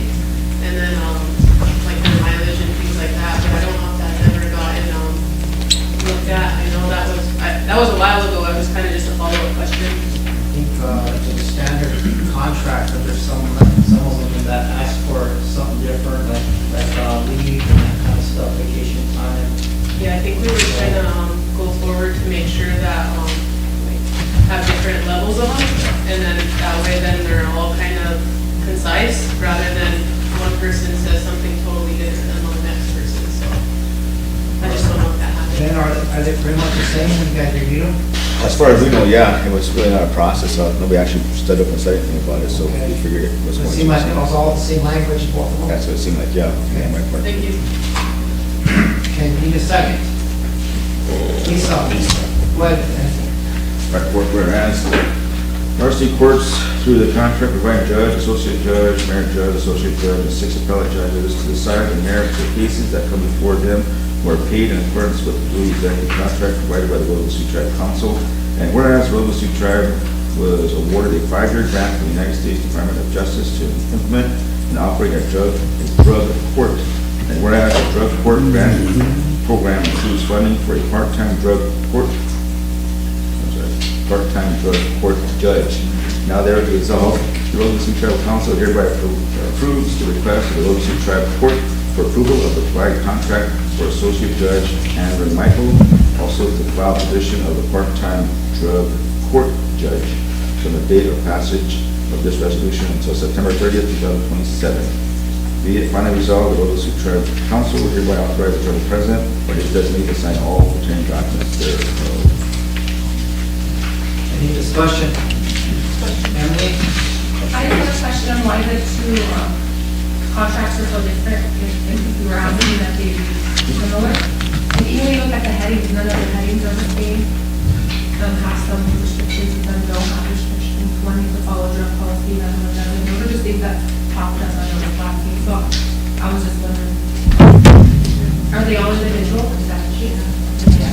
Each individual. So we don't have any standard.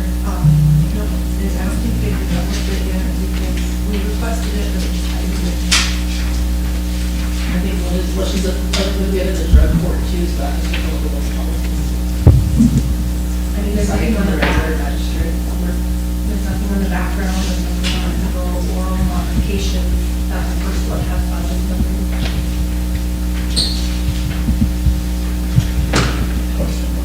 Question by Sheriff, still no question? Question by Sheriff, all in favor?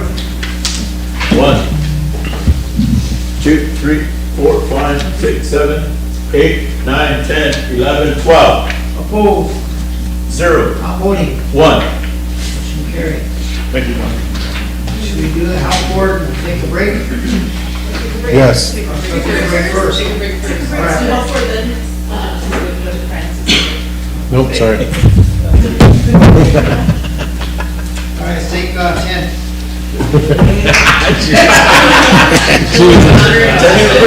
You have that chapstick and everything.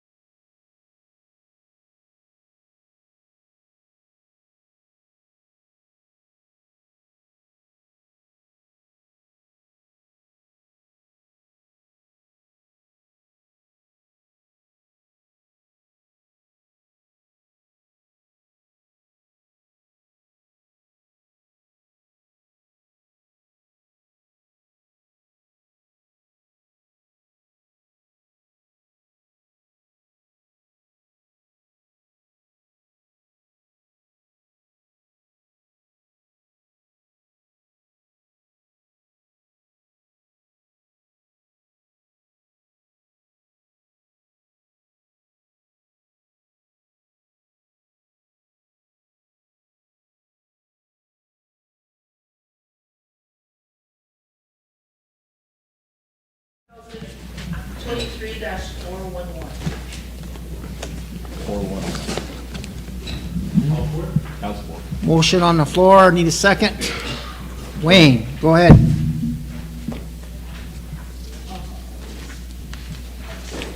Four, one.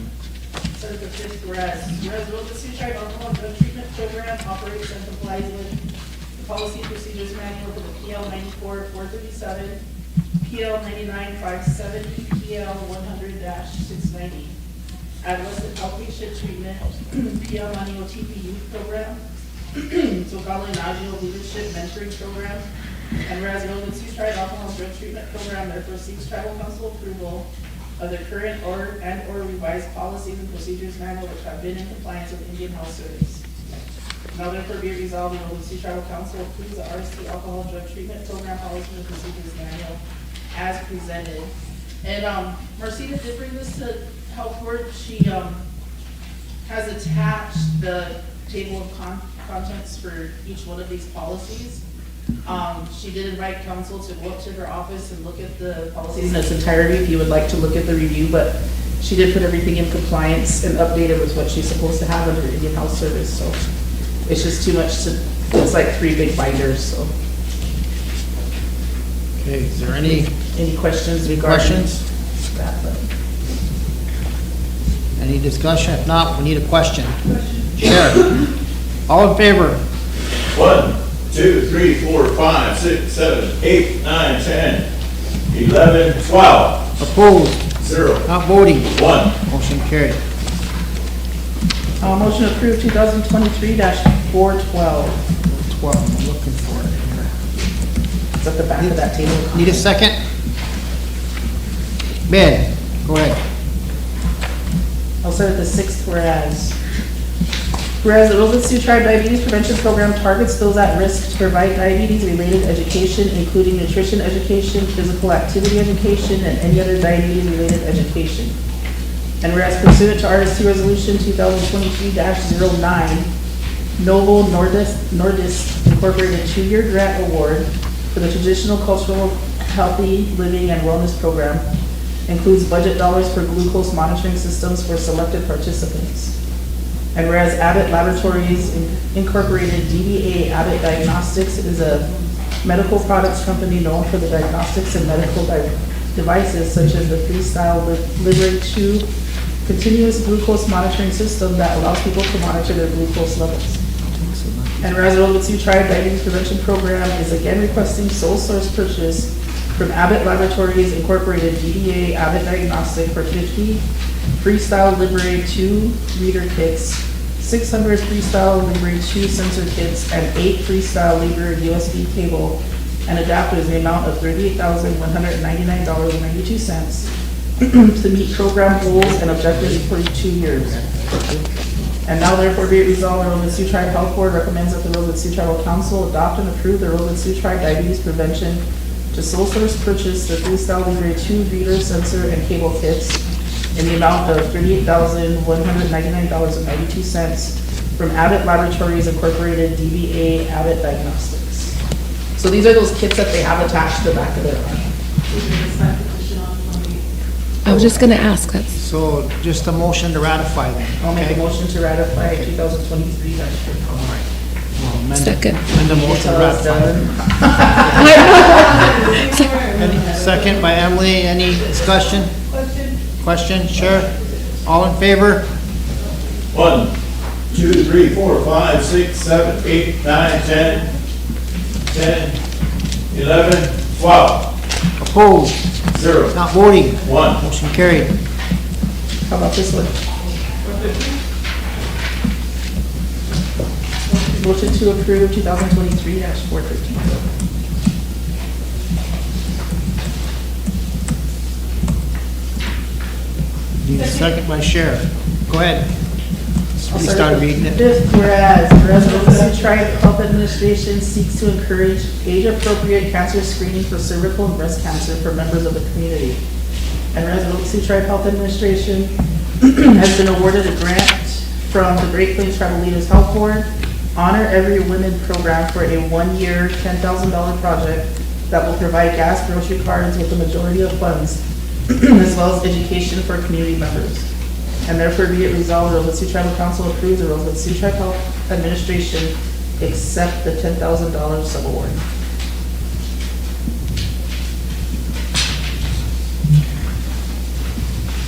Any questions, discussion? Need a I think question? the budget's gonna be forthcoming on this, this is just accepting the grant. Chris, you question? Yeah.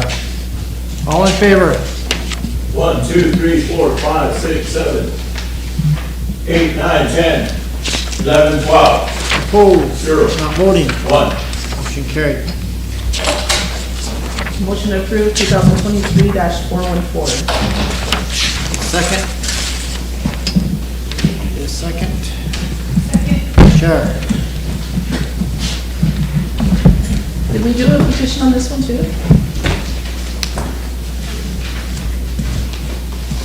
Oh no, this one came through. I'll start at the fifth whereas. Whereas the Rosebud Sioux Tribe Health Administration operates the Chantewa State Homeless Shelter. Whereas the Rosebud Sioux Tribe Health Administration requesting a purchase of 120 bedding sets, 120 towel packs, 3 cot sets, 3 bathroom rugs, 3 toilet plungers, and scrubbers, 3 coffee pots, and 3 filter cases. 3 cases of coffee, creamer, and sugar, 3 cases of cutlery, and 4 XL infrared heaters for the Chantewa State Homeless Shelter. Whereas the Rosebud Sioux Tribe Health Administration has received a quote from Ace Hardware for these supplies with a total of $57,375.96. Whereas the Rosebud Sioux Tribe Health Administration is requesting a sole source procurement through Ace Hardware using general account number 50.1703. Therefore, be it resolved that the Rosebud Sioux Tribal Council approves the sole source procurement of supplies for the Chantewa State Homeless Shelter through Ace Hardware for a total of $57,375.96 using general account 50.1703. I have a question. Go ahead, Emily, and then Jordan. Thank you. I just had a question, maybe you could clarify. When it came to committee, I questioned the prices of the twin package and the full package. I thought almost $400 or $400 for a bedding set seemed very excessive per each. There was kind of some confusion as far as if that was going to include the mattress itself or just the bedding, which is the sheets and the cover. And it looks like, according to this resolution, they are just the bedding sets. And so I just wanted to know, do we have any procurement standards or anything that says, $400 sheet set per unit is too much? I mean, we are in a budget crisis. I understand homelessness is an issue, but why would we justify, or how can we justify $400 sheet set? Thank you. Committee, do you remember what Skylar said? It was confusing. That's Yeah, why. because I thought she had included the mattresses with it too. But in the resolution, it just says bedding set. So. Yeah, I guess that was my thing too, because when it came to committee, I questioned it as well, and then I think we was starting to try to move forward to get those ones, remember Emily, that zip up and stuff, so that way we didn't have to keep buying new bedding. But yeah, I guess I've seen one that, because I think we requested her to look at our local vendors as well. And then I was in one of our local vendors and they were preparing one and I seen the dollar amount and it's half the price of this. And is So- it just the bedding set, or is It's it? everything. Does it include the mattress? Nope, it was just the bedding set whenever I looked at Because that at one. committee, I was told it was because it included the mattress, so that again is not true, because there would then be an additional. Concern of how are you going to store that many mattresses is our concern, or bugs and things like that. And that there was no answer for that either. So, yeah, but again, $400 bedding should not be allowed. Any more discussion? Motion to table by Jordan. Need a second. Sheriff. All in favor? 1, 2, 3, 4, 5, 6, 7, 8, 9, 10, 11, 12. Opposed? 0. Not voting? 0. Sherman, can you get a hold of Skylar and ask her to write a justification for that? Sure For can. that quote? I will have her bring it back, you're gonna bring it back later date, right? Yeah. Okay. I will do that. That's it for the health board. Governmental affairs, 0, it says on here. Is that why you were gonna squeeze the enrollment in there? It's supposed to be in there? Yep, should I tell them to wait for them? Yep.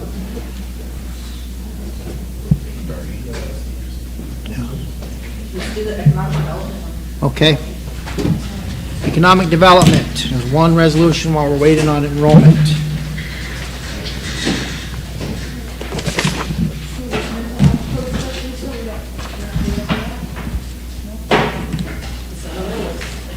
That economic development, is that the one for the 400,000? I don't see it. It's by petition resolution. It's for, Reconsider.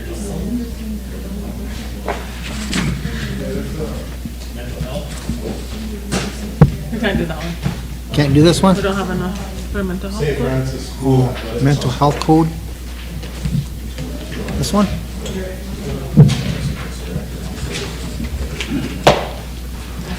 Let's see. This is the one that's for economic development.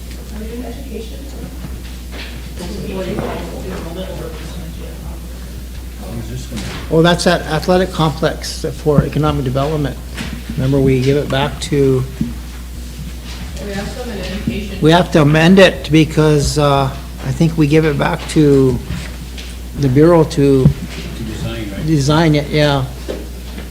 So I don't know what needs to be reconsidered on that economic development resolution. Is that, everybody on that one?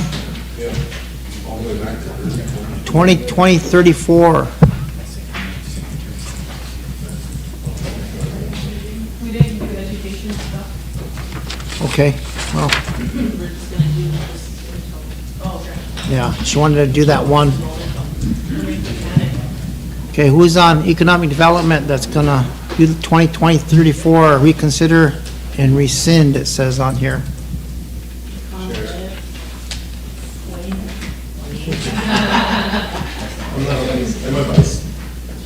Sure is, yeah. I'm just looking, what I have in here doesn't look like. Jeez, this is from 2020, July. I don't even remember the. This one's from 2020? This one says the St. Francis Junior School athletic complex. Yeah. Yeah. Is that the one we're trying to bring on? Yeah. Yeah, We brought that to Economic Development Committee? I don't think so. I think it was in the wrong pocket, because could have been. I don't Could have been. think we brought this on. I know we talked about it a few times, about St. Francis getting that design money, and they wanted to know if the tribe was gonna get it and do it themselves, the design, or they would do it. So we basically said that the BIA would be responsible for the design, so.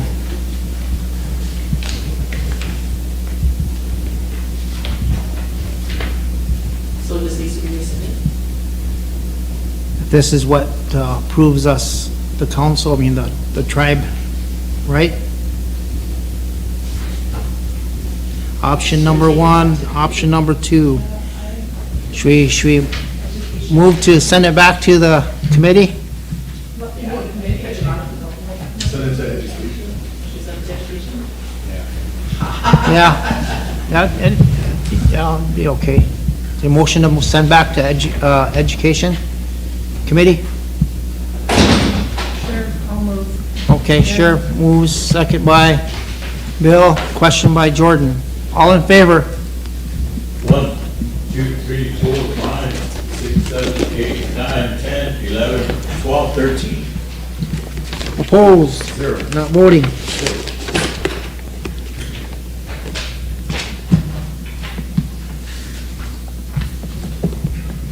Okay, Darlene, you're on after all these weeks.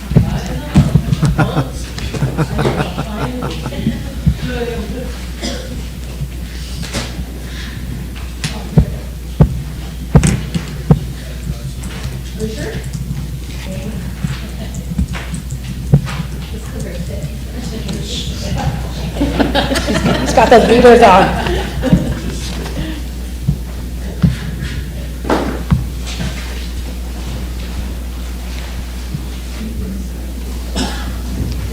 And this doesn't have a number yet?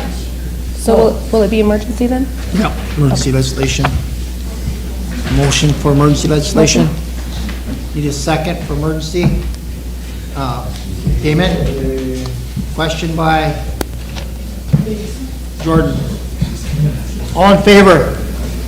1, 2, 3, 4, 5, 6, 7, 8, 9, 10, 11, 12, 13. Opposed? 0. Not voting. 0. Motion to approve 2024-03. What was the count on that vote? There should be not voting because there was 12, 0, 1. 12-01. 0, yes. 12, 0, 1.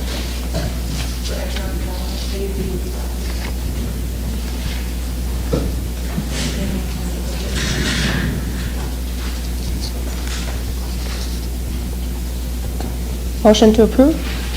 Motion to approve, need a second. Jordan? Okay, I'll start at the fourth whereas.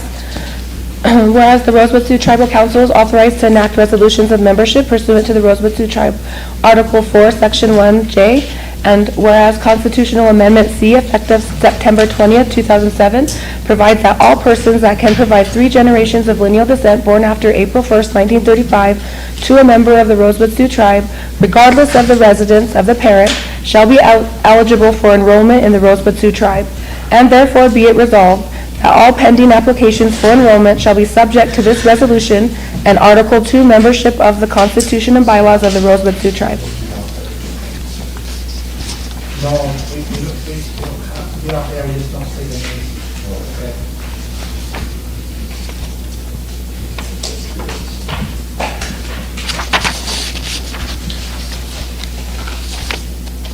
It's the attached list. Okay. Maybe a few minutes review with 104 applicants. Yes.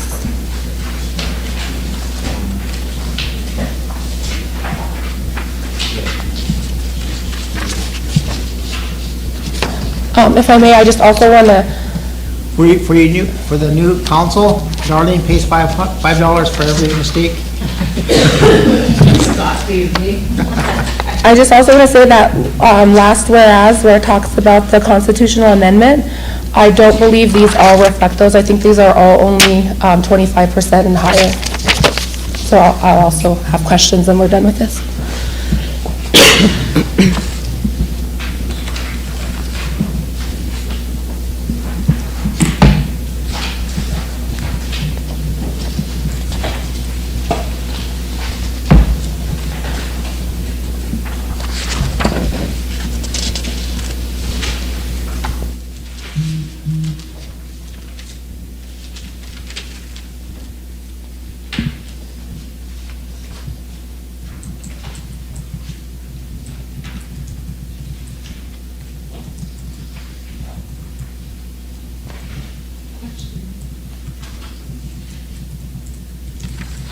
Calling for the question.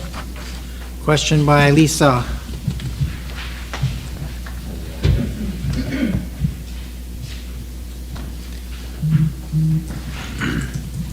All in favor?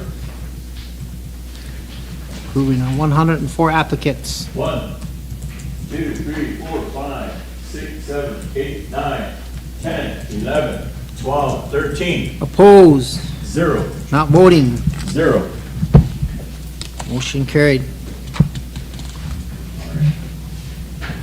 have a second one here. We have one here. Yes. Or there's a couple more I should take. Motion for emergency legislation? Second. Second by Jordan. Question by Chris. Motion for, All in favor? 1, 2, 3, 4, 5, 6, 7, 8, 9, 10, 11, 12, 13. Motion approved. Opposed? 0. Not voting? 0. Motion carried. Motion to approve 2024-04. Second, Jordan, go ahead. okay. I'll start on that fourth one again. Whereas the Rosebud Sioux Tribal Council is authorized to enact resolutions of membership pursuant to Rosebud Sioux Tribe Article 4, Section 1J, And whereas Constitutional Amendment C, effective September 20th, 2007, provides that all persons that can provide 3 generations of lineal descent born after April 1st, 1935, to a member of the Rosebud Sioux tribe, regardless of the residence of the parent, shall be eligible for enrollment in the Rosebud Sioux tribe. And therefore be it resolved that all pending applications for enrollment shall be subject to this resolution and Article 2 membership of the Constitution and bylaws of the Rosebud Sioux tribe. And there are 7 on this list.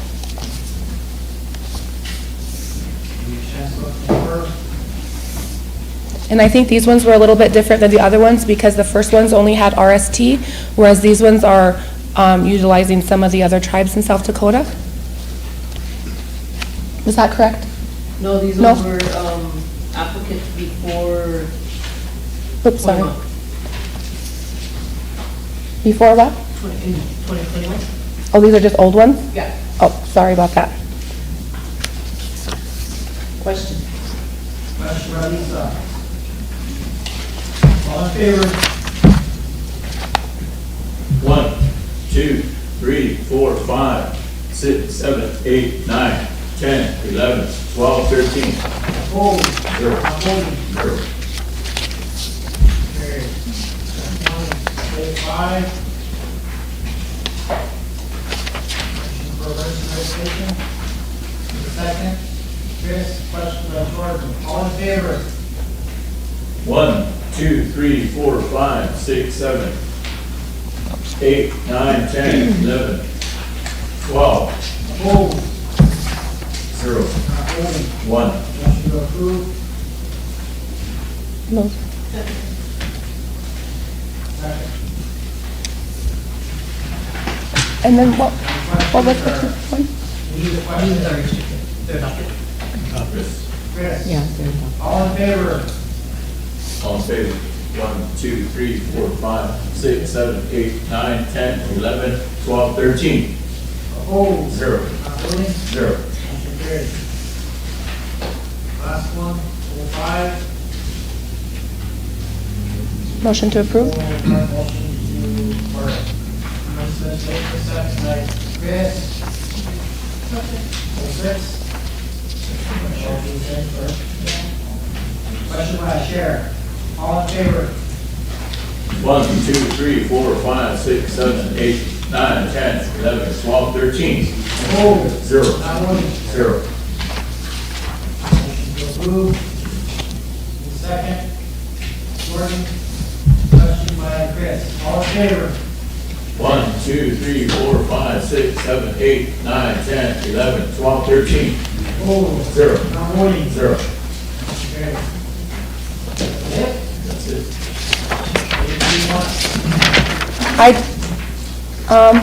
I lied. There's one more on the back here. That relinquishment? That's the one we Yeah. just did. Oh. Oh, I didn't even know we did both of them. Yeah. That's a fast. Mr. Chair, can I make a comment? So I know we're not going to have time to discuss it today, but I do want to bring it up because it's been going on since we brought up, I discussed it with our chair of the committee, and after discussing, I told him I was going to bring it up at our next meeting. But it has to do with our enrollment committee. We've only had one committee meeting to date since I've been on the new council.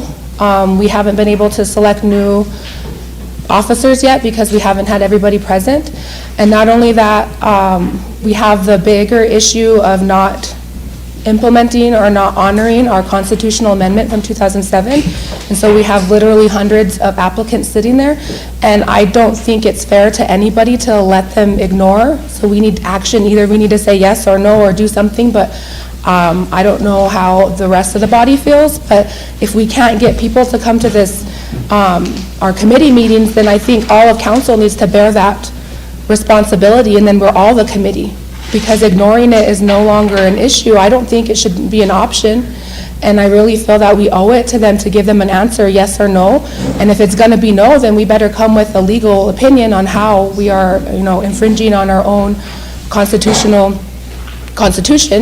I feel that if there are issues that we don't feel are implementable, or there might be issues that we don't feel whatever reason for moving it forward, I can understand that, but ignoring it is not addressing those issues either. I feel like there's been ample time to have, you know, a secretarial amendment, to have constitutional amendments, to have discussions within our community, within our people, and none of those options have been exercised. And so I'm really disheartened by it, but I would like an answer from this body and any suggestion on how we can move forward with the enrollment, as far as how we want to address this and how we can get our committee met. Say a little bit on that amendment part. Back in 2007, we had a hard time getting the legal sentence to the constitutional amendment that they made for approving minimum sentence. What happened was we went and took quoted the Constitution, that section of the Constitution, and we presented the minimum sentence to the council at that time, and they approved it at that time. So there has been quite a few legal incentives that got approved in the past.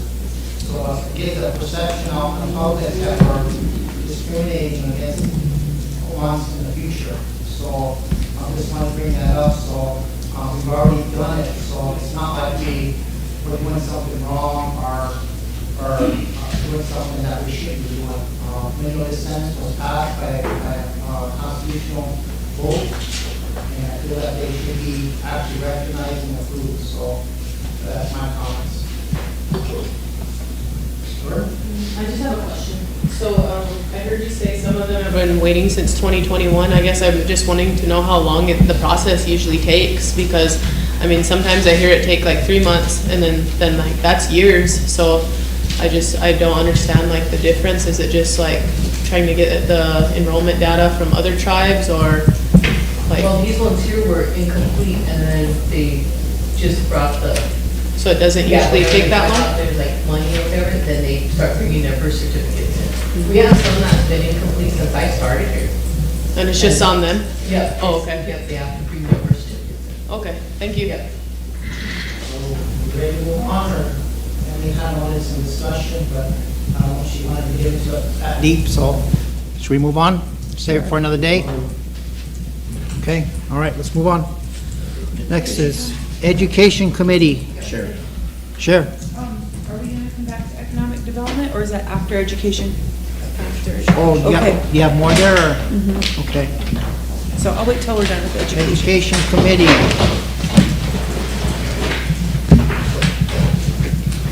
Lila, do you want to read them, or do you want me to? I should never ask.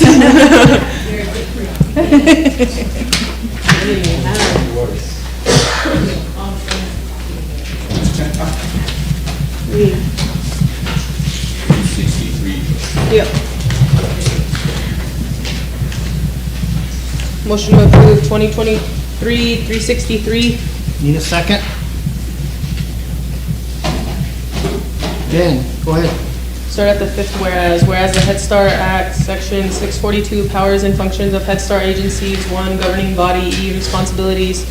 The governing body shall establish procedures, criteria for recruitment, selection, and enrollment of children. And whereas the enrollment and selection policy is utilized to determine enrollment and acceptance of children in the Head Start and early Head Start centers.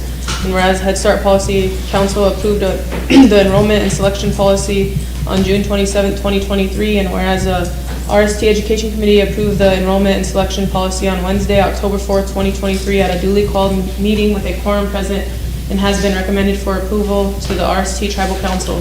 Therefore, it be it resolved, the Rosebud Tribal Council does approve the enrollment and selection policy for the Head Start Early Head Start program. Discussion. Question by Lisa. All in favor? 1, 2, 3, 4, 5, 6, 7, 8, 9, 10, 11, 12, 13. Opposed? 0. Not voting? 0. Motion carried. Motion to approve 2023-364. Need a second? Lisa? Start at the fifth whereas the Head Start program performance standards state 1302.101 management systems. B4 states programs must establish procedures on data management plan with approval from the Policy Council and Tribal Council to include areas such as quality of data, effective use and sharing of data while protecting the privacy of children. And whereas our program staff will use the program data results of our program to strengthen and improve the quality for continuous improvement. And whereas the SLO Head Start Policy Council approved the data management plan on June 27, 2023. And whereas the RST Education Committee approved the data management plan on Wednesday, October 4th, 2023 at a duly called meeting with a quorum present and has been recommended for approval to the RST Tribal Council. Therefore, be it resolved, the Rosebud Sioux Tribal Council approves of the Sichongo Lakota Oyate Head Start Early Head Start Data Management Plan. Discussion. Question. Sure. All in favor? 1, 2, 3, 4, 5, 6, 7, 8, 9, 10, 11, 12, 13. Opposed? 0. Not voting? 0. Motion carried. Motion to approve 2023-365. Second. Lisa. I'll start at the fourth, whereas SLO Head Start Early Head Start program is requesting approval for the effective health and safety practice procedures. And whereas the SLO Head Start performance standards referencing the overall health and safety practice are mentioned in 1302.1024, 1302.47, 1302.90B and C, 1302.92C, 1, 1302.94, and 1303F. And whereas the effective health and safety practice procedures are to ensure Head Start and Early Head Start staff are knowledgeable and informed to maintain all levels of health and safety practices for all Head Start, Early Head Start students. And whereas all SLO, HS, EHS will follow our program operation plan regarding COVID-19 mitigation. And whereas the SLO Head Start Policy Council did approve the effective health and safety practice procedures on June 27, 2023, whereas the RST Education Committee approved the effective health and safety procedures on Wednesday, October 4th, 2023 at a duly called meeting with a quorum present and has been recommended for approval to the RST Tribal Council, and therefore be it resolved the Rosebud Sioux Tribal Council approves of the effective health and safety practice procedures for the Sichongo Lakota Oyate Head Start Early Head Start program. Any discussion? Any question? Question by Chair. All in favor? 1, 2, 3, 4, 5, 6, 7, 8, 9, 10, 11, 12, 13. Opposed? 0. Not voting? 0. Motion carried.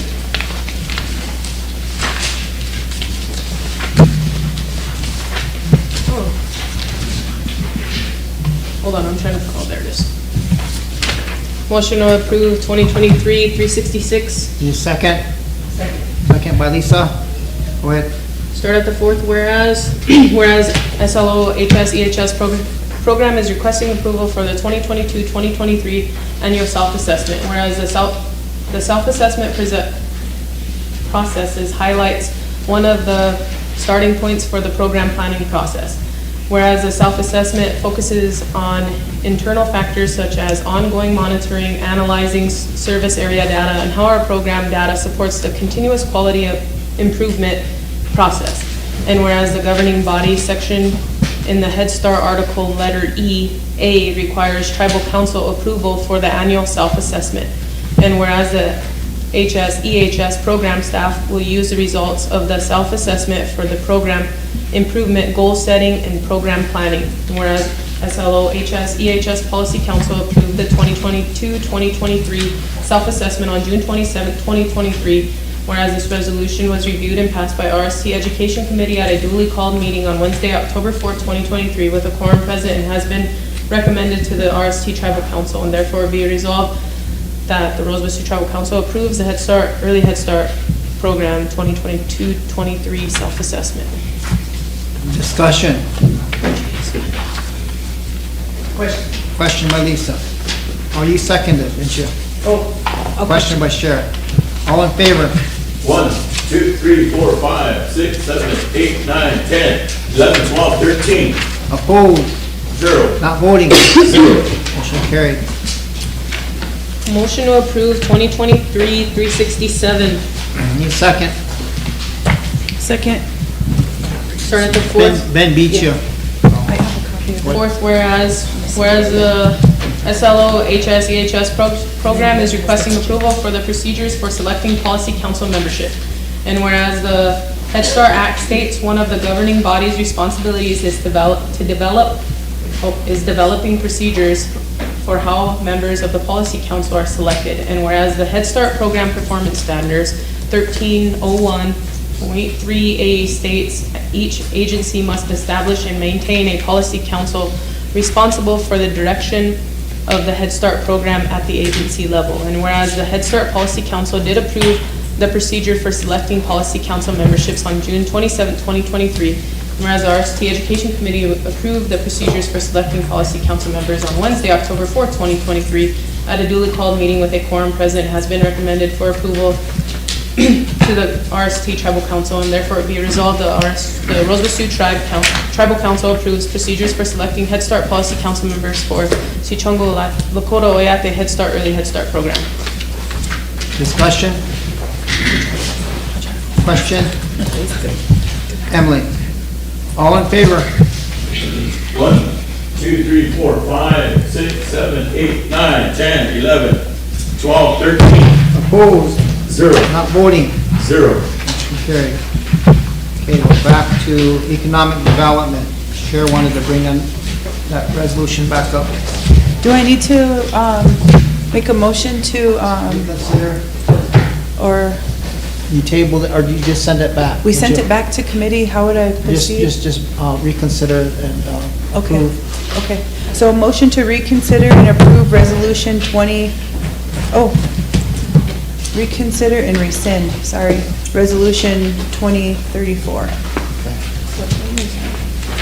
it what's it on it? Yeah. Oh, you need to rescind it? Yeah, we need to rescind it. I guess they've Is it been, right on top? I guess they've been waiting for a year to send the money back. Or just, yeah. Okay, is there any discussion on it? Need a second? Question?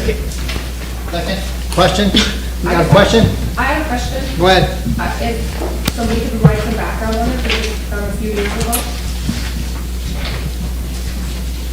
Treasurer, can you tell us the history on that resolution for that track, or that complex, or the design of that? They need it rescinded because it was going back to them, right? Right. The BIA has appropriated funds to design a new track and field over there. They sent this resolution out asking whether we wanted to do it or we wanted a contractor or the school wanted to do it.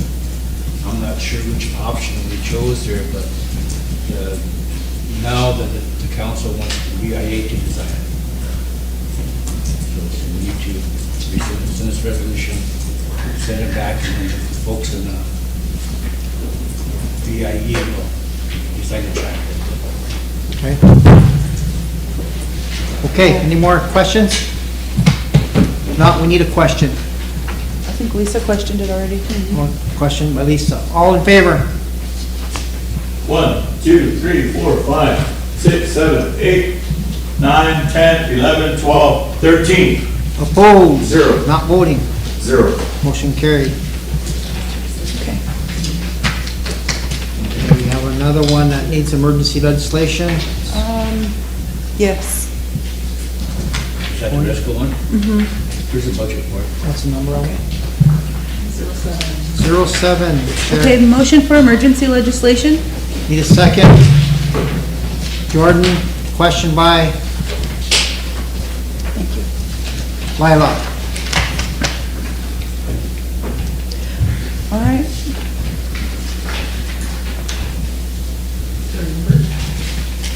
Oh, 07. All in favor? All in favor? 1, 2, 3, 4, 5, 6, 7, 8, 9, 10, 11, 12, 13. Opposed? 0. Not voting? 0. Motion to approve 2024-07? Need a second? Jordan, go ahead. Okay. 6, whereas the Rosebud Sioux Tribal Council enacted RST Resolution 20, is that this one? No, 2407? that's the resolution for the rest of it. Oh, okay. So we'll insert that. Can you research that and insert the resolution for Resco? Okay. To authorize a charter for the corporation shall be Rosebud Energy Services Company and may be also known as Resco or herein the corporation.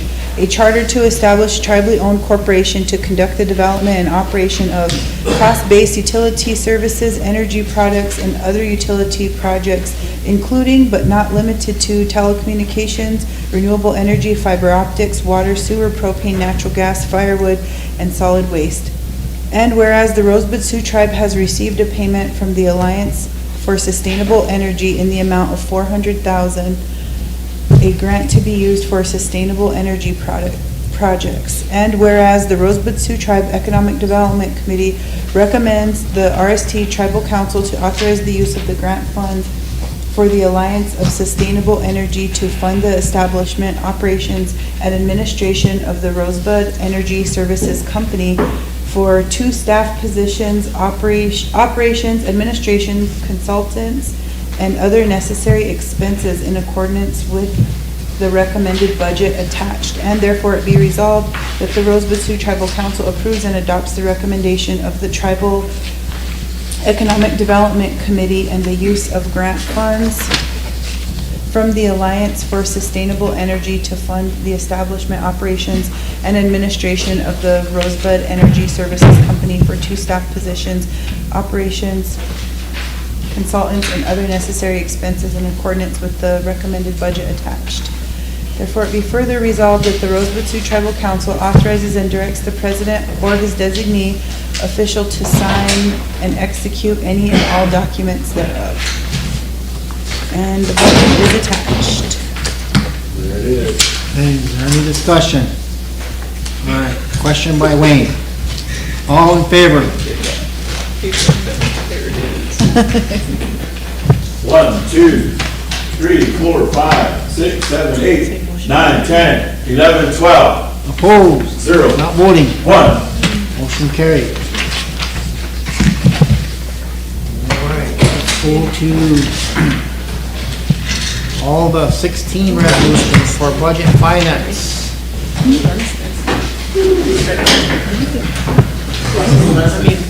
I was gonna be making 100. I know that's one of the last ones too, but you had kind of curious about some resolutions from the community that I remember you passed like a couple of months ago. So point backwards, we'll get. Yeah. Okay. Just want to make sure you don't. Just make sure, remind me. We'll get to them. Do you have any idea? Yeah, I've got a couple right now. Before we get started, can I make address a couple of issues, Chairman? Yeah, go ahead. We're getting a lot of calls regarding early pay. If I can make a motion to have early pay released on Friday. Yeah, there's a lot of them that want to get prepared for the storm, so they worry about cooking and this other kind of stuff. There's a motion on the floor. Need a second Wayne. Question by Gordon. All in favor? 1, 2, 3, 4, 5, 6, 7, 8, 9, 10, 11, 12, 13. Opposed? 0. Not voting? 0. And then the other issue I had was regarding, I know at least it's on SWA board, I don't know who else the other rep is, but regarding the Copper Key Apartments in Burke, I brought it up before Thanksgiving, but we have tribal members who are displaced and placed down at Copper Key, and they're not a member of either Bull Creek or Mounts Camp, and then they get left out of the turkey and the ham distribution. So I don't know if, Chairman, you could contact somebody, Gary over there, get a list of names so that they won't be forgotten or left out. Okay. When we have those kind of distributions with them, I don't know, I think we had, Bill and I had somebody contact about not receiving the ham. We had a couple without a turkey that we were able to help with, so. Okay, I will do that. We'll get a full theory. Let's see, motion for emergency legislation. The Visitors Council is a resolution that authorizes me to purchase $2 million worth of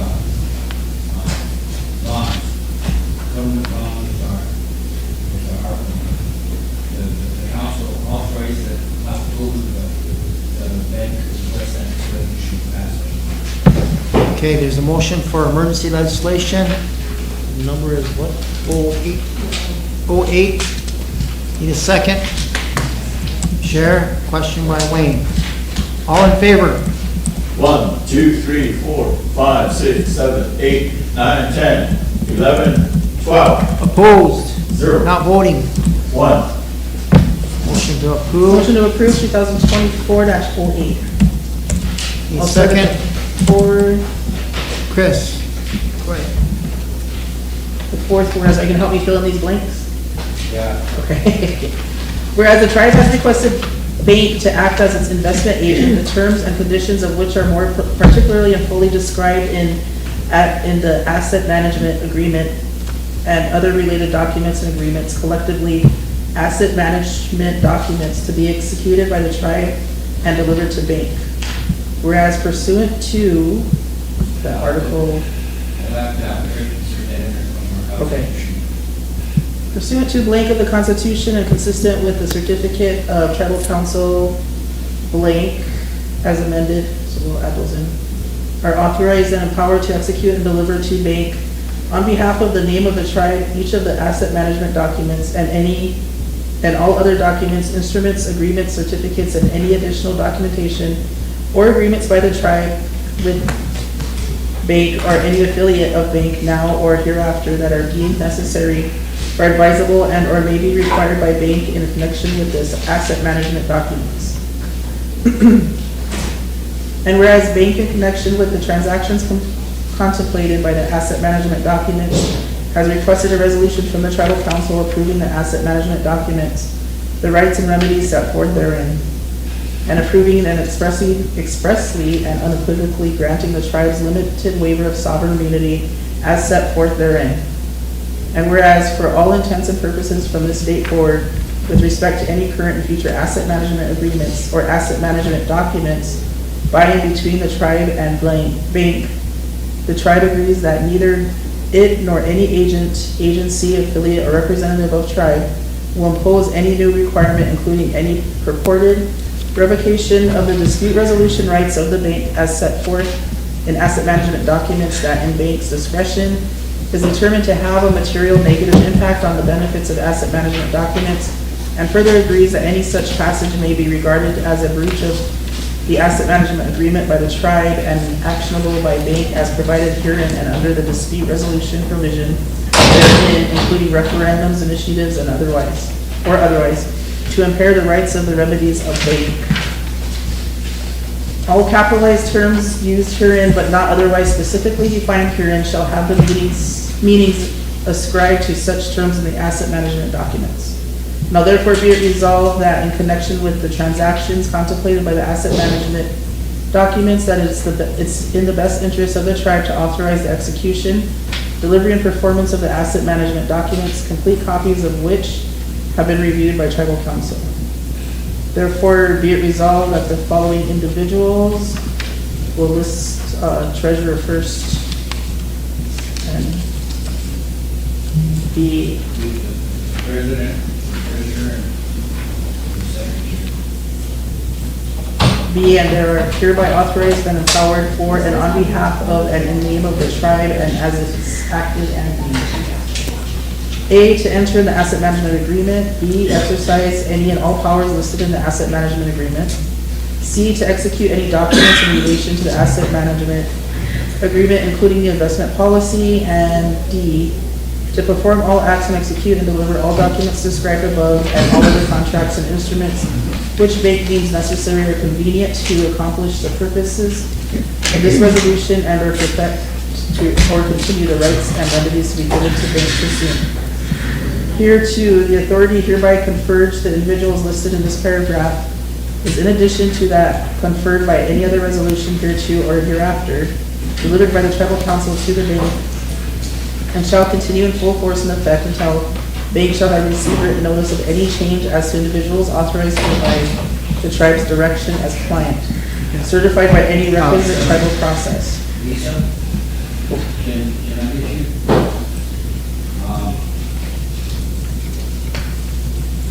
We were supposed to change this language, and we didn't change it.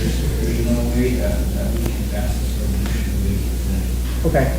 So can we just table it? And you did not change the language.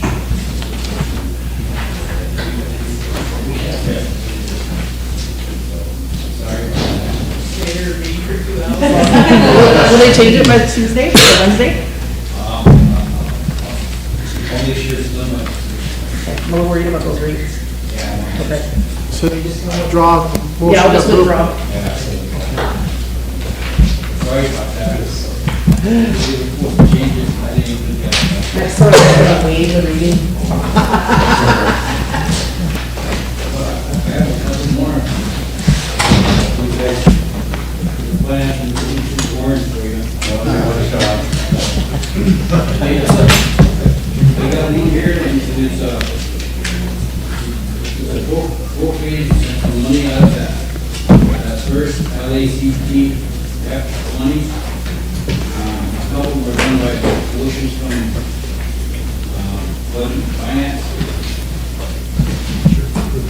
One is where we're covering the Christmas bonuses that you programs that couldn't afford them. That. The other is the one in Ocala for $200,000. And the last one is to pay for our insurance for our this building, the annex, and all the share houses.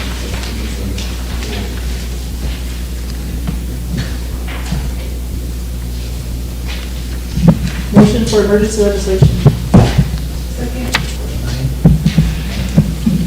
Number is 09, second by Sheriff, question by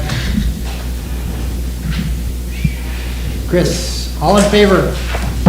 1, 2, 3, 4, 5, 6, 7, 8, 9, 10, 11, 12, 13.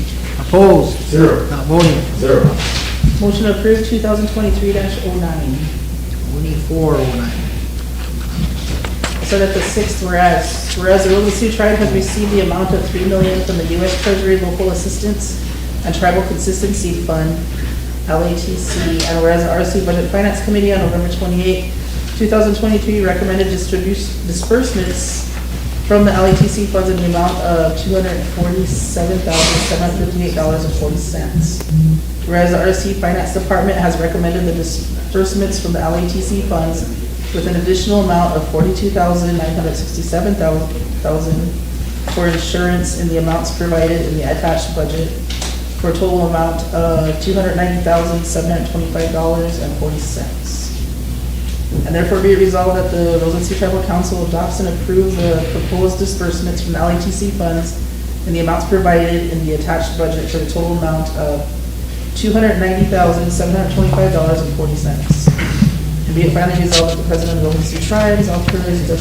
directed to sign and execute the authorization for disbursement of funds and any other related or supporting documents on behalf of the Rosebud Sioux Tribe. Lisa, I thought it was, didn't have a number, so it has a number. It's just, 09?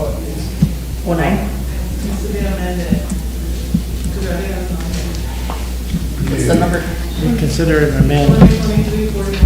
Motion, so the motion should have been reconsider and amend 2023-41. Got a second, a question? Is there any discussion on it? Need a question?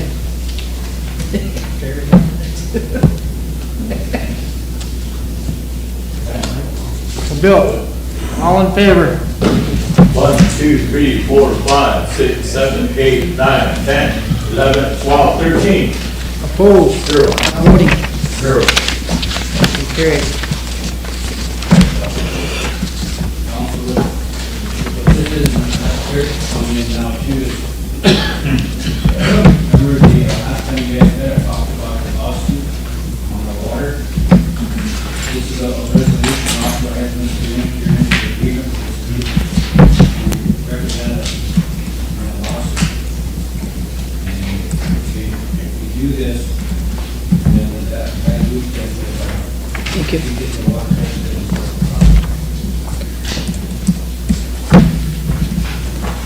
Anyway, right there,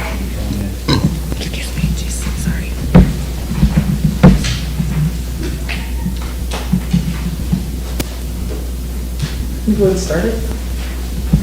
Motion for emergency. That one's 09. Second, yeah, I'm sure. Second by Sheriff. Any question? Well, does this look like it's amended, right? Pardon? Is this amended? Yeah. In venue, we're on the same one? Or already got two different one? Because we don't have a number. Well, this is like, you know, so it would be emergency legislation. Oh, that's 09, need a second. Chair, question by Wayne. All in favor? 1, 2, 3, 4, 5, 6, 7, 8, 9, 10, 11, 12, 13. Opposed? 0. Not voting? 0. Well, on our list here, what is this, 2023-377?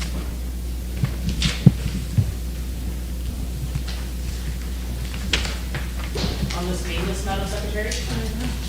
2023-77, is that different from this resolution? I think it's a different law. It's the same, looks like it's the same from.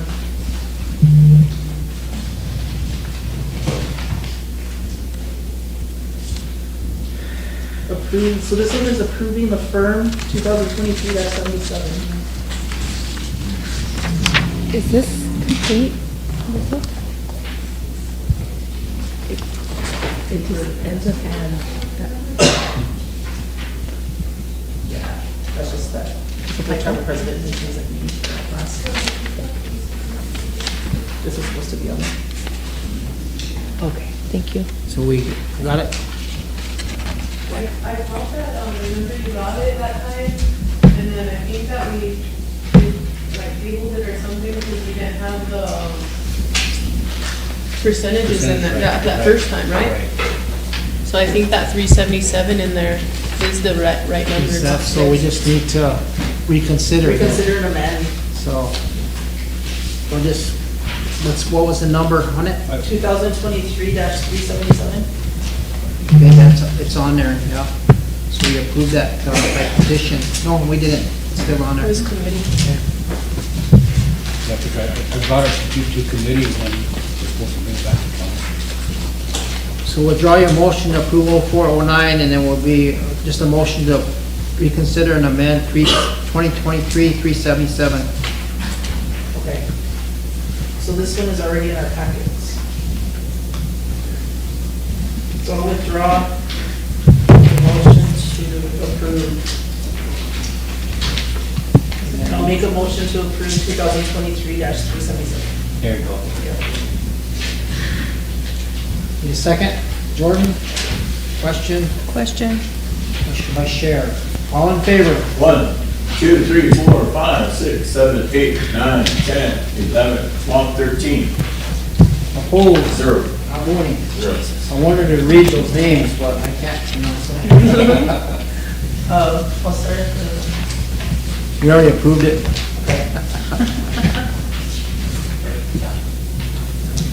Are we approved? Yeah. Okay, it's all good. Okay. The only other thing I have for you guys is it's already in your packet. But it's resolution 2023-370.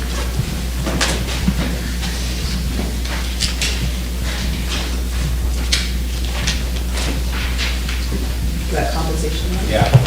I'll move to approve 2023-370. Second by Jordan.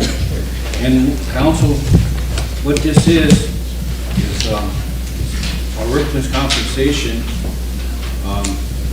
We're a member of a group of tribes that have our own workman compensation program or agency or what company we're going to call it.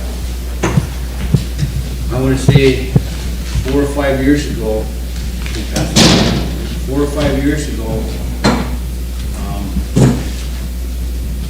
they established a rate for our employees, because they have to be rated by their occupation, so that determines what their risks are. Anyway, the amount that they were rated was not accurate. So over the course of about 2 years, we have a surplus of money in there totaling $397,000. So that goes back to Rosebud. That's ours because we were paid. And then the year before last, the same mistake happened back there, but it was in reverse. They moved a decimal point over and didn't collect enough workman's comp. So what we're trying to do with this resolution here is we're gonna, right now, there's $397,000 is sitting in an account with the workman's compensation company. We're gonna withdraw that, bring it here, and then we're gonna pay off that underpayment that we made, which is 351, and then the balance we're going to use for our insurance.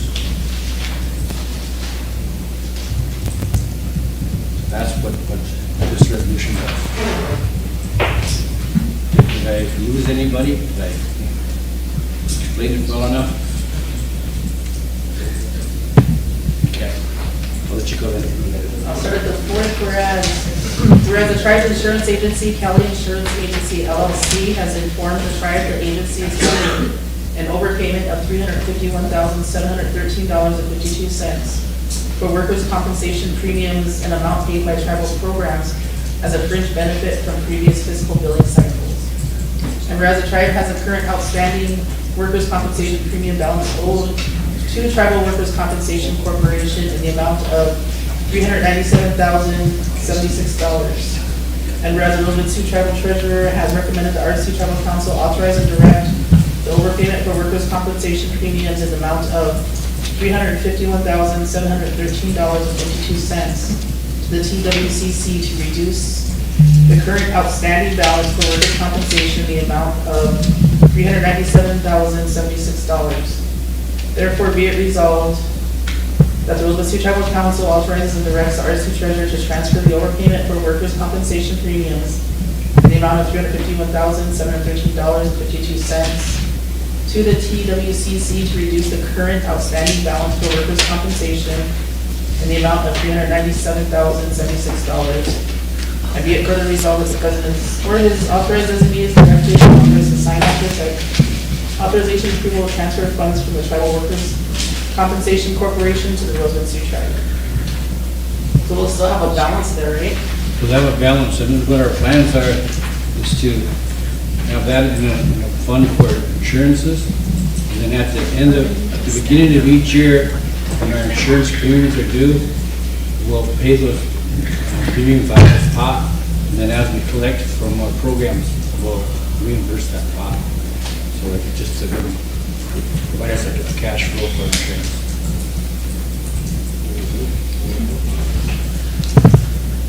Madam Secretary, would you make the little corrections of the periods to commas and eliminate those spaces? Yeah. Okay. Yeah, sorry about that. Oh, no, that's okay. Hey, is there any more discussion? Need a question? We got Eric, got something? I just had, good afternoon, Tribal Council. I just had one thing, that the overpayment was not collected from the employees' checks, it was from the program fringe. So it's not something that's owed back to the employees. So just wanted to make that clear. Thank you. Question? Chris, all in favor? Approving 370. 2, 3, 4, 5, 6, 7, 8, 9, 10, 11, 12, 13. Opposed? 0. Not voting? 0. Motion carried. Okay, we'll just go down the list. 371, are we going down the list? Motion to approve 2023-292. 292. Find that.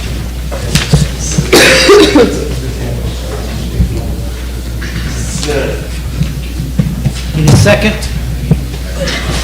Bill, go ahead. start at the 7th, whereas the Rosebud Sioux Tribe Budget Finance Committee has recommended that the RST Tribal Council should authorize the payment to Hills Construction for the repair of a guardrail in the amount of $10,277.50 on a sole source basis. The source of funds for payment is CHR third-party revenue account.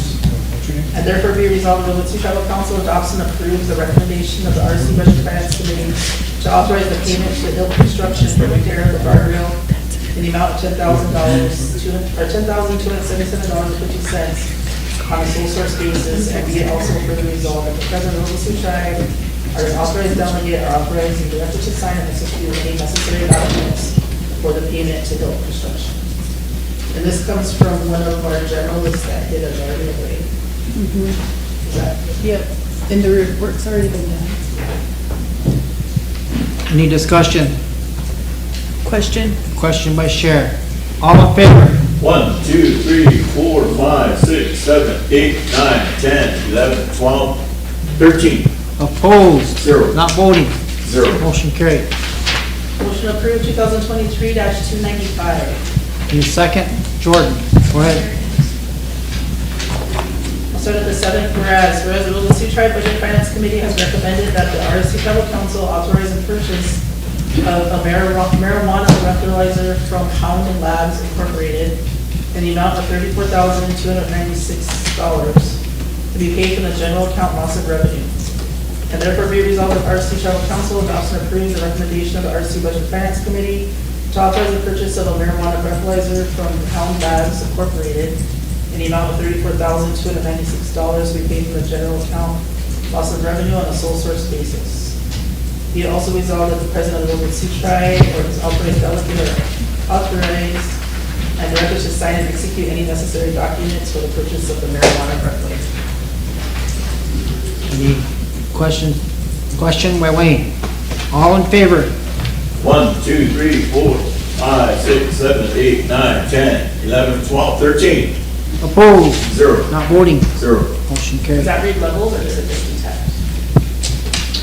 It tells if you are like at the time. So I think it'll tell you like how much you, yeah, Like the alcohol, yeah. Remember?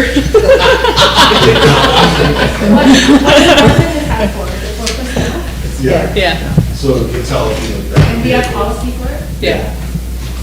Nice to It's like a breathalyzer, remember? Okay, which one are we on now, Lisa? Motion approved 2023-371. Okay. Second. Second.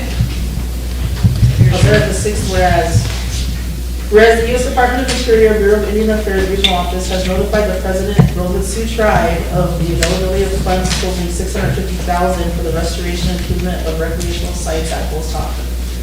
$250,000 Carmelie, $100,000 and Rosebud Dam, $300,000. The funding is specific to recreational sites at these locations and is separate from the operation and maintenance funding for these dams. The funding is a one-time distribution of recreational funds and cannot be guaranteed for future years. And whereas the funds are available to the tribe to contract administration funds pursuant to Public Law 93-638 and require the submission of a revised scope of work, budget, and budget justification to reflect the amount of funds available. The scope of work will be used to develop a monitoring plan. And whereas the Rosebud Sioux Tribe Land and Natural Resources Committee recommends the Rosebud Sioux Tribe accept the funds and direct the RST Natural Resources Program to submit a revised scope of work, budget, and budget justification. Now therefore be it resolved, the Rosebud Sioux Tribal Council authorizes and submits the PL 93-638 contract proposal to Bureau of Indian Affairs for funds totaling $650,000 for restoration and improvement of recreational sites at Post Hawk, for $250,000, Parmalee, $100,000, and Rosebud Dams for $300,000. The funding is specific to recreational sites at these locations and is separate from the operation and maintenance fund for these dams. And be it further resolved that the President of the Sioux Tribe or his authorized delegate is authorized to correct and sign any and all related documents to support the tribe's request to contract the administration of funds for the restoration and improvement of recreational sites at Post Hawk, Parmalee, Rosebud Dams. And Cool. Go ahead, Wayne. Wayne, so Bob was able to make them change their original, make VIA change their original projections on the recreational areas? There are two different proposals. This one was the original one, and then afterwards this one came up, then they offered another one to Post Hawk Park. Well, that's the one that got carried away. Yeah, because Post Hawk Park, we never even accepted that at all. But this is the original one to do. Post Hawk Dam, Rosebud Dam, and Harmony Dam. Cool. Thank you. Some swimming going on Did you over say there. Rosebud and Parmalee? Question. Yeah, Post Hawk, Rosebud, Harmony. Okay, question by Wayne. All in favor? 1, 2, 3, 4, 5, 6, 7, 8, 9, 10, 11, 12, 13. Opposed? Sir. Not voting? Sir. Motion carried. Motion to approve 2023-372. A second. Second. Sheriff, go ahead. Whereas RST Health Administration has recommended the Rosebud Sioux Tribal Council adopt and approve the attached Rosebud Sioux Tribe CHR program credit card policy. And therefore be it resolved, the Rosebud Sioux Tribal Council adopts and approves the Rosebud Sioux Tribe CHR credit card policy. And be it further resolved, Rosebud Sioux Tribe, to the President of the Rosebud Sioux Tribe or its authorized delegate is authorized and directed to sign and execute any and all necessary documents to authorize and implement the RST CHR credit card policy. Where was that one?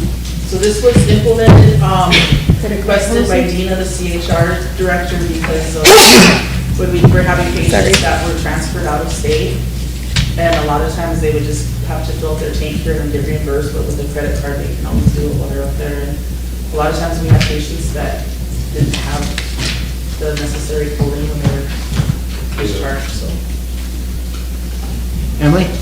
Thanks, I just have a question for our treasurer, but maybe the Budget Finance Committee can answer. I know that there's work right now with updating the policies and procedures for our own finance department. Does anybody know if these policies are in alignment with those proposed changes? Because we currently don't have a policy like that, and I know it was coming in the finances proposed update, but we haven't seen yet. So I was just wondering if anybody has checked with that, or if we I think this was just specific for the CHR program. I don't think that it's in alignment. I don't think anybody has, because it only has like a max of like 300 or 500. Do you want to refer it to? And this was actually wasn't, when it was presented to us, it wasn't a credit card, it was a prepaid card. So, I don't know what Deanna. Okay, I can't answer that either. Yeah. I don't think it's in alignment with our current policies, because they're still in amendment stages. and CHR is still a tribal program? Yep. And so would it make sense then to have it, make sure it aligns Yep, with our? it should be, yeah. It Can we have that forwarded to them, or is there somebody that can review that, or? Is that? I think she, did Dina help because Eric Myrna was review this? I don't know, but remember Myrna was in here. Yeah, Dina did have Eric review these policies, because she came to help board and with them. And then remember whenever that day we met, Myrna was in here, and she like really, I think that it does align with it back there. I think they just needed their own policy. Because we don't have one of the tribe, so Yeah. they can't align with it unless they know Myrna what was the okay with proposal it, is. so. Could I? Go ahead, Sharon. Okay. So the Governmental Affairs Committee started looking at the new procurement, or at the procurement manual, and we were gonna make amendments. We went off of the former Treasurer Denoyer's recommendations. We took it to committee, but then we ended up tasking the Treasurer and the Finance CFO with it. So they're bringing us back, when we have our next meeting, they're supposed to bring us back a new manual for us. So currently, what Emily is saying is that we do not have a current policy in place. So if we approve this, then what is gonna happen when we approve the policy? And I believe there might be some stuff in there about credit card purchases. Yeah. So that's, Wayne, we're talking about this CHR, they got a credit card policy that they're trying to present here. This is the first time I saw it. Is that gonna be in line with the procurement manual? Or can't answer that, no. Minutes manual? This is the first time I saw it. so. Okay, so you guys wanna send this back? Motion to table. I think they're already utilizing it. Are they? Yeah. And Is it a prepaid? it was a prepaid. Yeah, that's prepaid is different from the credit card, so. This one says credit card policy, so. Yeah, the credit card policy will be presented to you guys next week. There's a motion to table. Can you get a second? On here it Chris? says, obtaining and purchasing a CHR program will use third-party funds to purchase two $500 prepaid credit cards at any retail store that will allow purchase of 500 or more. So they're prepaid, but she's calling it a prepaid credit card, so I think that's why she was making a credit card policy. There's a motion made to table. Chris seconded it, so. we need to- Emily? And I plan on bringing that policy to you guys next week. Okay. Okay, all in favor of tabling motion? 1, 2, 3, 4, 5, 6, 7, 8, 9. Opposed? Not voting? 1, 2, 3. Motion carried. Okay, 373. Okay, motion approved 2023-373. Second. Second by Chair, go ahead. So at the fourth whereas the Head Start, Early Head Start program is requesting the removal and reinstall a small playground structure from Old Billy Mills Head Start Center in Parmalee, South Dakota to the new Parmalee Head Start Center location. Whereas American Playground and Recreation submitted a bid after 3 weeks of advertising for $15,664 to remove the playground structure from the current location and reinstall it in the new location. Whereas the RST Budget Finance Committee approved American Playground and Recreation's bid for $15,664 to relocate the playground structure on Friday, October 13, 2023, at a duly called meeting with a quorum present and has been recommended for approval to the RST Tribal Council. Therefore, be it resolved that the Sioux Tribal Council does approve playground and recreation at $15,664 to move the playground structure to the new Parmalee Head Start Center. Any questions? Emily? My only question is, has there been appropriate site prep at the new site? I'm sure there has. Okay. Well, I questioned it anyway. Unless it's in a bid, it might be in the bid that they do that too, so. Question by Wayne. All in favor? 1, 2, 3, 4, 5, 6, 7, 8, 9, 10, 11, 12. Approved. 0. Not voting. 1. Motion carried. See, motion to approve 2023-374. Second. Chair, go ahead. So at the sixth whereas the Rosebud Sioux Tribal Education Department is requesting approval for the RST Education Director to contract early childhood specialist for the Lakota Tiwahi Center Developmental Clinic funded by the USDOE Infant and Toddler Disabilities, not to exceed $15,000 per contract for fiscal years 24 and 25. And whereas the Rosebud Sioux Tribal Council approves the authorization of the contracting of the early childhood specialist by the RST Education Director for the Lakota Tiwahi Center, not to exceed $15,000 per contract for fiscal year 2024-2025. And Dr. Lucy Rifle, pediatrician nutritionist, Dr. Amy Rendell, physical therapist, and Lori Kingsbury, speech therapist. Therefore, be it resolved that the Sioux Tribal Council grants authority to the Rosebud Centrongu Tribal Education Department to contract early childhood specialists for the Lakota Tiwahi Center Developmental Clinic funded by the USDOE Infant and Toddlers with disabilities not to exceed $15,000 per contract for fiscal years 2024-2025. Any questions? Any questions? Emily, all in favor? 1, 2, 3, 4, 5, 6, 7, 8, 9, 10, 11, 12. Opposed? 0. Not voting. 1. Motion carried. I don't remember this one. Unless Motion to approve 2023-375. Second? Second. Sure. Go ahead. I'll start at the sixth whereas. Whereas the Sitchongu Tribal Education Department is requesting approval for the RST Education Director to contract education specialist consultants funded by the New Schools Venture Fund Transcend Grant for the Building Bridges Parent Involvement Initiative and the 638 Education Assistance for fiscal year 2024. And whereas the RST Council approves the authorization of the contracting of education specialist consultant Judith Echelon funded by the New Schools Venture Fund and 638 Education Assistance Grant 180, not to exceed $25,000 for the Building Bridges Parent Involvement Initiative for fiscal year 2024. And whereas the RST Council approves the authorization of the contracting of the education specialist consultant Melina Orengo, funded by the New Schools Venture Fund, not to exceed $20,000 for the Building Bridges Parent Involvement Initiative for fiscal years 2024. And furthermore, the Rosebud Sitchongu Tribal Education Department is requesting approval for the RST Education Director contract Sterling Literacy Consulting to manage the Building Bridges project funded by the New Schools Ventures Fund, the Transcend Grant in the amount of $84,000 for the Parent Involvement Initiative.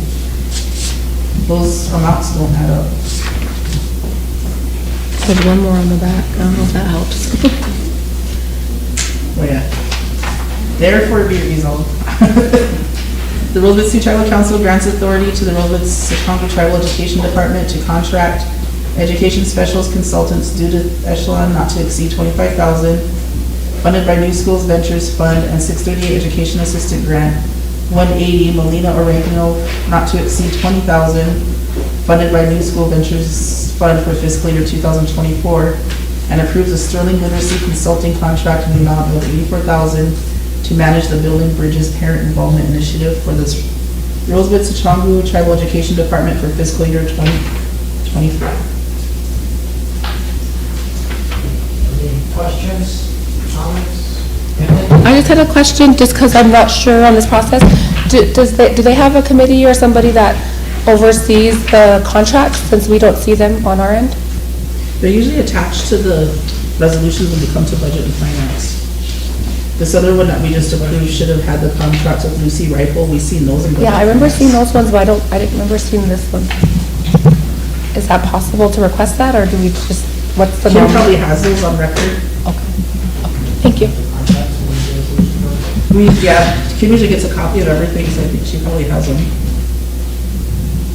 All right, what do you guys want to do? Any more questions? Any questions? Wayne? All in favor? 1, 2, 3, 4, 5, 6, 7, 8, 9, 10, 11, 12. Opposed? 0. Not voting? 1. Carried.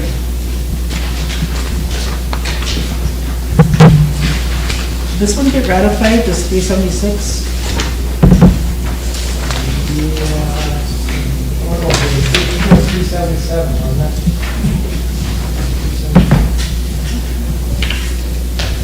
Motion to approve 2023-376. Second. Second. I'll start at the fifth whereas. Whereas the Rosebud Sioux Tribe has been awarded a grant from the United States Department of Justice, Office of Justice Programs under the Comprehensive Tribal Victim Services Set-Aside Formula Grant Program. The Consolidated Tribal Assistance Solicitation Award number 15 POVC-23-DG-01160-TVAG in the amount of $358,830 with a project period of January 1st, 2024 through December 31st, 2024 to fund the Rosebud Sioux Tribe Victims Assistance. And whereas the Rosebud Sioux Tribe Attorney General's Office is responsible for implementation of the new grant for the Rosebud Sioux Tribe Victims Assistance Program. Therefore, be it resolved that the Rosebud Sioux Tribal Council authorizes the acceptance of the OVC Grant Award number 15 POVC-23-GG-01160-TVAG and approves the attached grant budget in the amount of $358,830 to be by administered. by the RST Attorney General's Office, as amended. So who administers this over there then, John?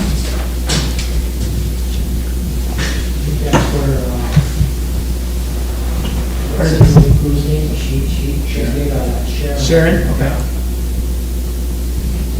And does this fund their staff? What's that? Does it fund their staff? Yeah. Yes, it does. There's a budget on that.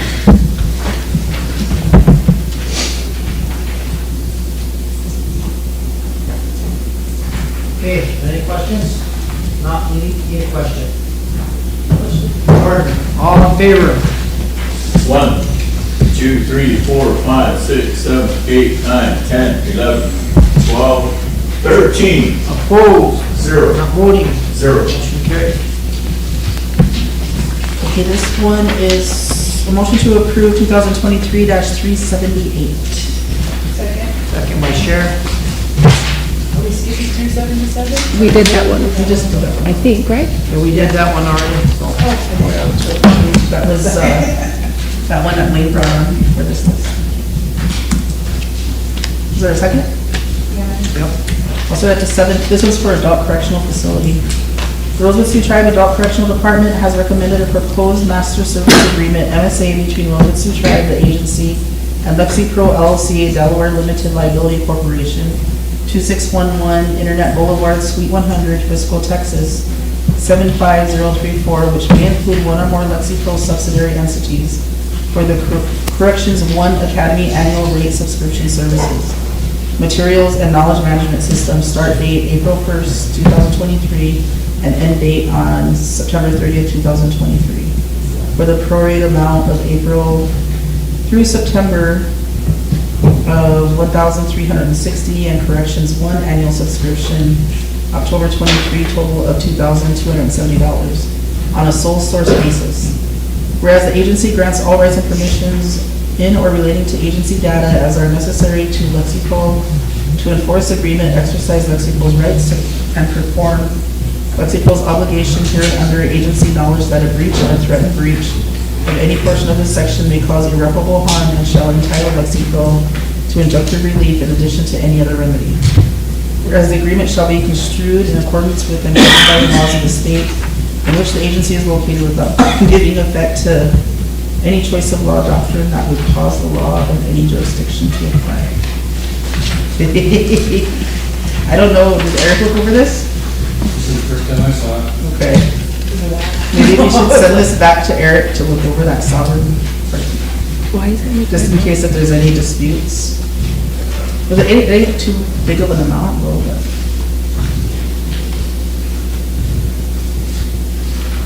Whereas the MSA shall be governed, construed, and enforced in accordance with the laws of the United States, where applicable, the laws of the Rosebud Sioux Tribe.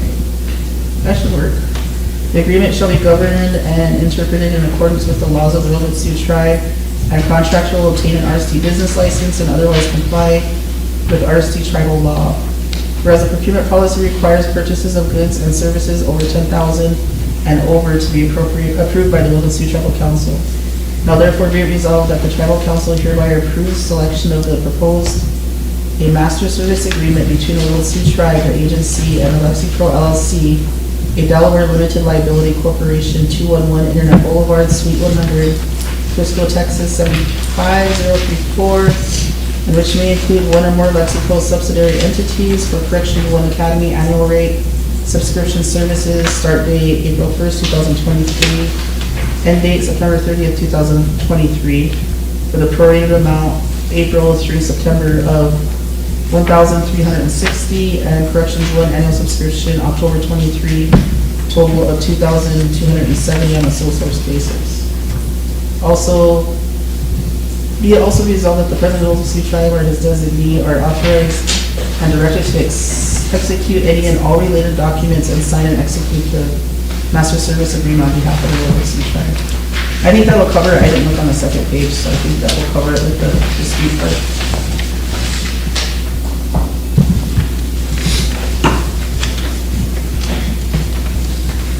Is there any questions? No, need a question. Bill, all in favor? 1, 2, 3, 4, 5, 6, 7, 8, 9, 10. Opposed? 0. Not voting? 1, 2, Motion carried. 3. Motion to approve 2023-379. Need a second? Second. Sure, go ahead. I'll start at the fourth whereas the SLO-HS/EHS program is requesting approval for the 2024-2025 Head Start and Early Head Start Consolidated Continuation Budget and Budget Justification in the amount of $7,324,216. And whereas the dollar allocation for Head Start program operations is $5,216,656, and the Head Start training and technical assistance is $38,461. The program operations for Early Head Start is $2,028,980, and Early Head Start training and technical assistance is $40,119. Whereas this resolution is reviewed and passed by the RST Budget and Finance Committee at a duly called meeting on Monday, October 30th, 2023, with a quorum present, has been recommended for approval to the RST Tribal Council, and therefore be resolved that the RST Tribal Council fully supports and approves the Changu Lakota Yate Head Start, Early Head Start 2024-2025 Consolidated Continuation Budget and Budget Justification amount of $7,320,216. Discussion. Operating budget. Need a question? Chris, all in favor? 1, 2, 3, 4, 5, 6, 7, 8, 9, 10, 11, 12. Opposed? 0. Not voting? 1. Motion carried.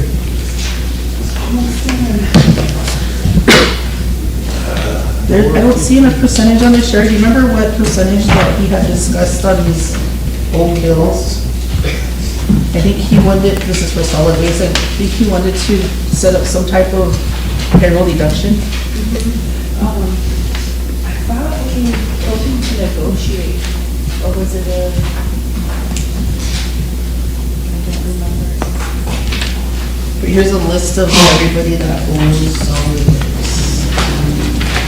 And he went through the bills up there that were being collected, and this is what he came up with. So he was trying to negotiate a repayment percentage. I don't remember what that percentage. I was thinking it was 4%, but I don't remember. Did he say anything with you about it, Wayne? Just 'cause I think what came up in discussion was that there's only so much that can be deducted about a pay period, so I don't know if we are gonna agree with him to set an actual percentage, because some people might not be able to afford that percentage deduction out of their paycheck. I think we would ask them, we should negotiate Yeah, that's what I remember too, because we could agree on a rate. Yeah. Should we just hold off on this? Emily, do you remember? I wasn't, I'm not in budget and finance, but, the last Land and Natural meeting that we had, the director came there and kind of brought up some issues as far as like, he didn't know what authority he had to be a bill collector, and so we had a bit of a discussion at committee then, and I think, and Wayne can correct me if I'm wrong, I think what we ended up doing is recommending that he, break down those outstanding bills into like revenue generating businesses versus our kind of tribal membership, just to see if there was any way to either collect on some of those, and if so, to give him that authority, like, you know, what he should do. But we also have a discussion on that is a full-time job for the amount of work and outstanding bills that they had up there, and so I think that's why we recommended that he went to Budget and Finance to see what options he would have in, you know, if he made best effort to collect as much as he can? Is there gonna be a point where he would be eligible for any loss of revenue from leftover funds or something like that? So I think that's where the discussion at our committee was. I think they went clear back to 2017, some of these bills, so probably some of them that probably are uncollectible. We had a discussion in my office about some of these big businesses that use our services here, and they got quite a big amounts that they owe. So basically, I told them to cut them off and negotiate with them if they can't pay it. So I'm not sure what he asked the budget and finance to do, but I'm pretty sure it's probably permission to go back and kind of do some negotiations with them, with the individuals, as far as maybe even having a payroll deduction and pay it off, so.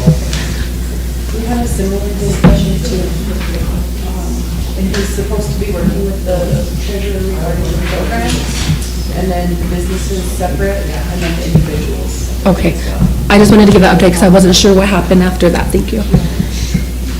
So do you think that affects this at all then? He's just asking, he says in here, summary of account instructions, or he's talking about authority to provide a discount on past due amounts, so he's basically asking you to reduce the price so they can pay it. Is this older though? Like, has he had those recent discussions? He's so new. He was just hired in August. Well, I meant like this is an 11 and I know he was at Land and Natural just a week or two ago or whenever our last meeting was. But you haven't talked to him since then at Budget Finance? The problem he has, the previous director had, is a lot of these sites are disputes with the law. He's saying that they are wrong, and they don't have the documentation to back up the bills.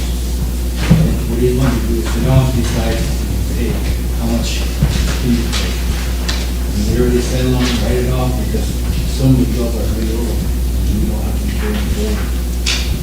So that's what he's asking for. He did say that our Louis cave is full. Yeah.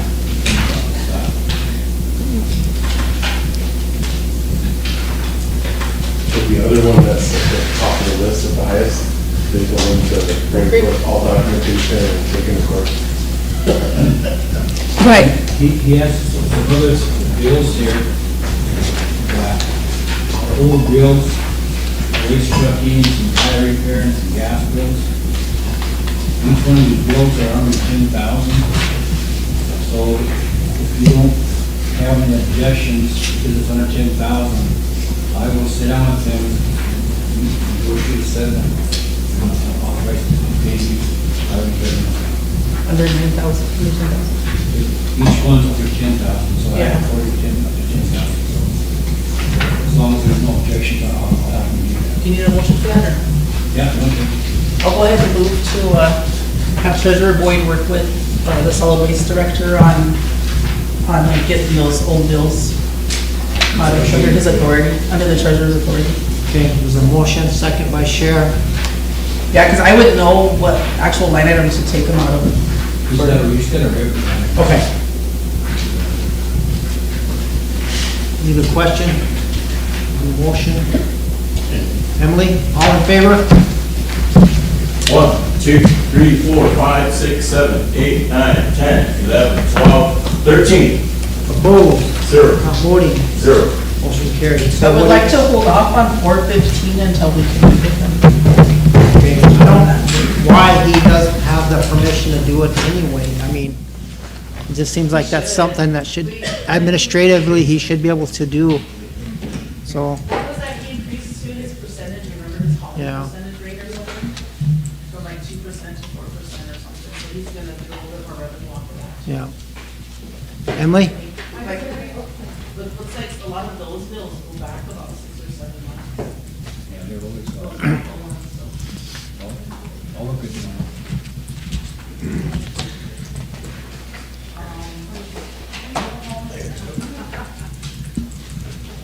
Emily, do you have a question? I have to work with them to get them all caught up.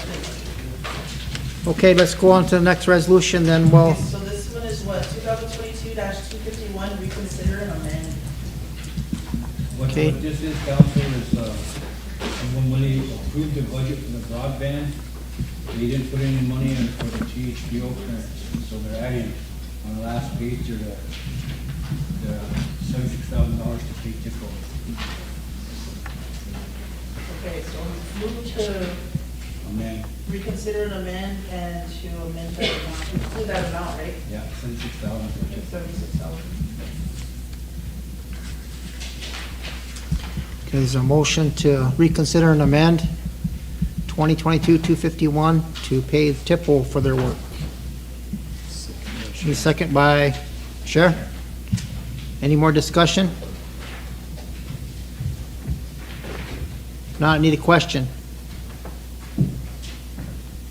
Bill, all in favor? 1, 2, 3, 4, 5, 6, 7, 8, 9, 10, 11, 12, 13. Opposed? 0. Not voting? 0. Motion carried. So this next one was a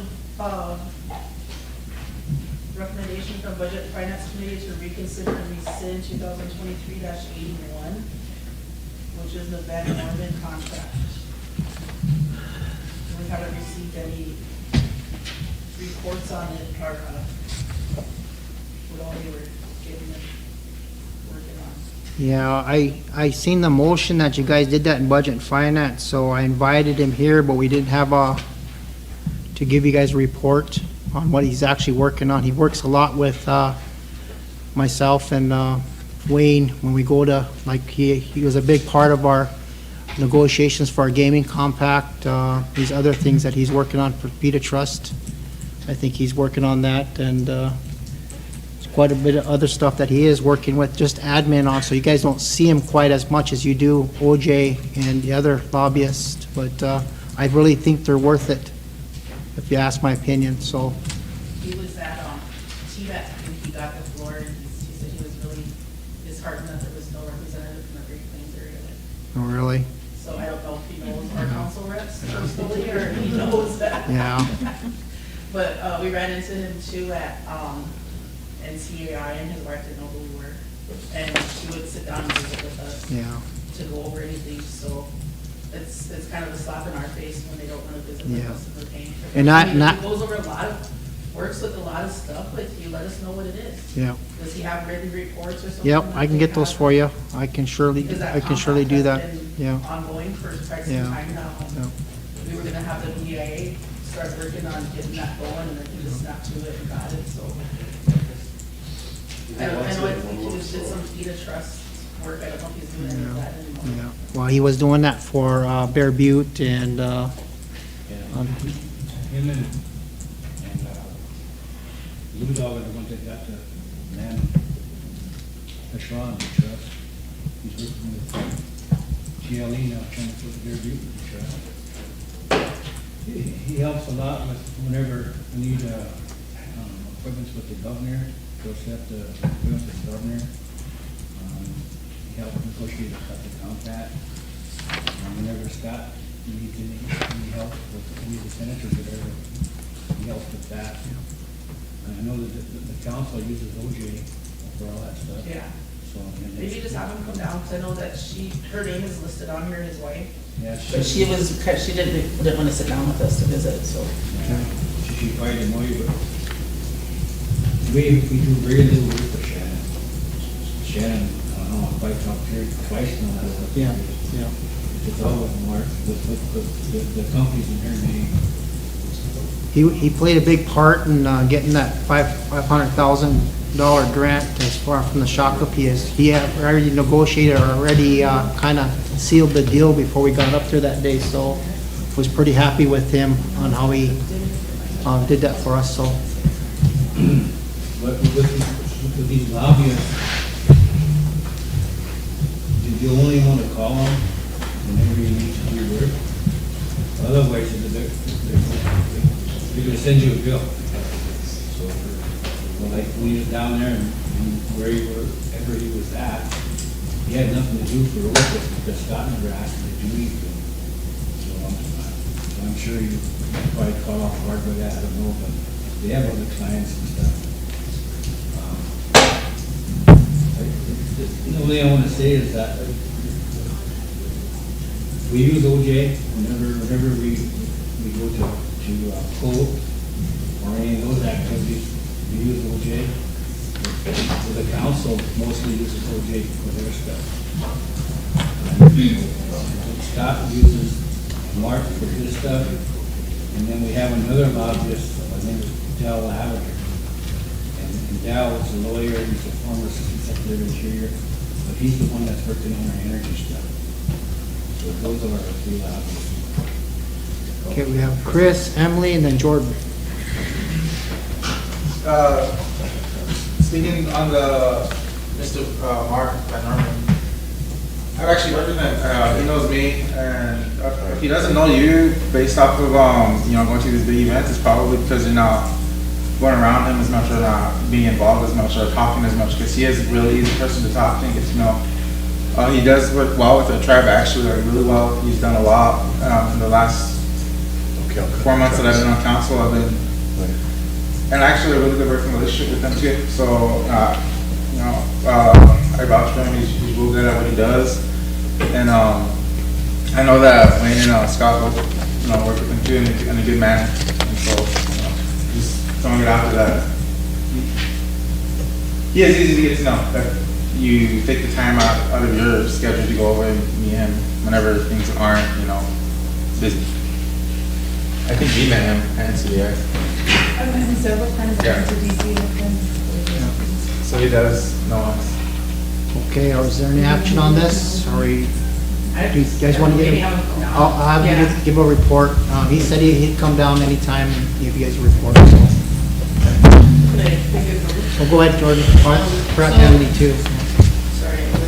So kind of just to put my 2 cents in, whenever he said that, he stood up and said that, I kind of disagree with him saying that, because whenever, SWA's lawyers, for instance, whenever I go with them, they'll bill SWA or partial bill each entity. So they'll partial bill RSWA, and then they'll partial bill if they're representing Pine Ridge too. And then so that way then they can represent all of them. So I don't know if he's representing other tribes, then he should be splitting that bill so he's allowed to represent Rosebud Sioux tribe along with whoever else he's representing. That's what I'm saying. We didn't have a park plan or blocks to go out, represent us on anything that we have. Period. You can't go to Washington and say that. We represent Rosebud because Scott has the motion to do that. Thank you. Emily? Sorry, I skipped over you. It's okay. I think my question was probably answered anyway. It had more to do with, because there's so much going on behind the scenes, and I'm sure you have all of these, moving parts going on, but from council to not be aware of them, I think is an issue. And so I don't know what maybe each contract is different, but if you're being billed by a task or by the hour or something, to me, that seems like it would be very easy then to transfer that into a monthly report or something to say, hey, last month, this lawyer or this lobbyist or whoever we were talking about had X amount of hours for Rosebud Sioux tribe, and it was at this event or, whatever. And the reason I'm asking is on other boards and other things that I'm part of, that's a pretty common practice, is to know how many billable hours we have. Or I've also seen it where you have a blanket, you're just going to represent us all month no matter what for one thing. And so I guess my question is he billed by a task or by an hour? We can have him give a detailed report on what he actually worked on. We can do that. Okay. So can we do that online? Yeah. It's bills before finance, any of our journeys or lobbyists, we have to have a detailed report that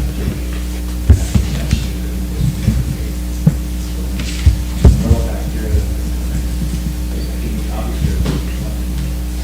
each dollar we pay, we have to have a report. So maybe not the whole amount, but I just think that could be easily forwarded to council or something that we would be able to reference back to. Thank you. So in this one here, it says that it's December 31st, 2024, it expires. So he's good for another year? Yeah. Okay. OJ's expires now, so we need to look at it. So that's the next one? Yeah, that one was, never recommended for council. or credit finance. So we're tabling Marks? No, we're just no action. Oh, There's no action until we get to the 23rd. And this one was recommended to extend the contract until December 31st of 2026. So I don't know if I just need to reconsider and amend this one to change that date. So I'll move to reconsider and amend 2022-34 and to change that date to December 31st of 2026. That's pretty much it. You have a second, is there any more discussion? Not, we need a question.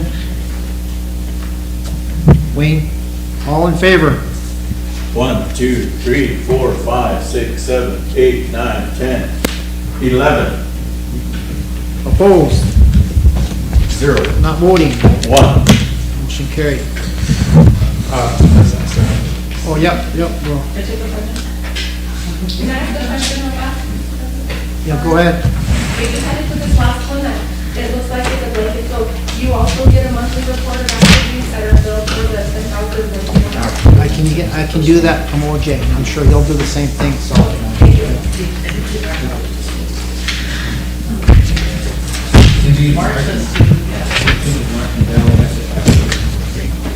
Thank you. Okay, are we done with all the budget and finance? We got community resolutions. I really apologize for this. I missed the last meeting, that's why I didn't know a lot of what was going on. I won't miss the conversation.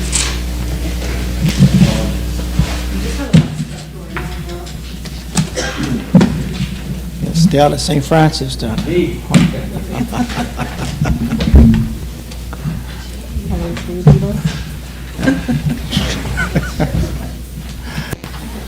Yeah, that's what I'm talking about.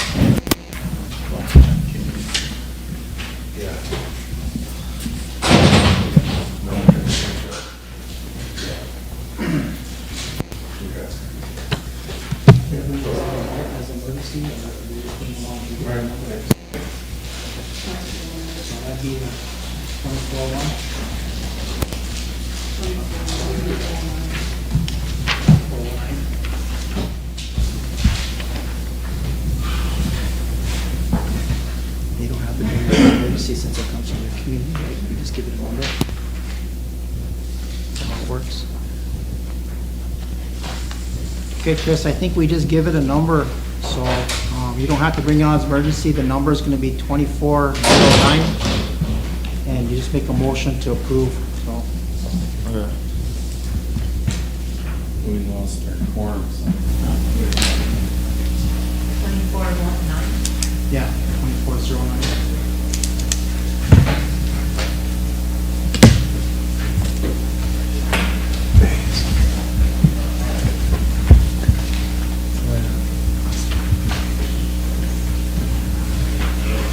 Yep. Yep. No, I'll call Sioux Challenge. All right.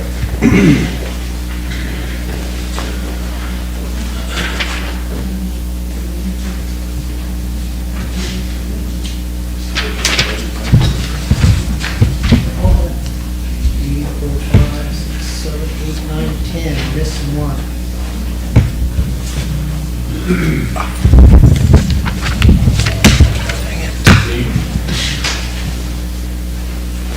So just bring these Yeah. on as resolutions now, sorry. Motion to approve community resolution number 2409, that's what you do.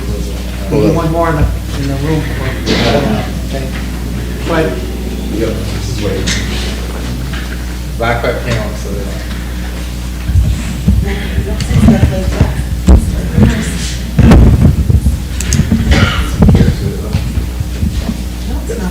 All right. Mr. Chair, I gotta go. Give me like 5 minutes. What's we're going to these now? Yeah, community resolutions. Yeah, we're just gonna, make motions to approve them or, no. Motion to Yeah, I'd like to make a motion to approve, resolution 24-19, community resolution 24-19. I'll start with the fourth whereas. Whereas the Black Hawk community has placed health as one of the priorities, so when we were informed that our tribe was in the process of contacting our Rosebud IHS hospital in the near future, we urgently called a special meeting to discuss this issue. And whereas, as a result of our meeting, Black Hawk community members have instructed our council representative to speak on our behalf and put a halt to the contacting process while urging council to vote for a reservation-wide public meeting immediately, as it should have been conducted prior to sending the letter of intent to contact out to IHS. And whereas Black Hawk community is also requesting that this Changa they be given the opportunity to vote on whether to contact the Rosebud Indian Health Service Hospital or not, as it is the right to vote on matters serious as the health care and the right to know matters of this importance in the future. There be resolved, Black Hawk community members have decided to take the position of strongly opposing the contacting the Rosebud IHS Hospital at this time until the tribal administration and council sets a public meetings in each 20 communities so that all its members in this Changa country are well informed of the consequences of contacting the Rosebud IHS Hospital and be afforded to vote on this important matter. This resolution was presented in a special community meeting, October 29th, 2023. Was passed 11 in favor, 0 opposed, 1 not voting. Okay. I need a second. Somebody second his motion to approve. Emily? Okay, you got a question? No. Oh, okay. I'll question. We're on discussion now, so. Any discussion? Now, we need a question. Lila? All in favor? 1, 2, 3, 4, 5. 5. Opposed? 1, 2, 3, 4. Not voting. 1, 2, 3. Motion carries 5-4. Okay. Motion failed. Is it? Not voting is not towards the opposed. 3 not voting.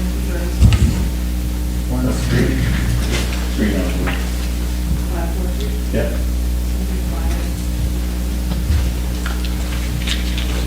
5-4-3. So is that defeated or is that approved? To me, it's passed. Motion being on, community resolution 24-10. After that, fourth whereas, Black Hawk community has concerns regarding the There's a motion to approve, so we need a second. Lila, go ahead. We're at the fourth whereas, Black Hawk community has concerns regarding the $60,000 which was given to the tribal secretary to put on the Youth Appreciation Day in August 2022. And our members are strongly requesting the expenditure report, which will provide the actual budget and expense report with the name, amount given, and the purpose of that contract. And whereas RST administration and council needs to be more transparent to its memberships and provide information when it is exceeding federal dollars or expending federal dollars. Therefore, be it resolved that Black Hawk community recommends an audit on the $60,000 allocation for the RST Youth Appreciation Day, including the actual budget and expenditures. Discussion. Go ahead, Chair. Who's gonna pay for the audit? First off, we said that I was gonna, it came up in the past as a forensic audit.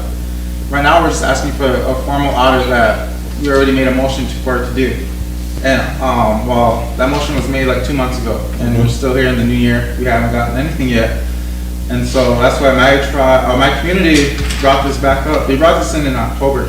So, you know, I was hoping by then it would have been brought up, but obviously it hasn't yet, so. Tantra. Go ahead. Well, Madam Secretary, did you get the report complete? Yeah. Okay. Have you just not reported it? We haven't had my report since November or October. Okay. So that's the only reason why we haven't brought it forward, is because we haven't got to the secretary report. Yeah, we didn't do my report in November, right? Thank you. Lila? I have a question. Thank you.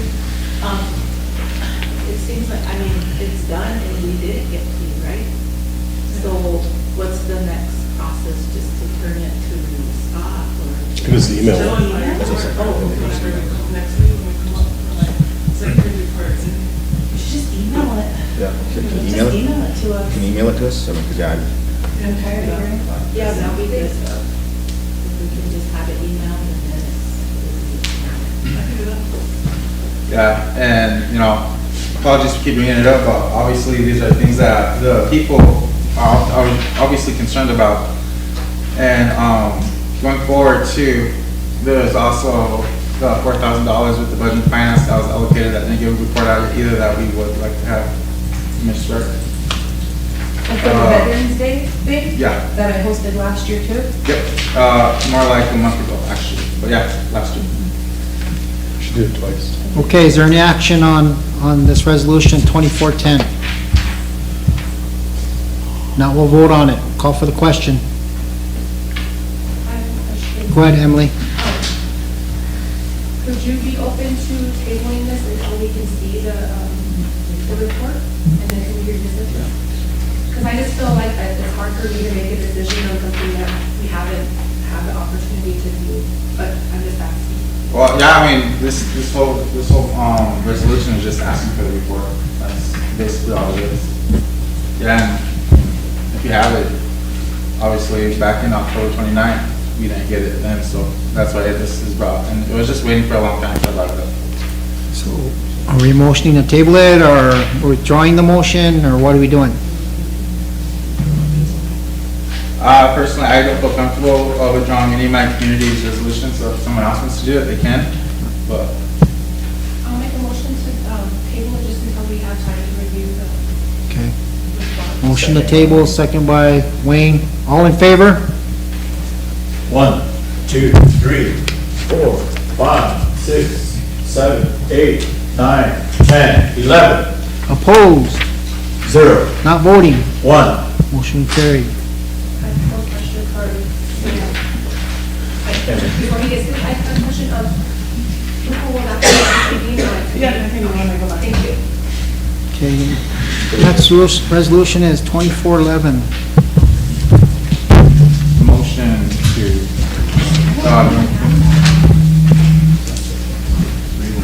What is it? 2303, 2301. I gave it a number. It's all three. I gave the number after that. So, motion being blocked by, community resolution, 2411. need a second? Ben. Ben? Go ahead. Oh, sorry, fourth, whereas Black Rock Community is recommending an audit by a third party or the funding source on all expenditures of the ARPA funding to include names, programs, amounts received, and its purpose for funding. And whereas Black Rock Community also feels that this is not a HIPAA violation, HIPAA pertains to individuals' personal health information, therefore a travel is not a violation.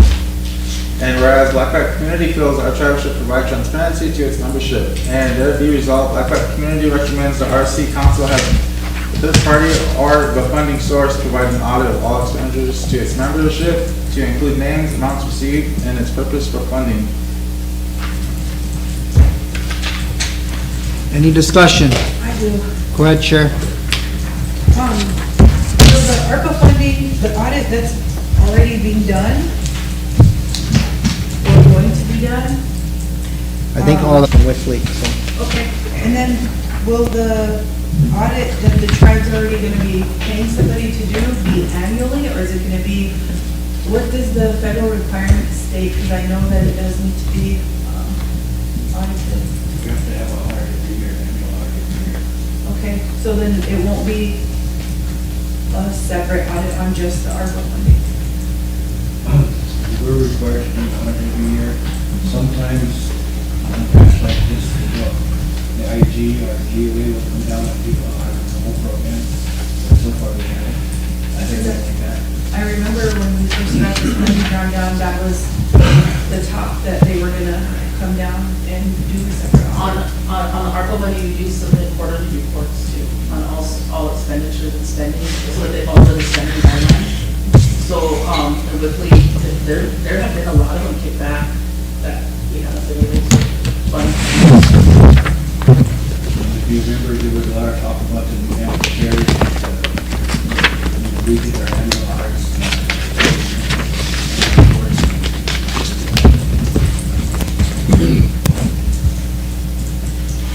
I got a question. Ben, Myla. The audits on that too, is that public information too, or how much of that is, yeah, so that's okay, I'm thinking is if we find that, I think it'd be satisfiable more, or, satisfiable to communities, if we can put that out there, it's not just saying that, email it to everybody and saying this is what it's about and stuff. I always think that too, if we had somebody here to actually go through with it also, I mean, I don't know if I want to say it and, go over the audit the whole time and stuff, whatever, but I guess to put it out there, let people know that, it has been done, and, I guess when they get it, they'll get it. Something to that effect. Audits are performed, they're only performed financial aspects of things. What Black community is asking for here is a report on individuals. That's why it's all just in existence. That's the difference between an audit and what we request. So you can't audit something until you're fully expended. We do audits every year, even though the grant's not fully expended, it would be included, what was spent in that year would be audited in that year.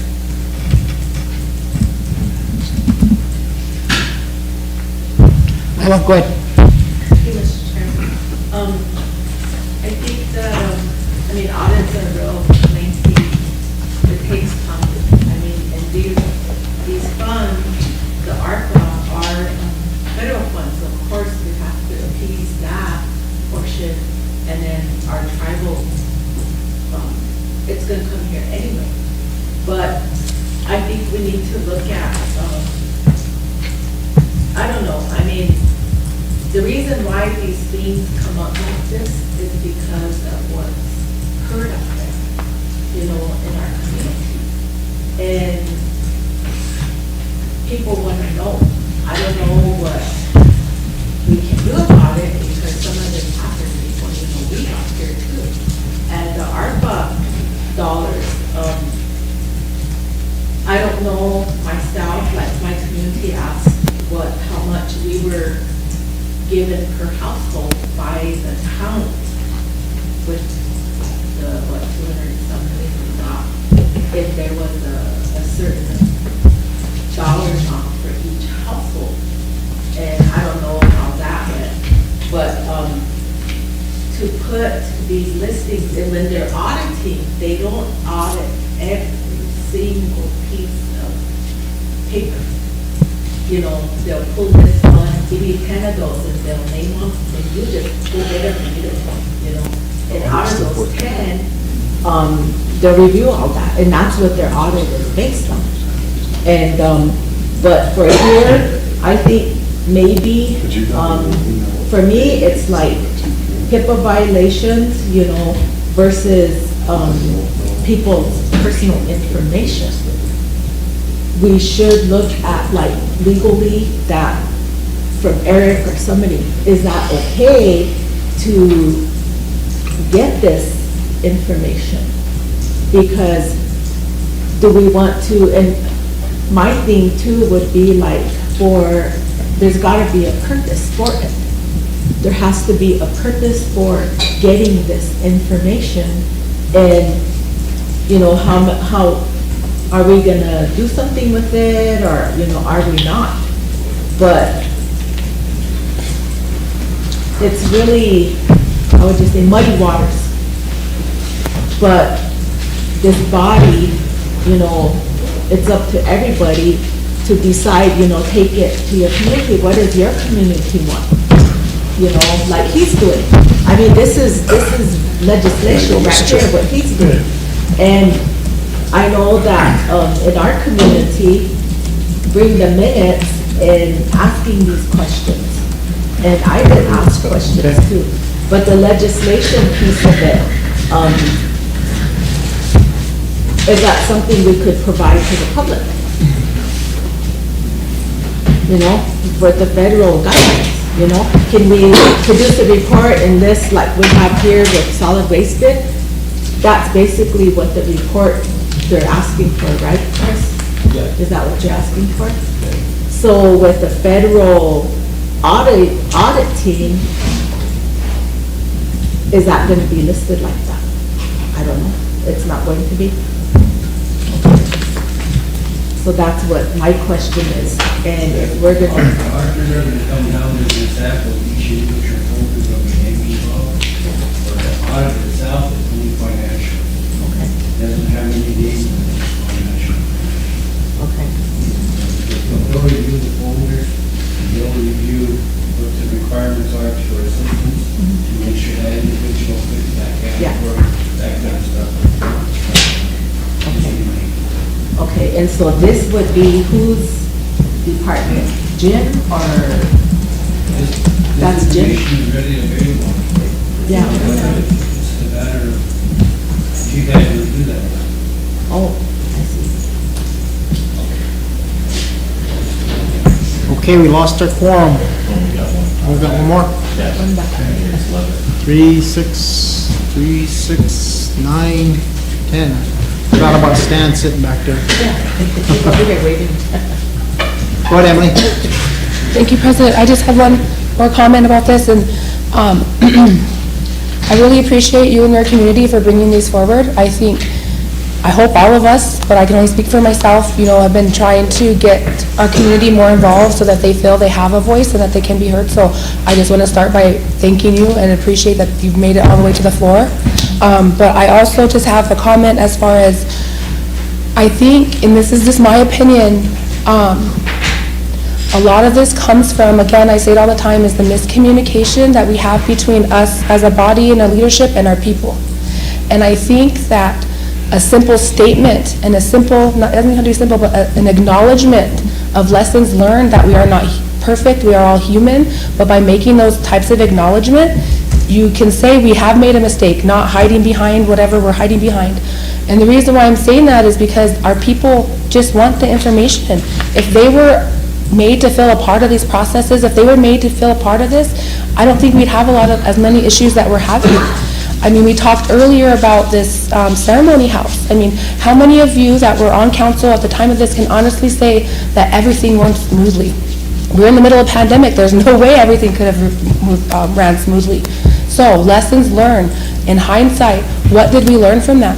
And me, I wasn't even part of it, but what I could see we learned was we need more communication. Our people should have been made aware of what resources were available to them, what application, what timeline, what qualifications. And I don't remember seeing any of that until after the fact, until after people were hearing about, oh, so-and-so got this and so-and-so got that. And again, miscommunication leads to rumors, leads to, you know, where we are right now.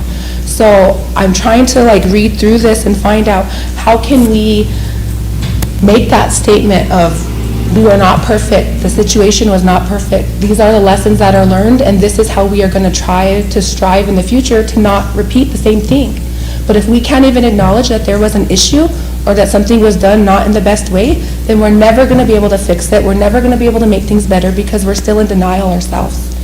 So I think I lost my train of thought here.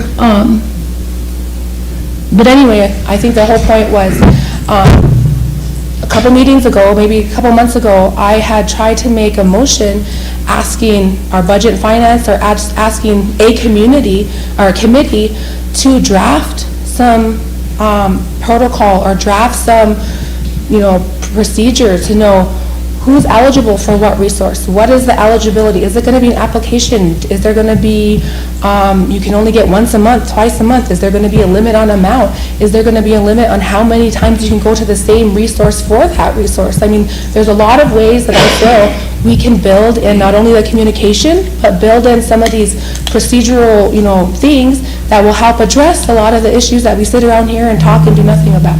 So again, I'm still talking and not doing, but to come back to full circle, we have to find a way to address our community's needs and our community's concerns. We cannot just ignore them and say, oh, I don't want to listen to it. You're not right. I know I'm right. I know you're wrong. That's it. That can't happen. So Do we have an update on the public relations officer that we had asked to be advertised for, or at least drafted information about how to hire somebody like that? Did that come out of personnel committee? Was that motion made on the? It was made on floor? council floor, and I believe it was directed to the business office. Okay. I don't know if that was, I don't remember the motion, so to be honest with you, I don't remember the motion, but we do need one. Yeah. You made it all back? She made it. Okay. And so I think you guys also recommended to be advertised, right? Well, we wanted to Or was see there the job description The job first. description that need to be developed by the business office, is that what the motion was? Yes, so that we could have a discussion on where it would fit, how to fund it, all that kind of stuff. I don't think that has ever happened. But, we're talking about winterization, and I hate to keep on going, away from the subject, but there's so many things that we need to communicate with our people that we have to start. So, sorry for rambling. Thank you.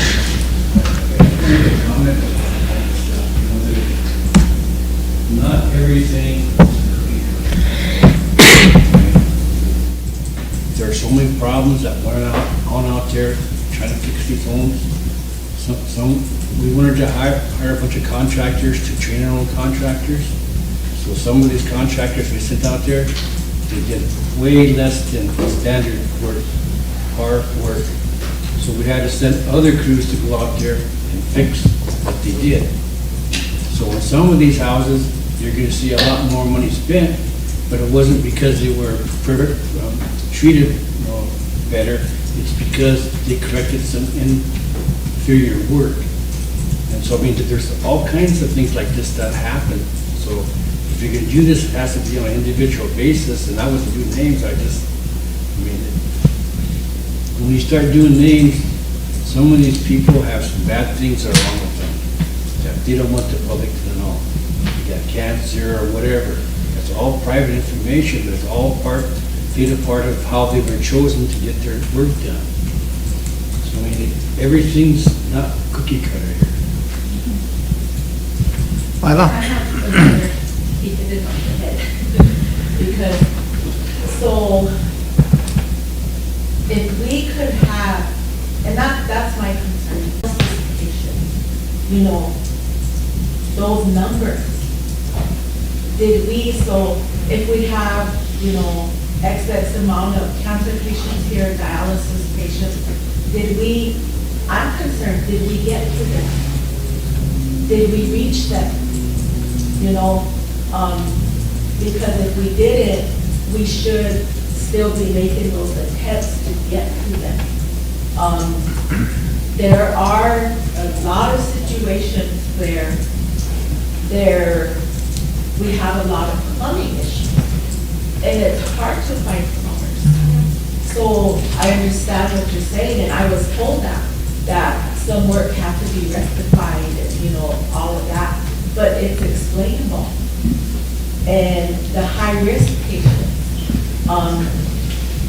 we have those categories. We have those who are in need. I know one of my community residents, they got their needs met. And with the home wasn't all fixable either, but the main and the necessity was taken care of. So I think, and we all know what this goes to is bottom line politics. And having the people get their needs met is what I'm concerned about. Having them get their needs met, we're being good to everybody, and they're getting what they need. And I know that I've been hearing a lot more work getting done on houses. And if we could have a report from the construction guys, I'd like to see that, of where they're at, which community they're in now. Are they stand out? I don't know. So something like that would be helpful, to see which part of the reservation. These guys, they over on the east end over there to over there. I'd like to see numbers, how many applicants, all of that information. And it's not for my intention to hurt anybody. It's things we need to take care of. And if that's the case and we have another need, we have to deal with those grants. We have to reach out and have SRO look at grants too, so we can continue this. It's gonna be ongoing forever, you know, but those are the kind of reports I think would be helpful, you know, to us. I can visit with the ARPA office up there and see if they can generate you a detailed report of all the expenditures.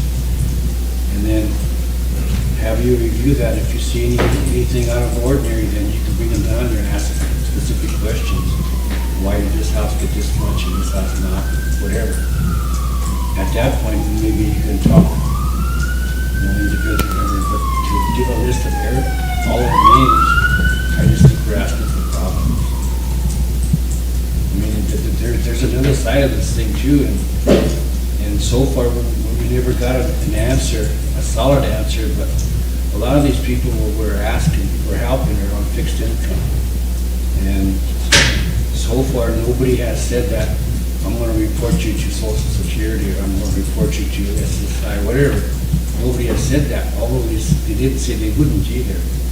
So there's all kinds of factors we have to look at when we're talking about what we're trying to do here.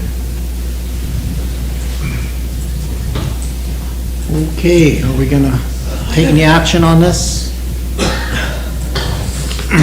I know when we first started the construction office for renovations, it was supposed to have been for the shell of the house, making sure that the furnaces, they have some source of heat, their water is good, their windows, or the sidings, and the roofs. And as long as they had those, they could probably get by with whatever. But some of these projects turned into bigger things as well, so you guys want to prioritize as far as elders, disabled, and emergencies. That would be priority. And when that storm hit last year, I'm not blaming it on anybody else, but when that storm hit, it caused a lot of emergencies. And we were still, I mean, there was like 400 houses that were probably, and buildings that were probably, or 40% of our buildings on reservation, including houses, where the pipes were broke. And so we was having a heck of a time trying to find plumbers and those people that could fix that kind of stuff. So they did get off track. And after that, there was a lot of emergencies that kept happening. So I know they called a lot of council people too, and I'm not blaming you guys, but you guys wanted their needs met too. So they took them off their original list. And so a lot of the original list that was to be done, they got off track. And so the last time I talked to the construction manager up there, the gym leader charge, he told me that they're gonna take a break, they're gonna try to get everything together and get back on track like they were supposed to, because it was turning into more of a maintenance type program rather than a renovation type program. So it was the place to call to get your faucet fixed or your window fixed or that kind of stuff. And they were diverting from the list by doing that. So everything became emergency. And so there was a lot of things that were probably fixed at that place as emergency, and they kept fixing whatever was the problem. So a lot of those became a problem too. I don't know if it was a problem, but they had to be fixed. So that's kind of my thoughts on that. Is there any more discussion? Remember we're going to replace the windows and here the walls and they're being rotted out. Yeah.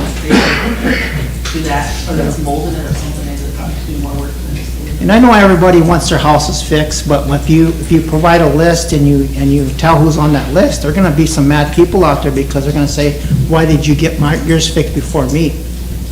And there's going to be a lot of hard feelings that somebody else got theirs fixed before somebody else, so it's going to become a problem. There's still way over $1 million left. You guys appropriated $3.2 million for these renovations, and there's still over $1 million left. So there's still help coming.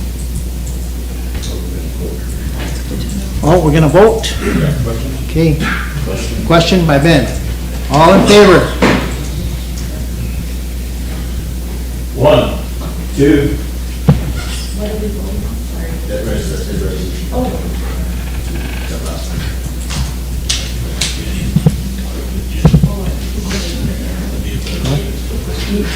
And then Two. Opposed? 1, 2, 3. Not voting. 1, 2, 3, 4, 5, 6. Motion defeated. Okay. Can I have a motion to adjourn? Can I ask a quick question? Go ahead, Sheriff. Okay, would you set up, or Wayne, would you get some of this stuff ready and work with Jim? Well, both of you work with Jim and then inform the council on a lot of the stuff that's been going on? With the ARPA money, I feel like, the council came in, the new council came in, and we just started going, and even like today with Andrea, I feel like everything's so fresh and new, and then they don't have background information on a lot of things, so it causes 2-hour discussions. Right. And it causes so much time that we could be spending doing other things too, but I feel like we need to really set some time aside and get them informed, get them the information that we have, and, you know, there's some information that a lot of us don't have either, you know, that have been on council. So, I think it would be good to have a meeting where there's actual documentation that we could review before the meeting, so that way, because what always happens is somebody gets here, like Jim, for example, and then somebody just goes at him. And then, well, what about this and what about that? And we never get through the report. So I think it would just be good to have a really good structured meeting that's informative for the rest of the council, for all of us. So, go ahead. Okay. We got a quorum? There was some confusion. 3, 6, 9, 10. Bill just got on the phone. Okay. There was some confusion regarding the finance staff. They had put in for wage increases. And we went by off the day that he signed, and I don't know, we were talking about doing it for I think it was like a week after the October 1st, it was like on the 9th or 6th or 9th or something like I will that. make a motion to make all the finance wage increases effective October 1st. What about everybody that we did? Yeah, well, can we do that way? Remember Wayne, I talked to you about it, to make a motion to make all wage increases for FY '24 effective October 1st. Yeah, okay. Okay, Because there then, was some that we skipped to, some other programs that we went by your date. motion on the floor, okay. Second. Need a second by Sheriff, question by Damon. All in favor? 1, 2, 3, 4, 5, 6, 7, 8, 9, 10, 11. Opposed? 0. Not voting? 0. Motion carried. Okay, one more thing, the sergeant at arms. Are we still advertising, or what do you guys want to do? You gonna set up interviews? How many applicants? There are 4. Always do it next meeting. Under your next report. So they'll advertise more, I mean, we don't take any more applicants. Because that was supposed to only be for 2 weeks, remember? Yeah, so. And they're just waiting for interviews, and they keep calling us like every day. That's what we usually do, is we advertise them, then we set up interview dates, so that's how we've done it in the past. Can So- we set one that doesn't take up a regular meeting? That's what I'm thinking. If you guys want me to do that, I'll set up a day for that, okay? Like the end of the month or something? Yeah, well, Or during council. no, not during council. We need to get, we might have time, because we did all the resolutions this week, so might have some time. Treasurer, could we get a report of that boarding school money?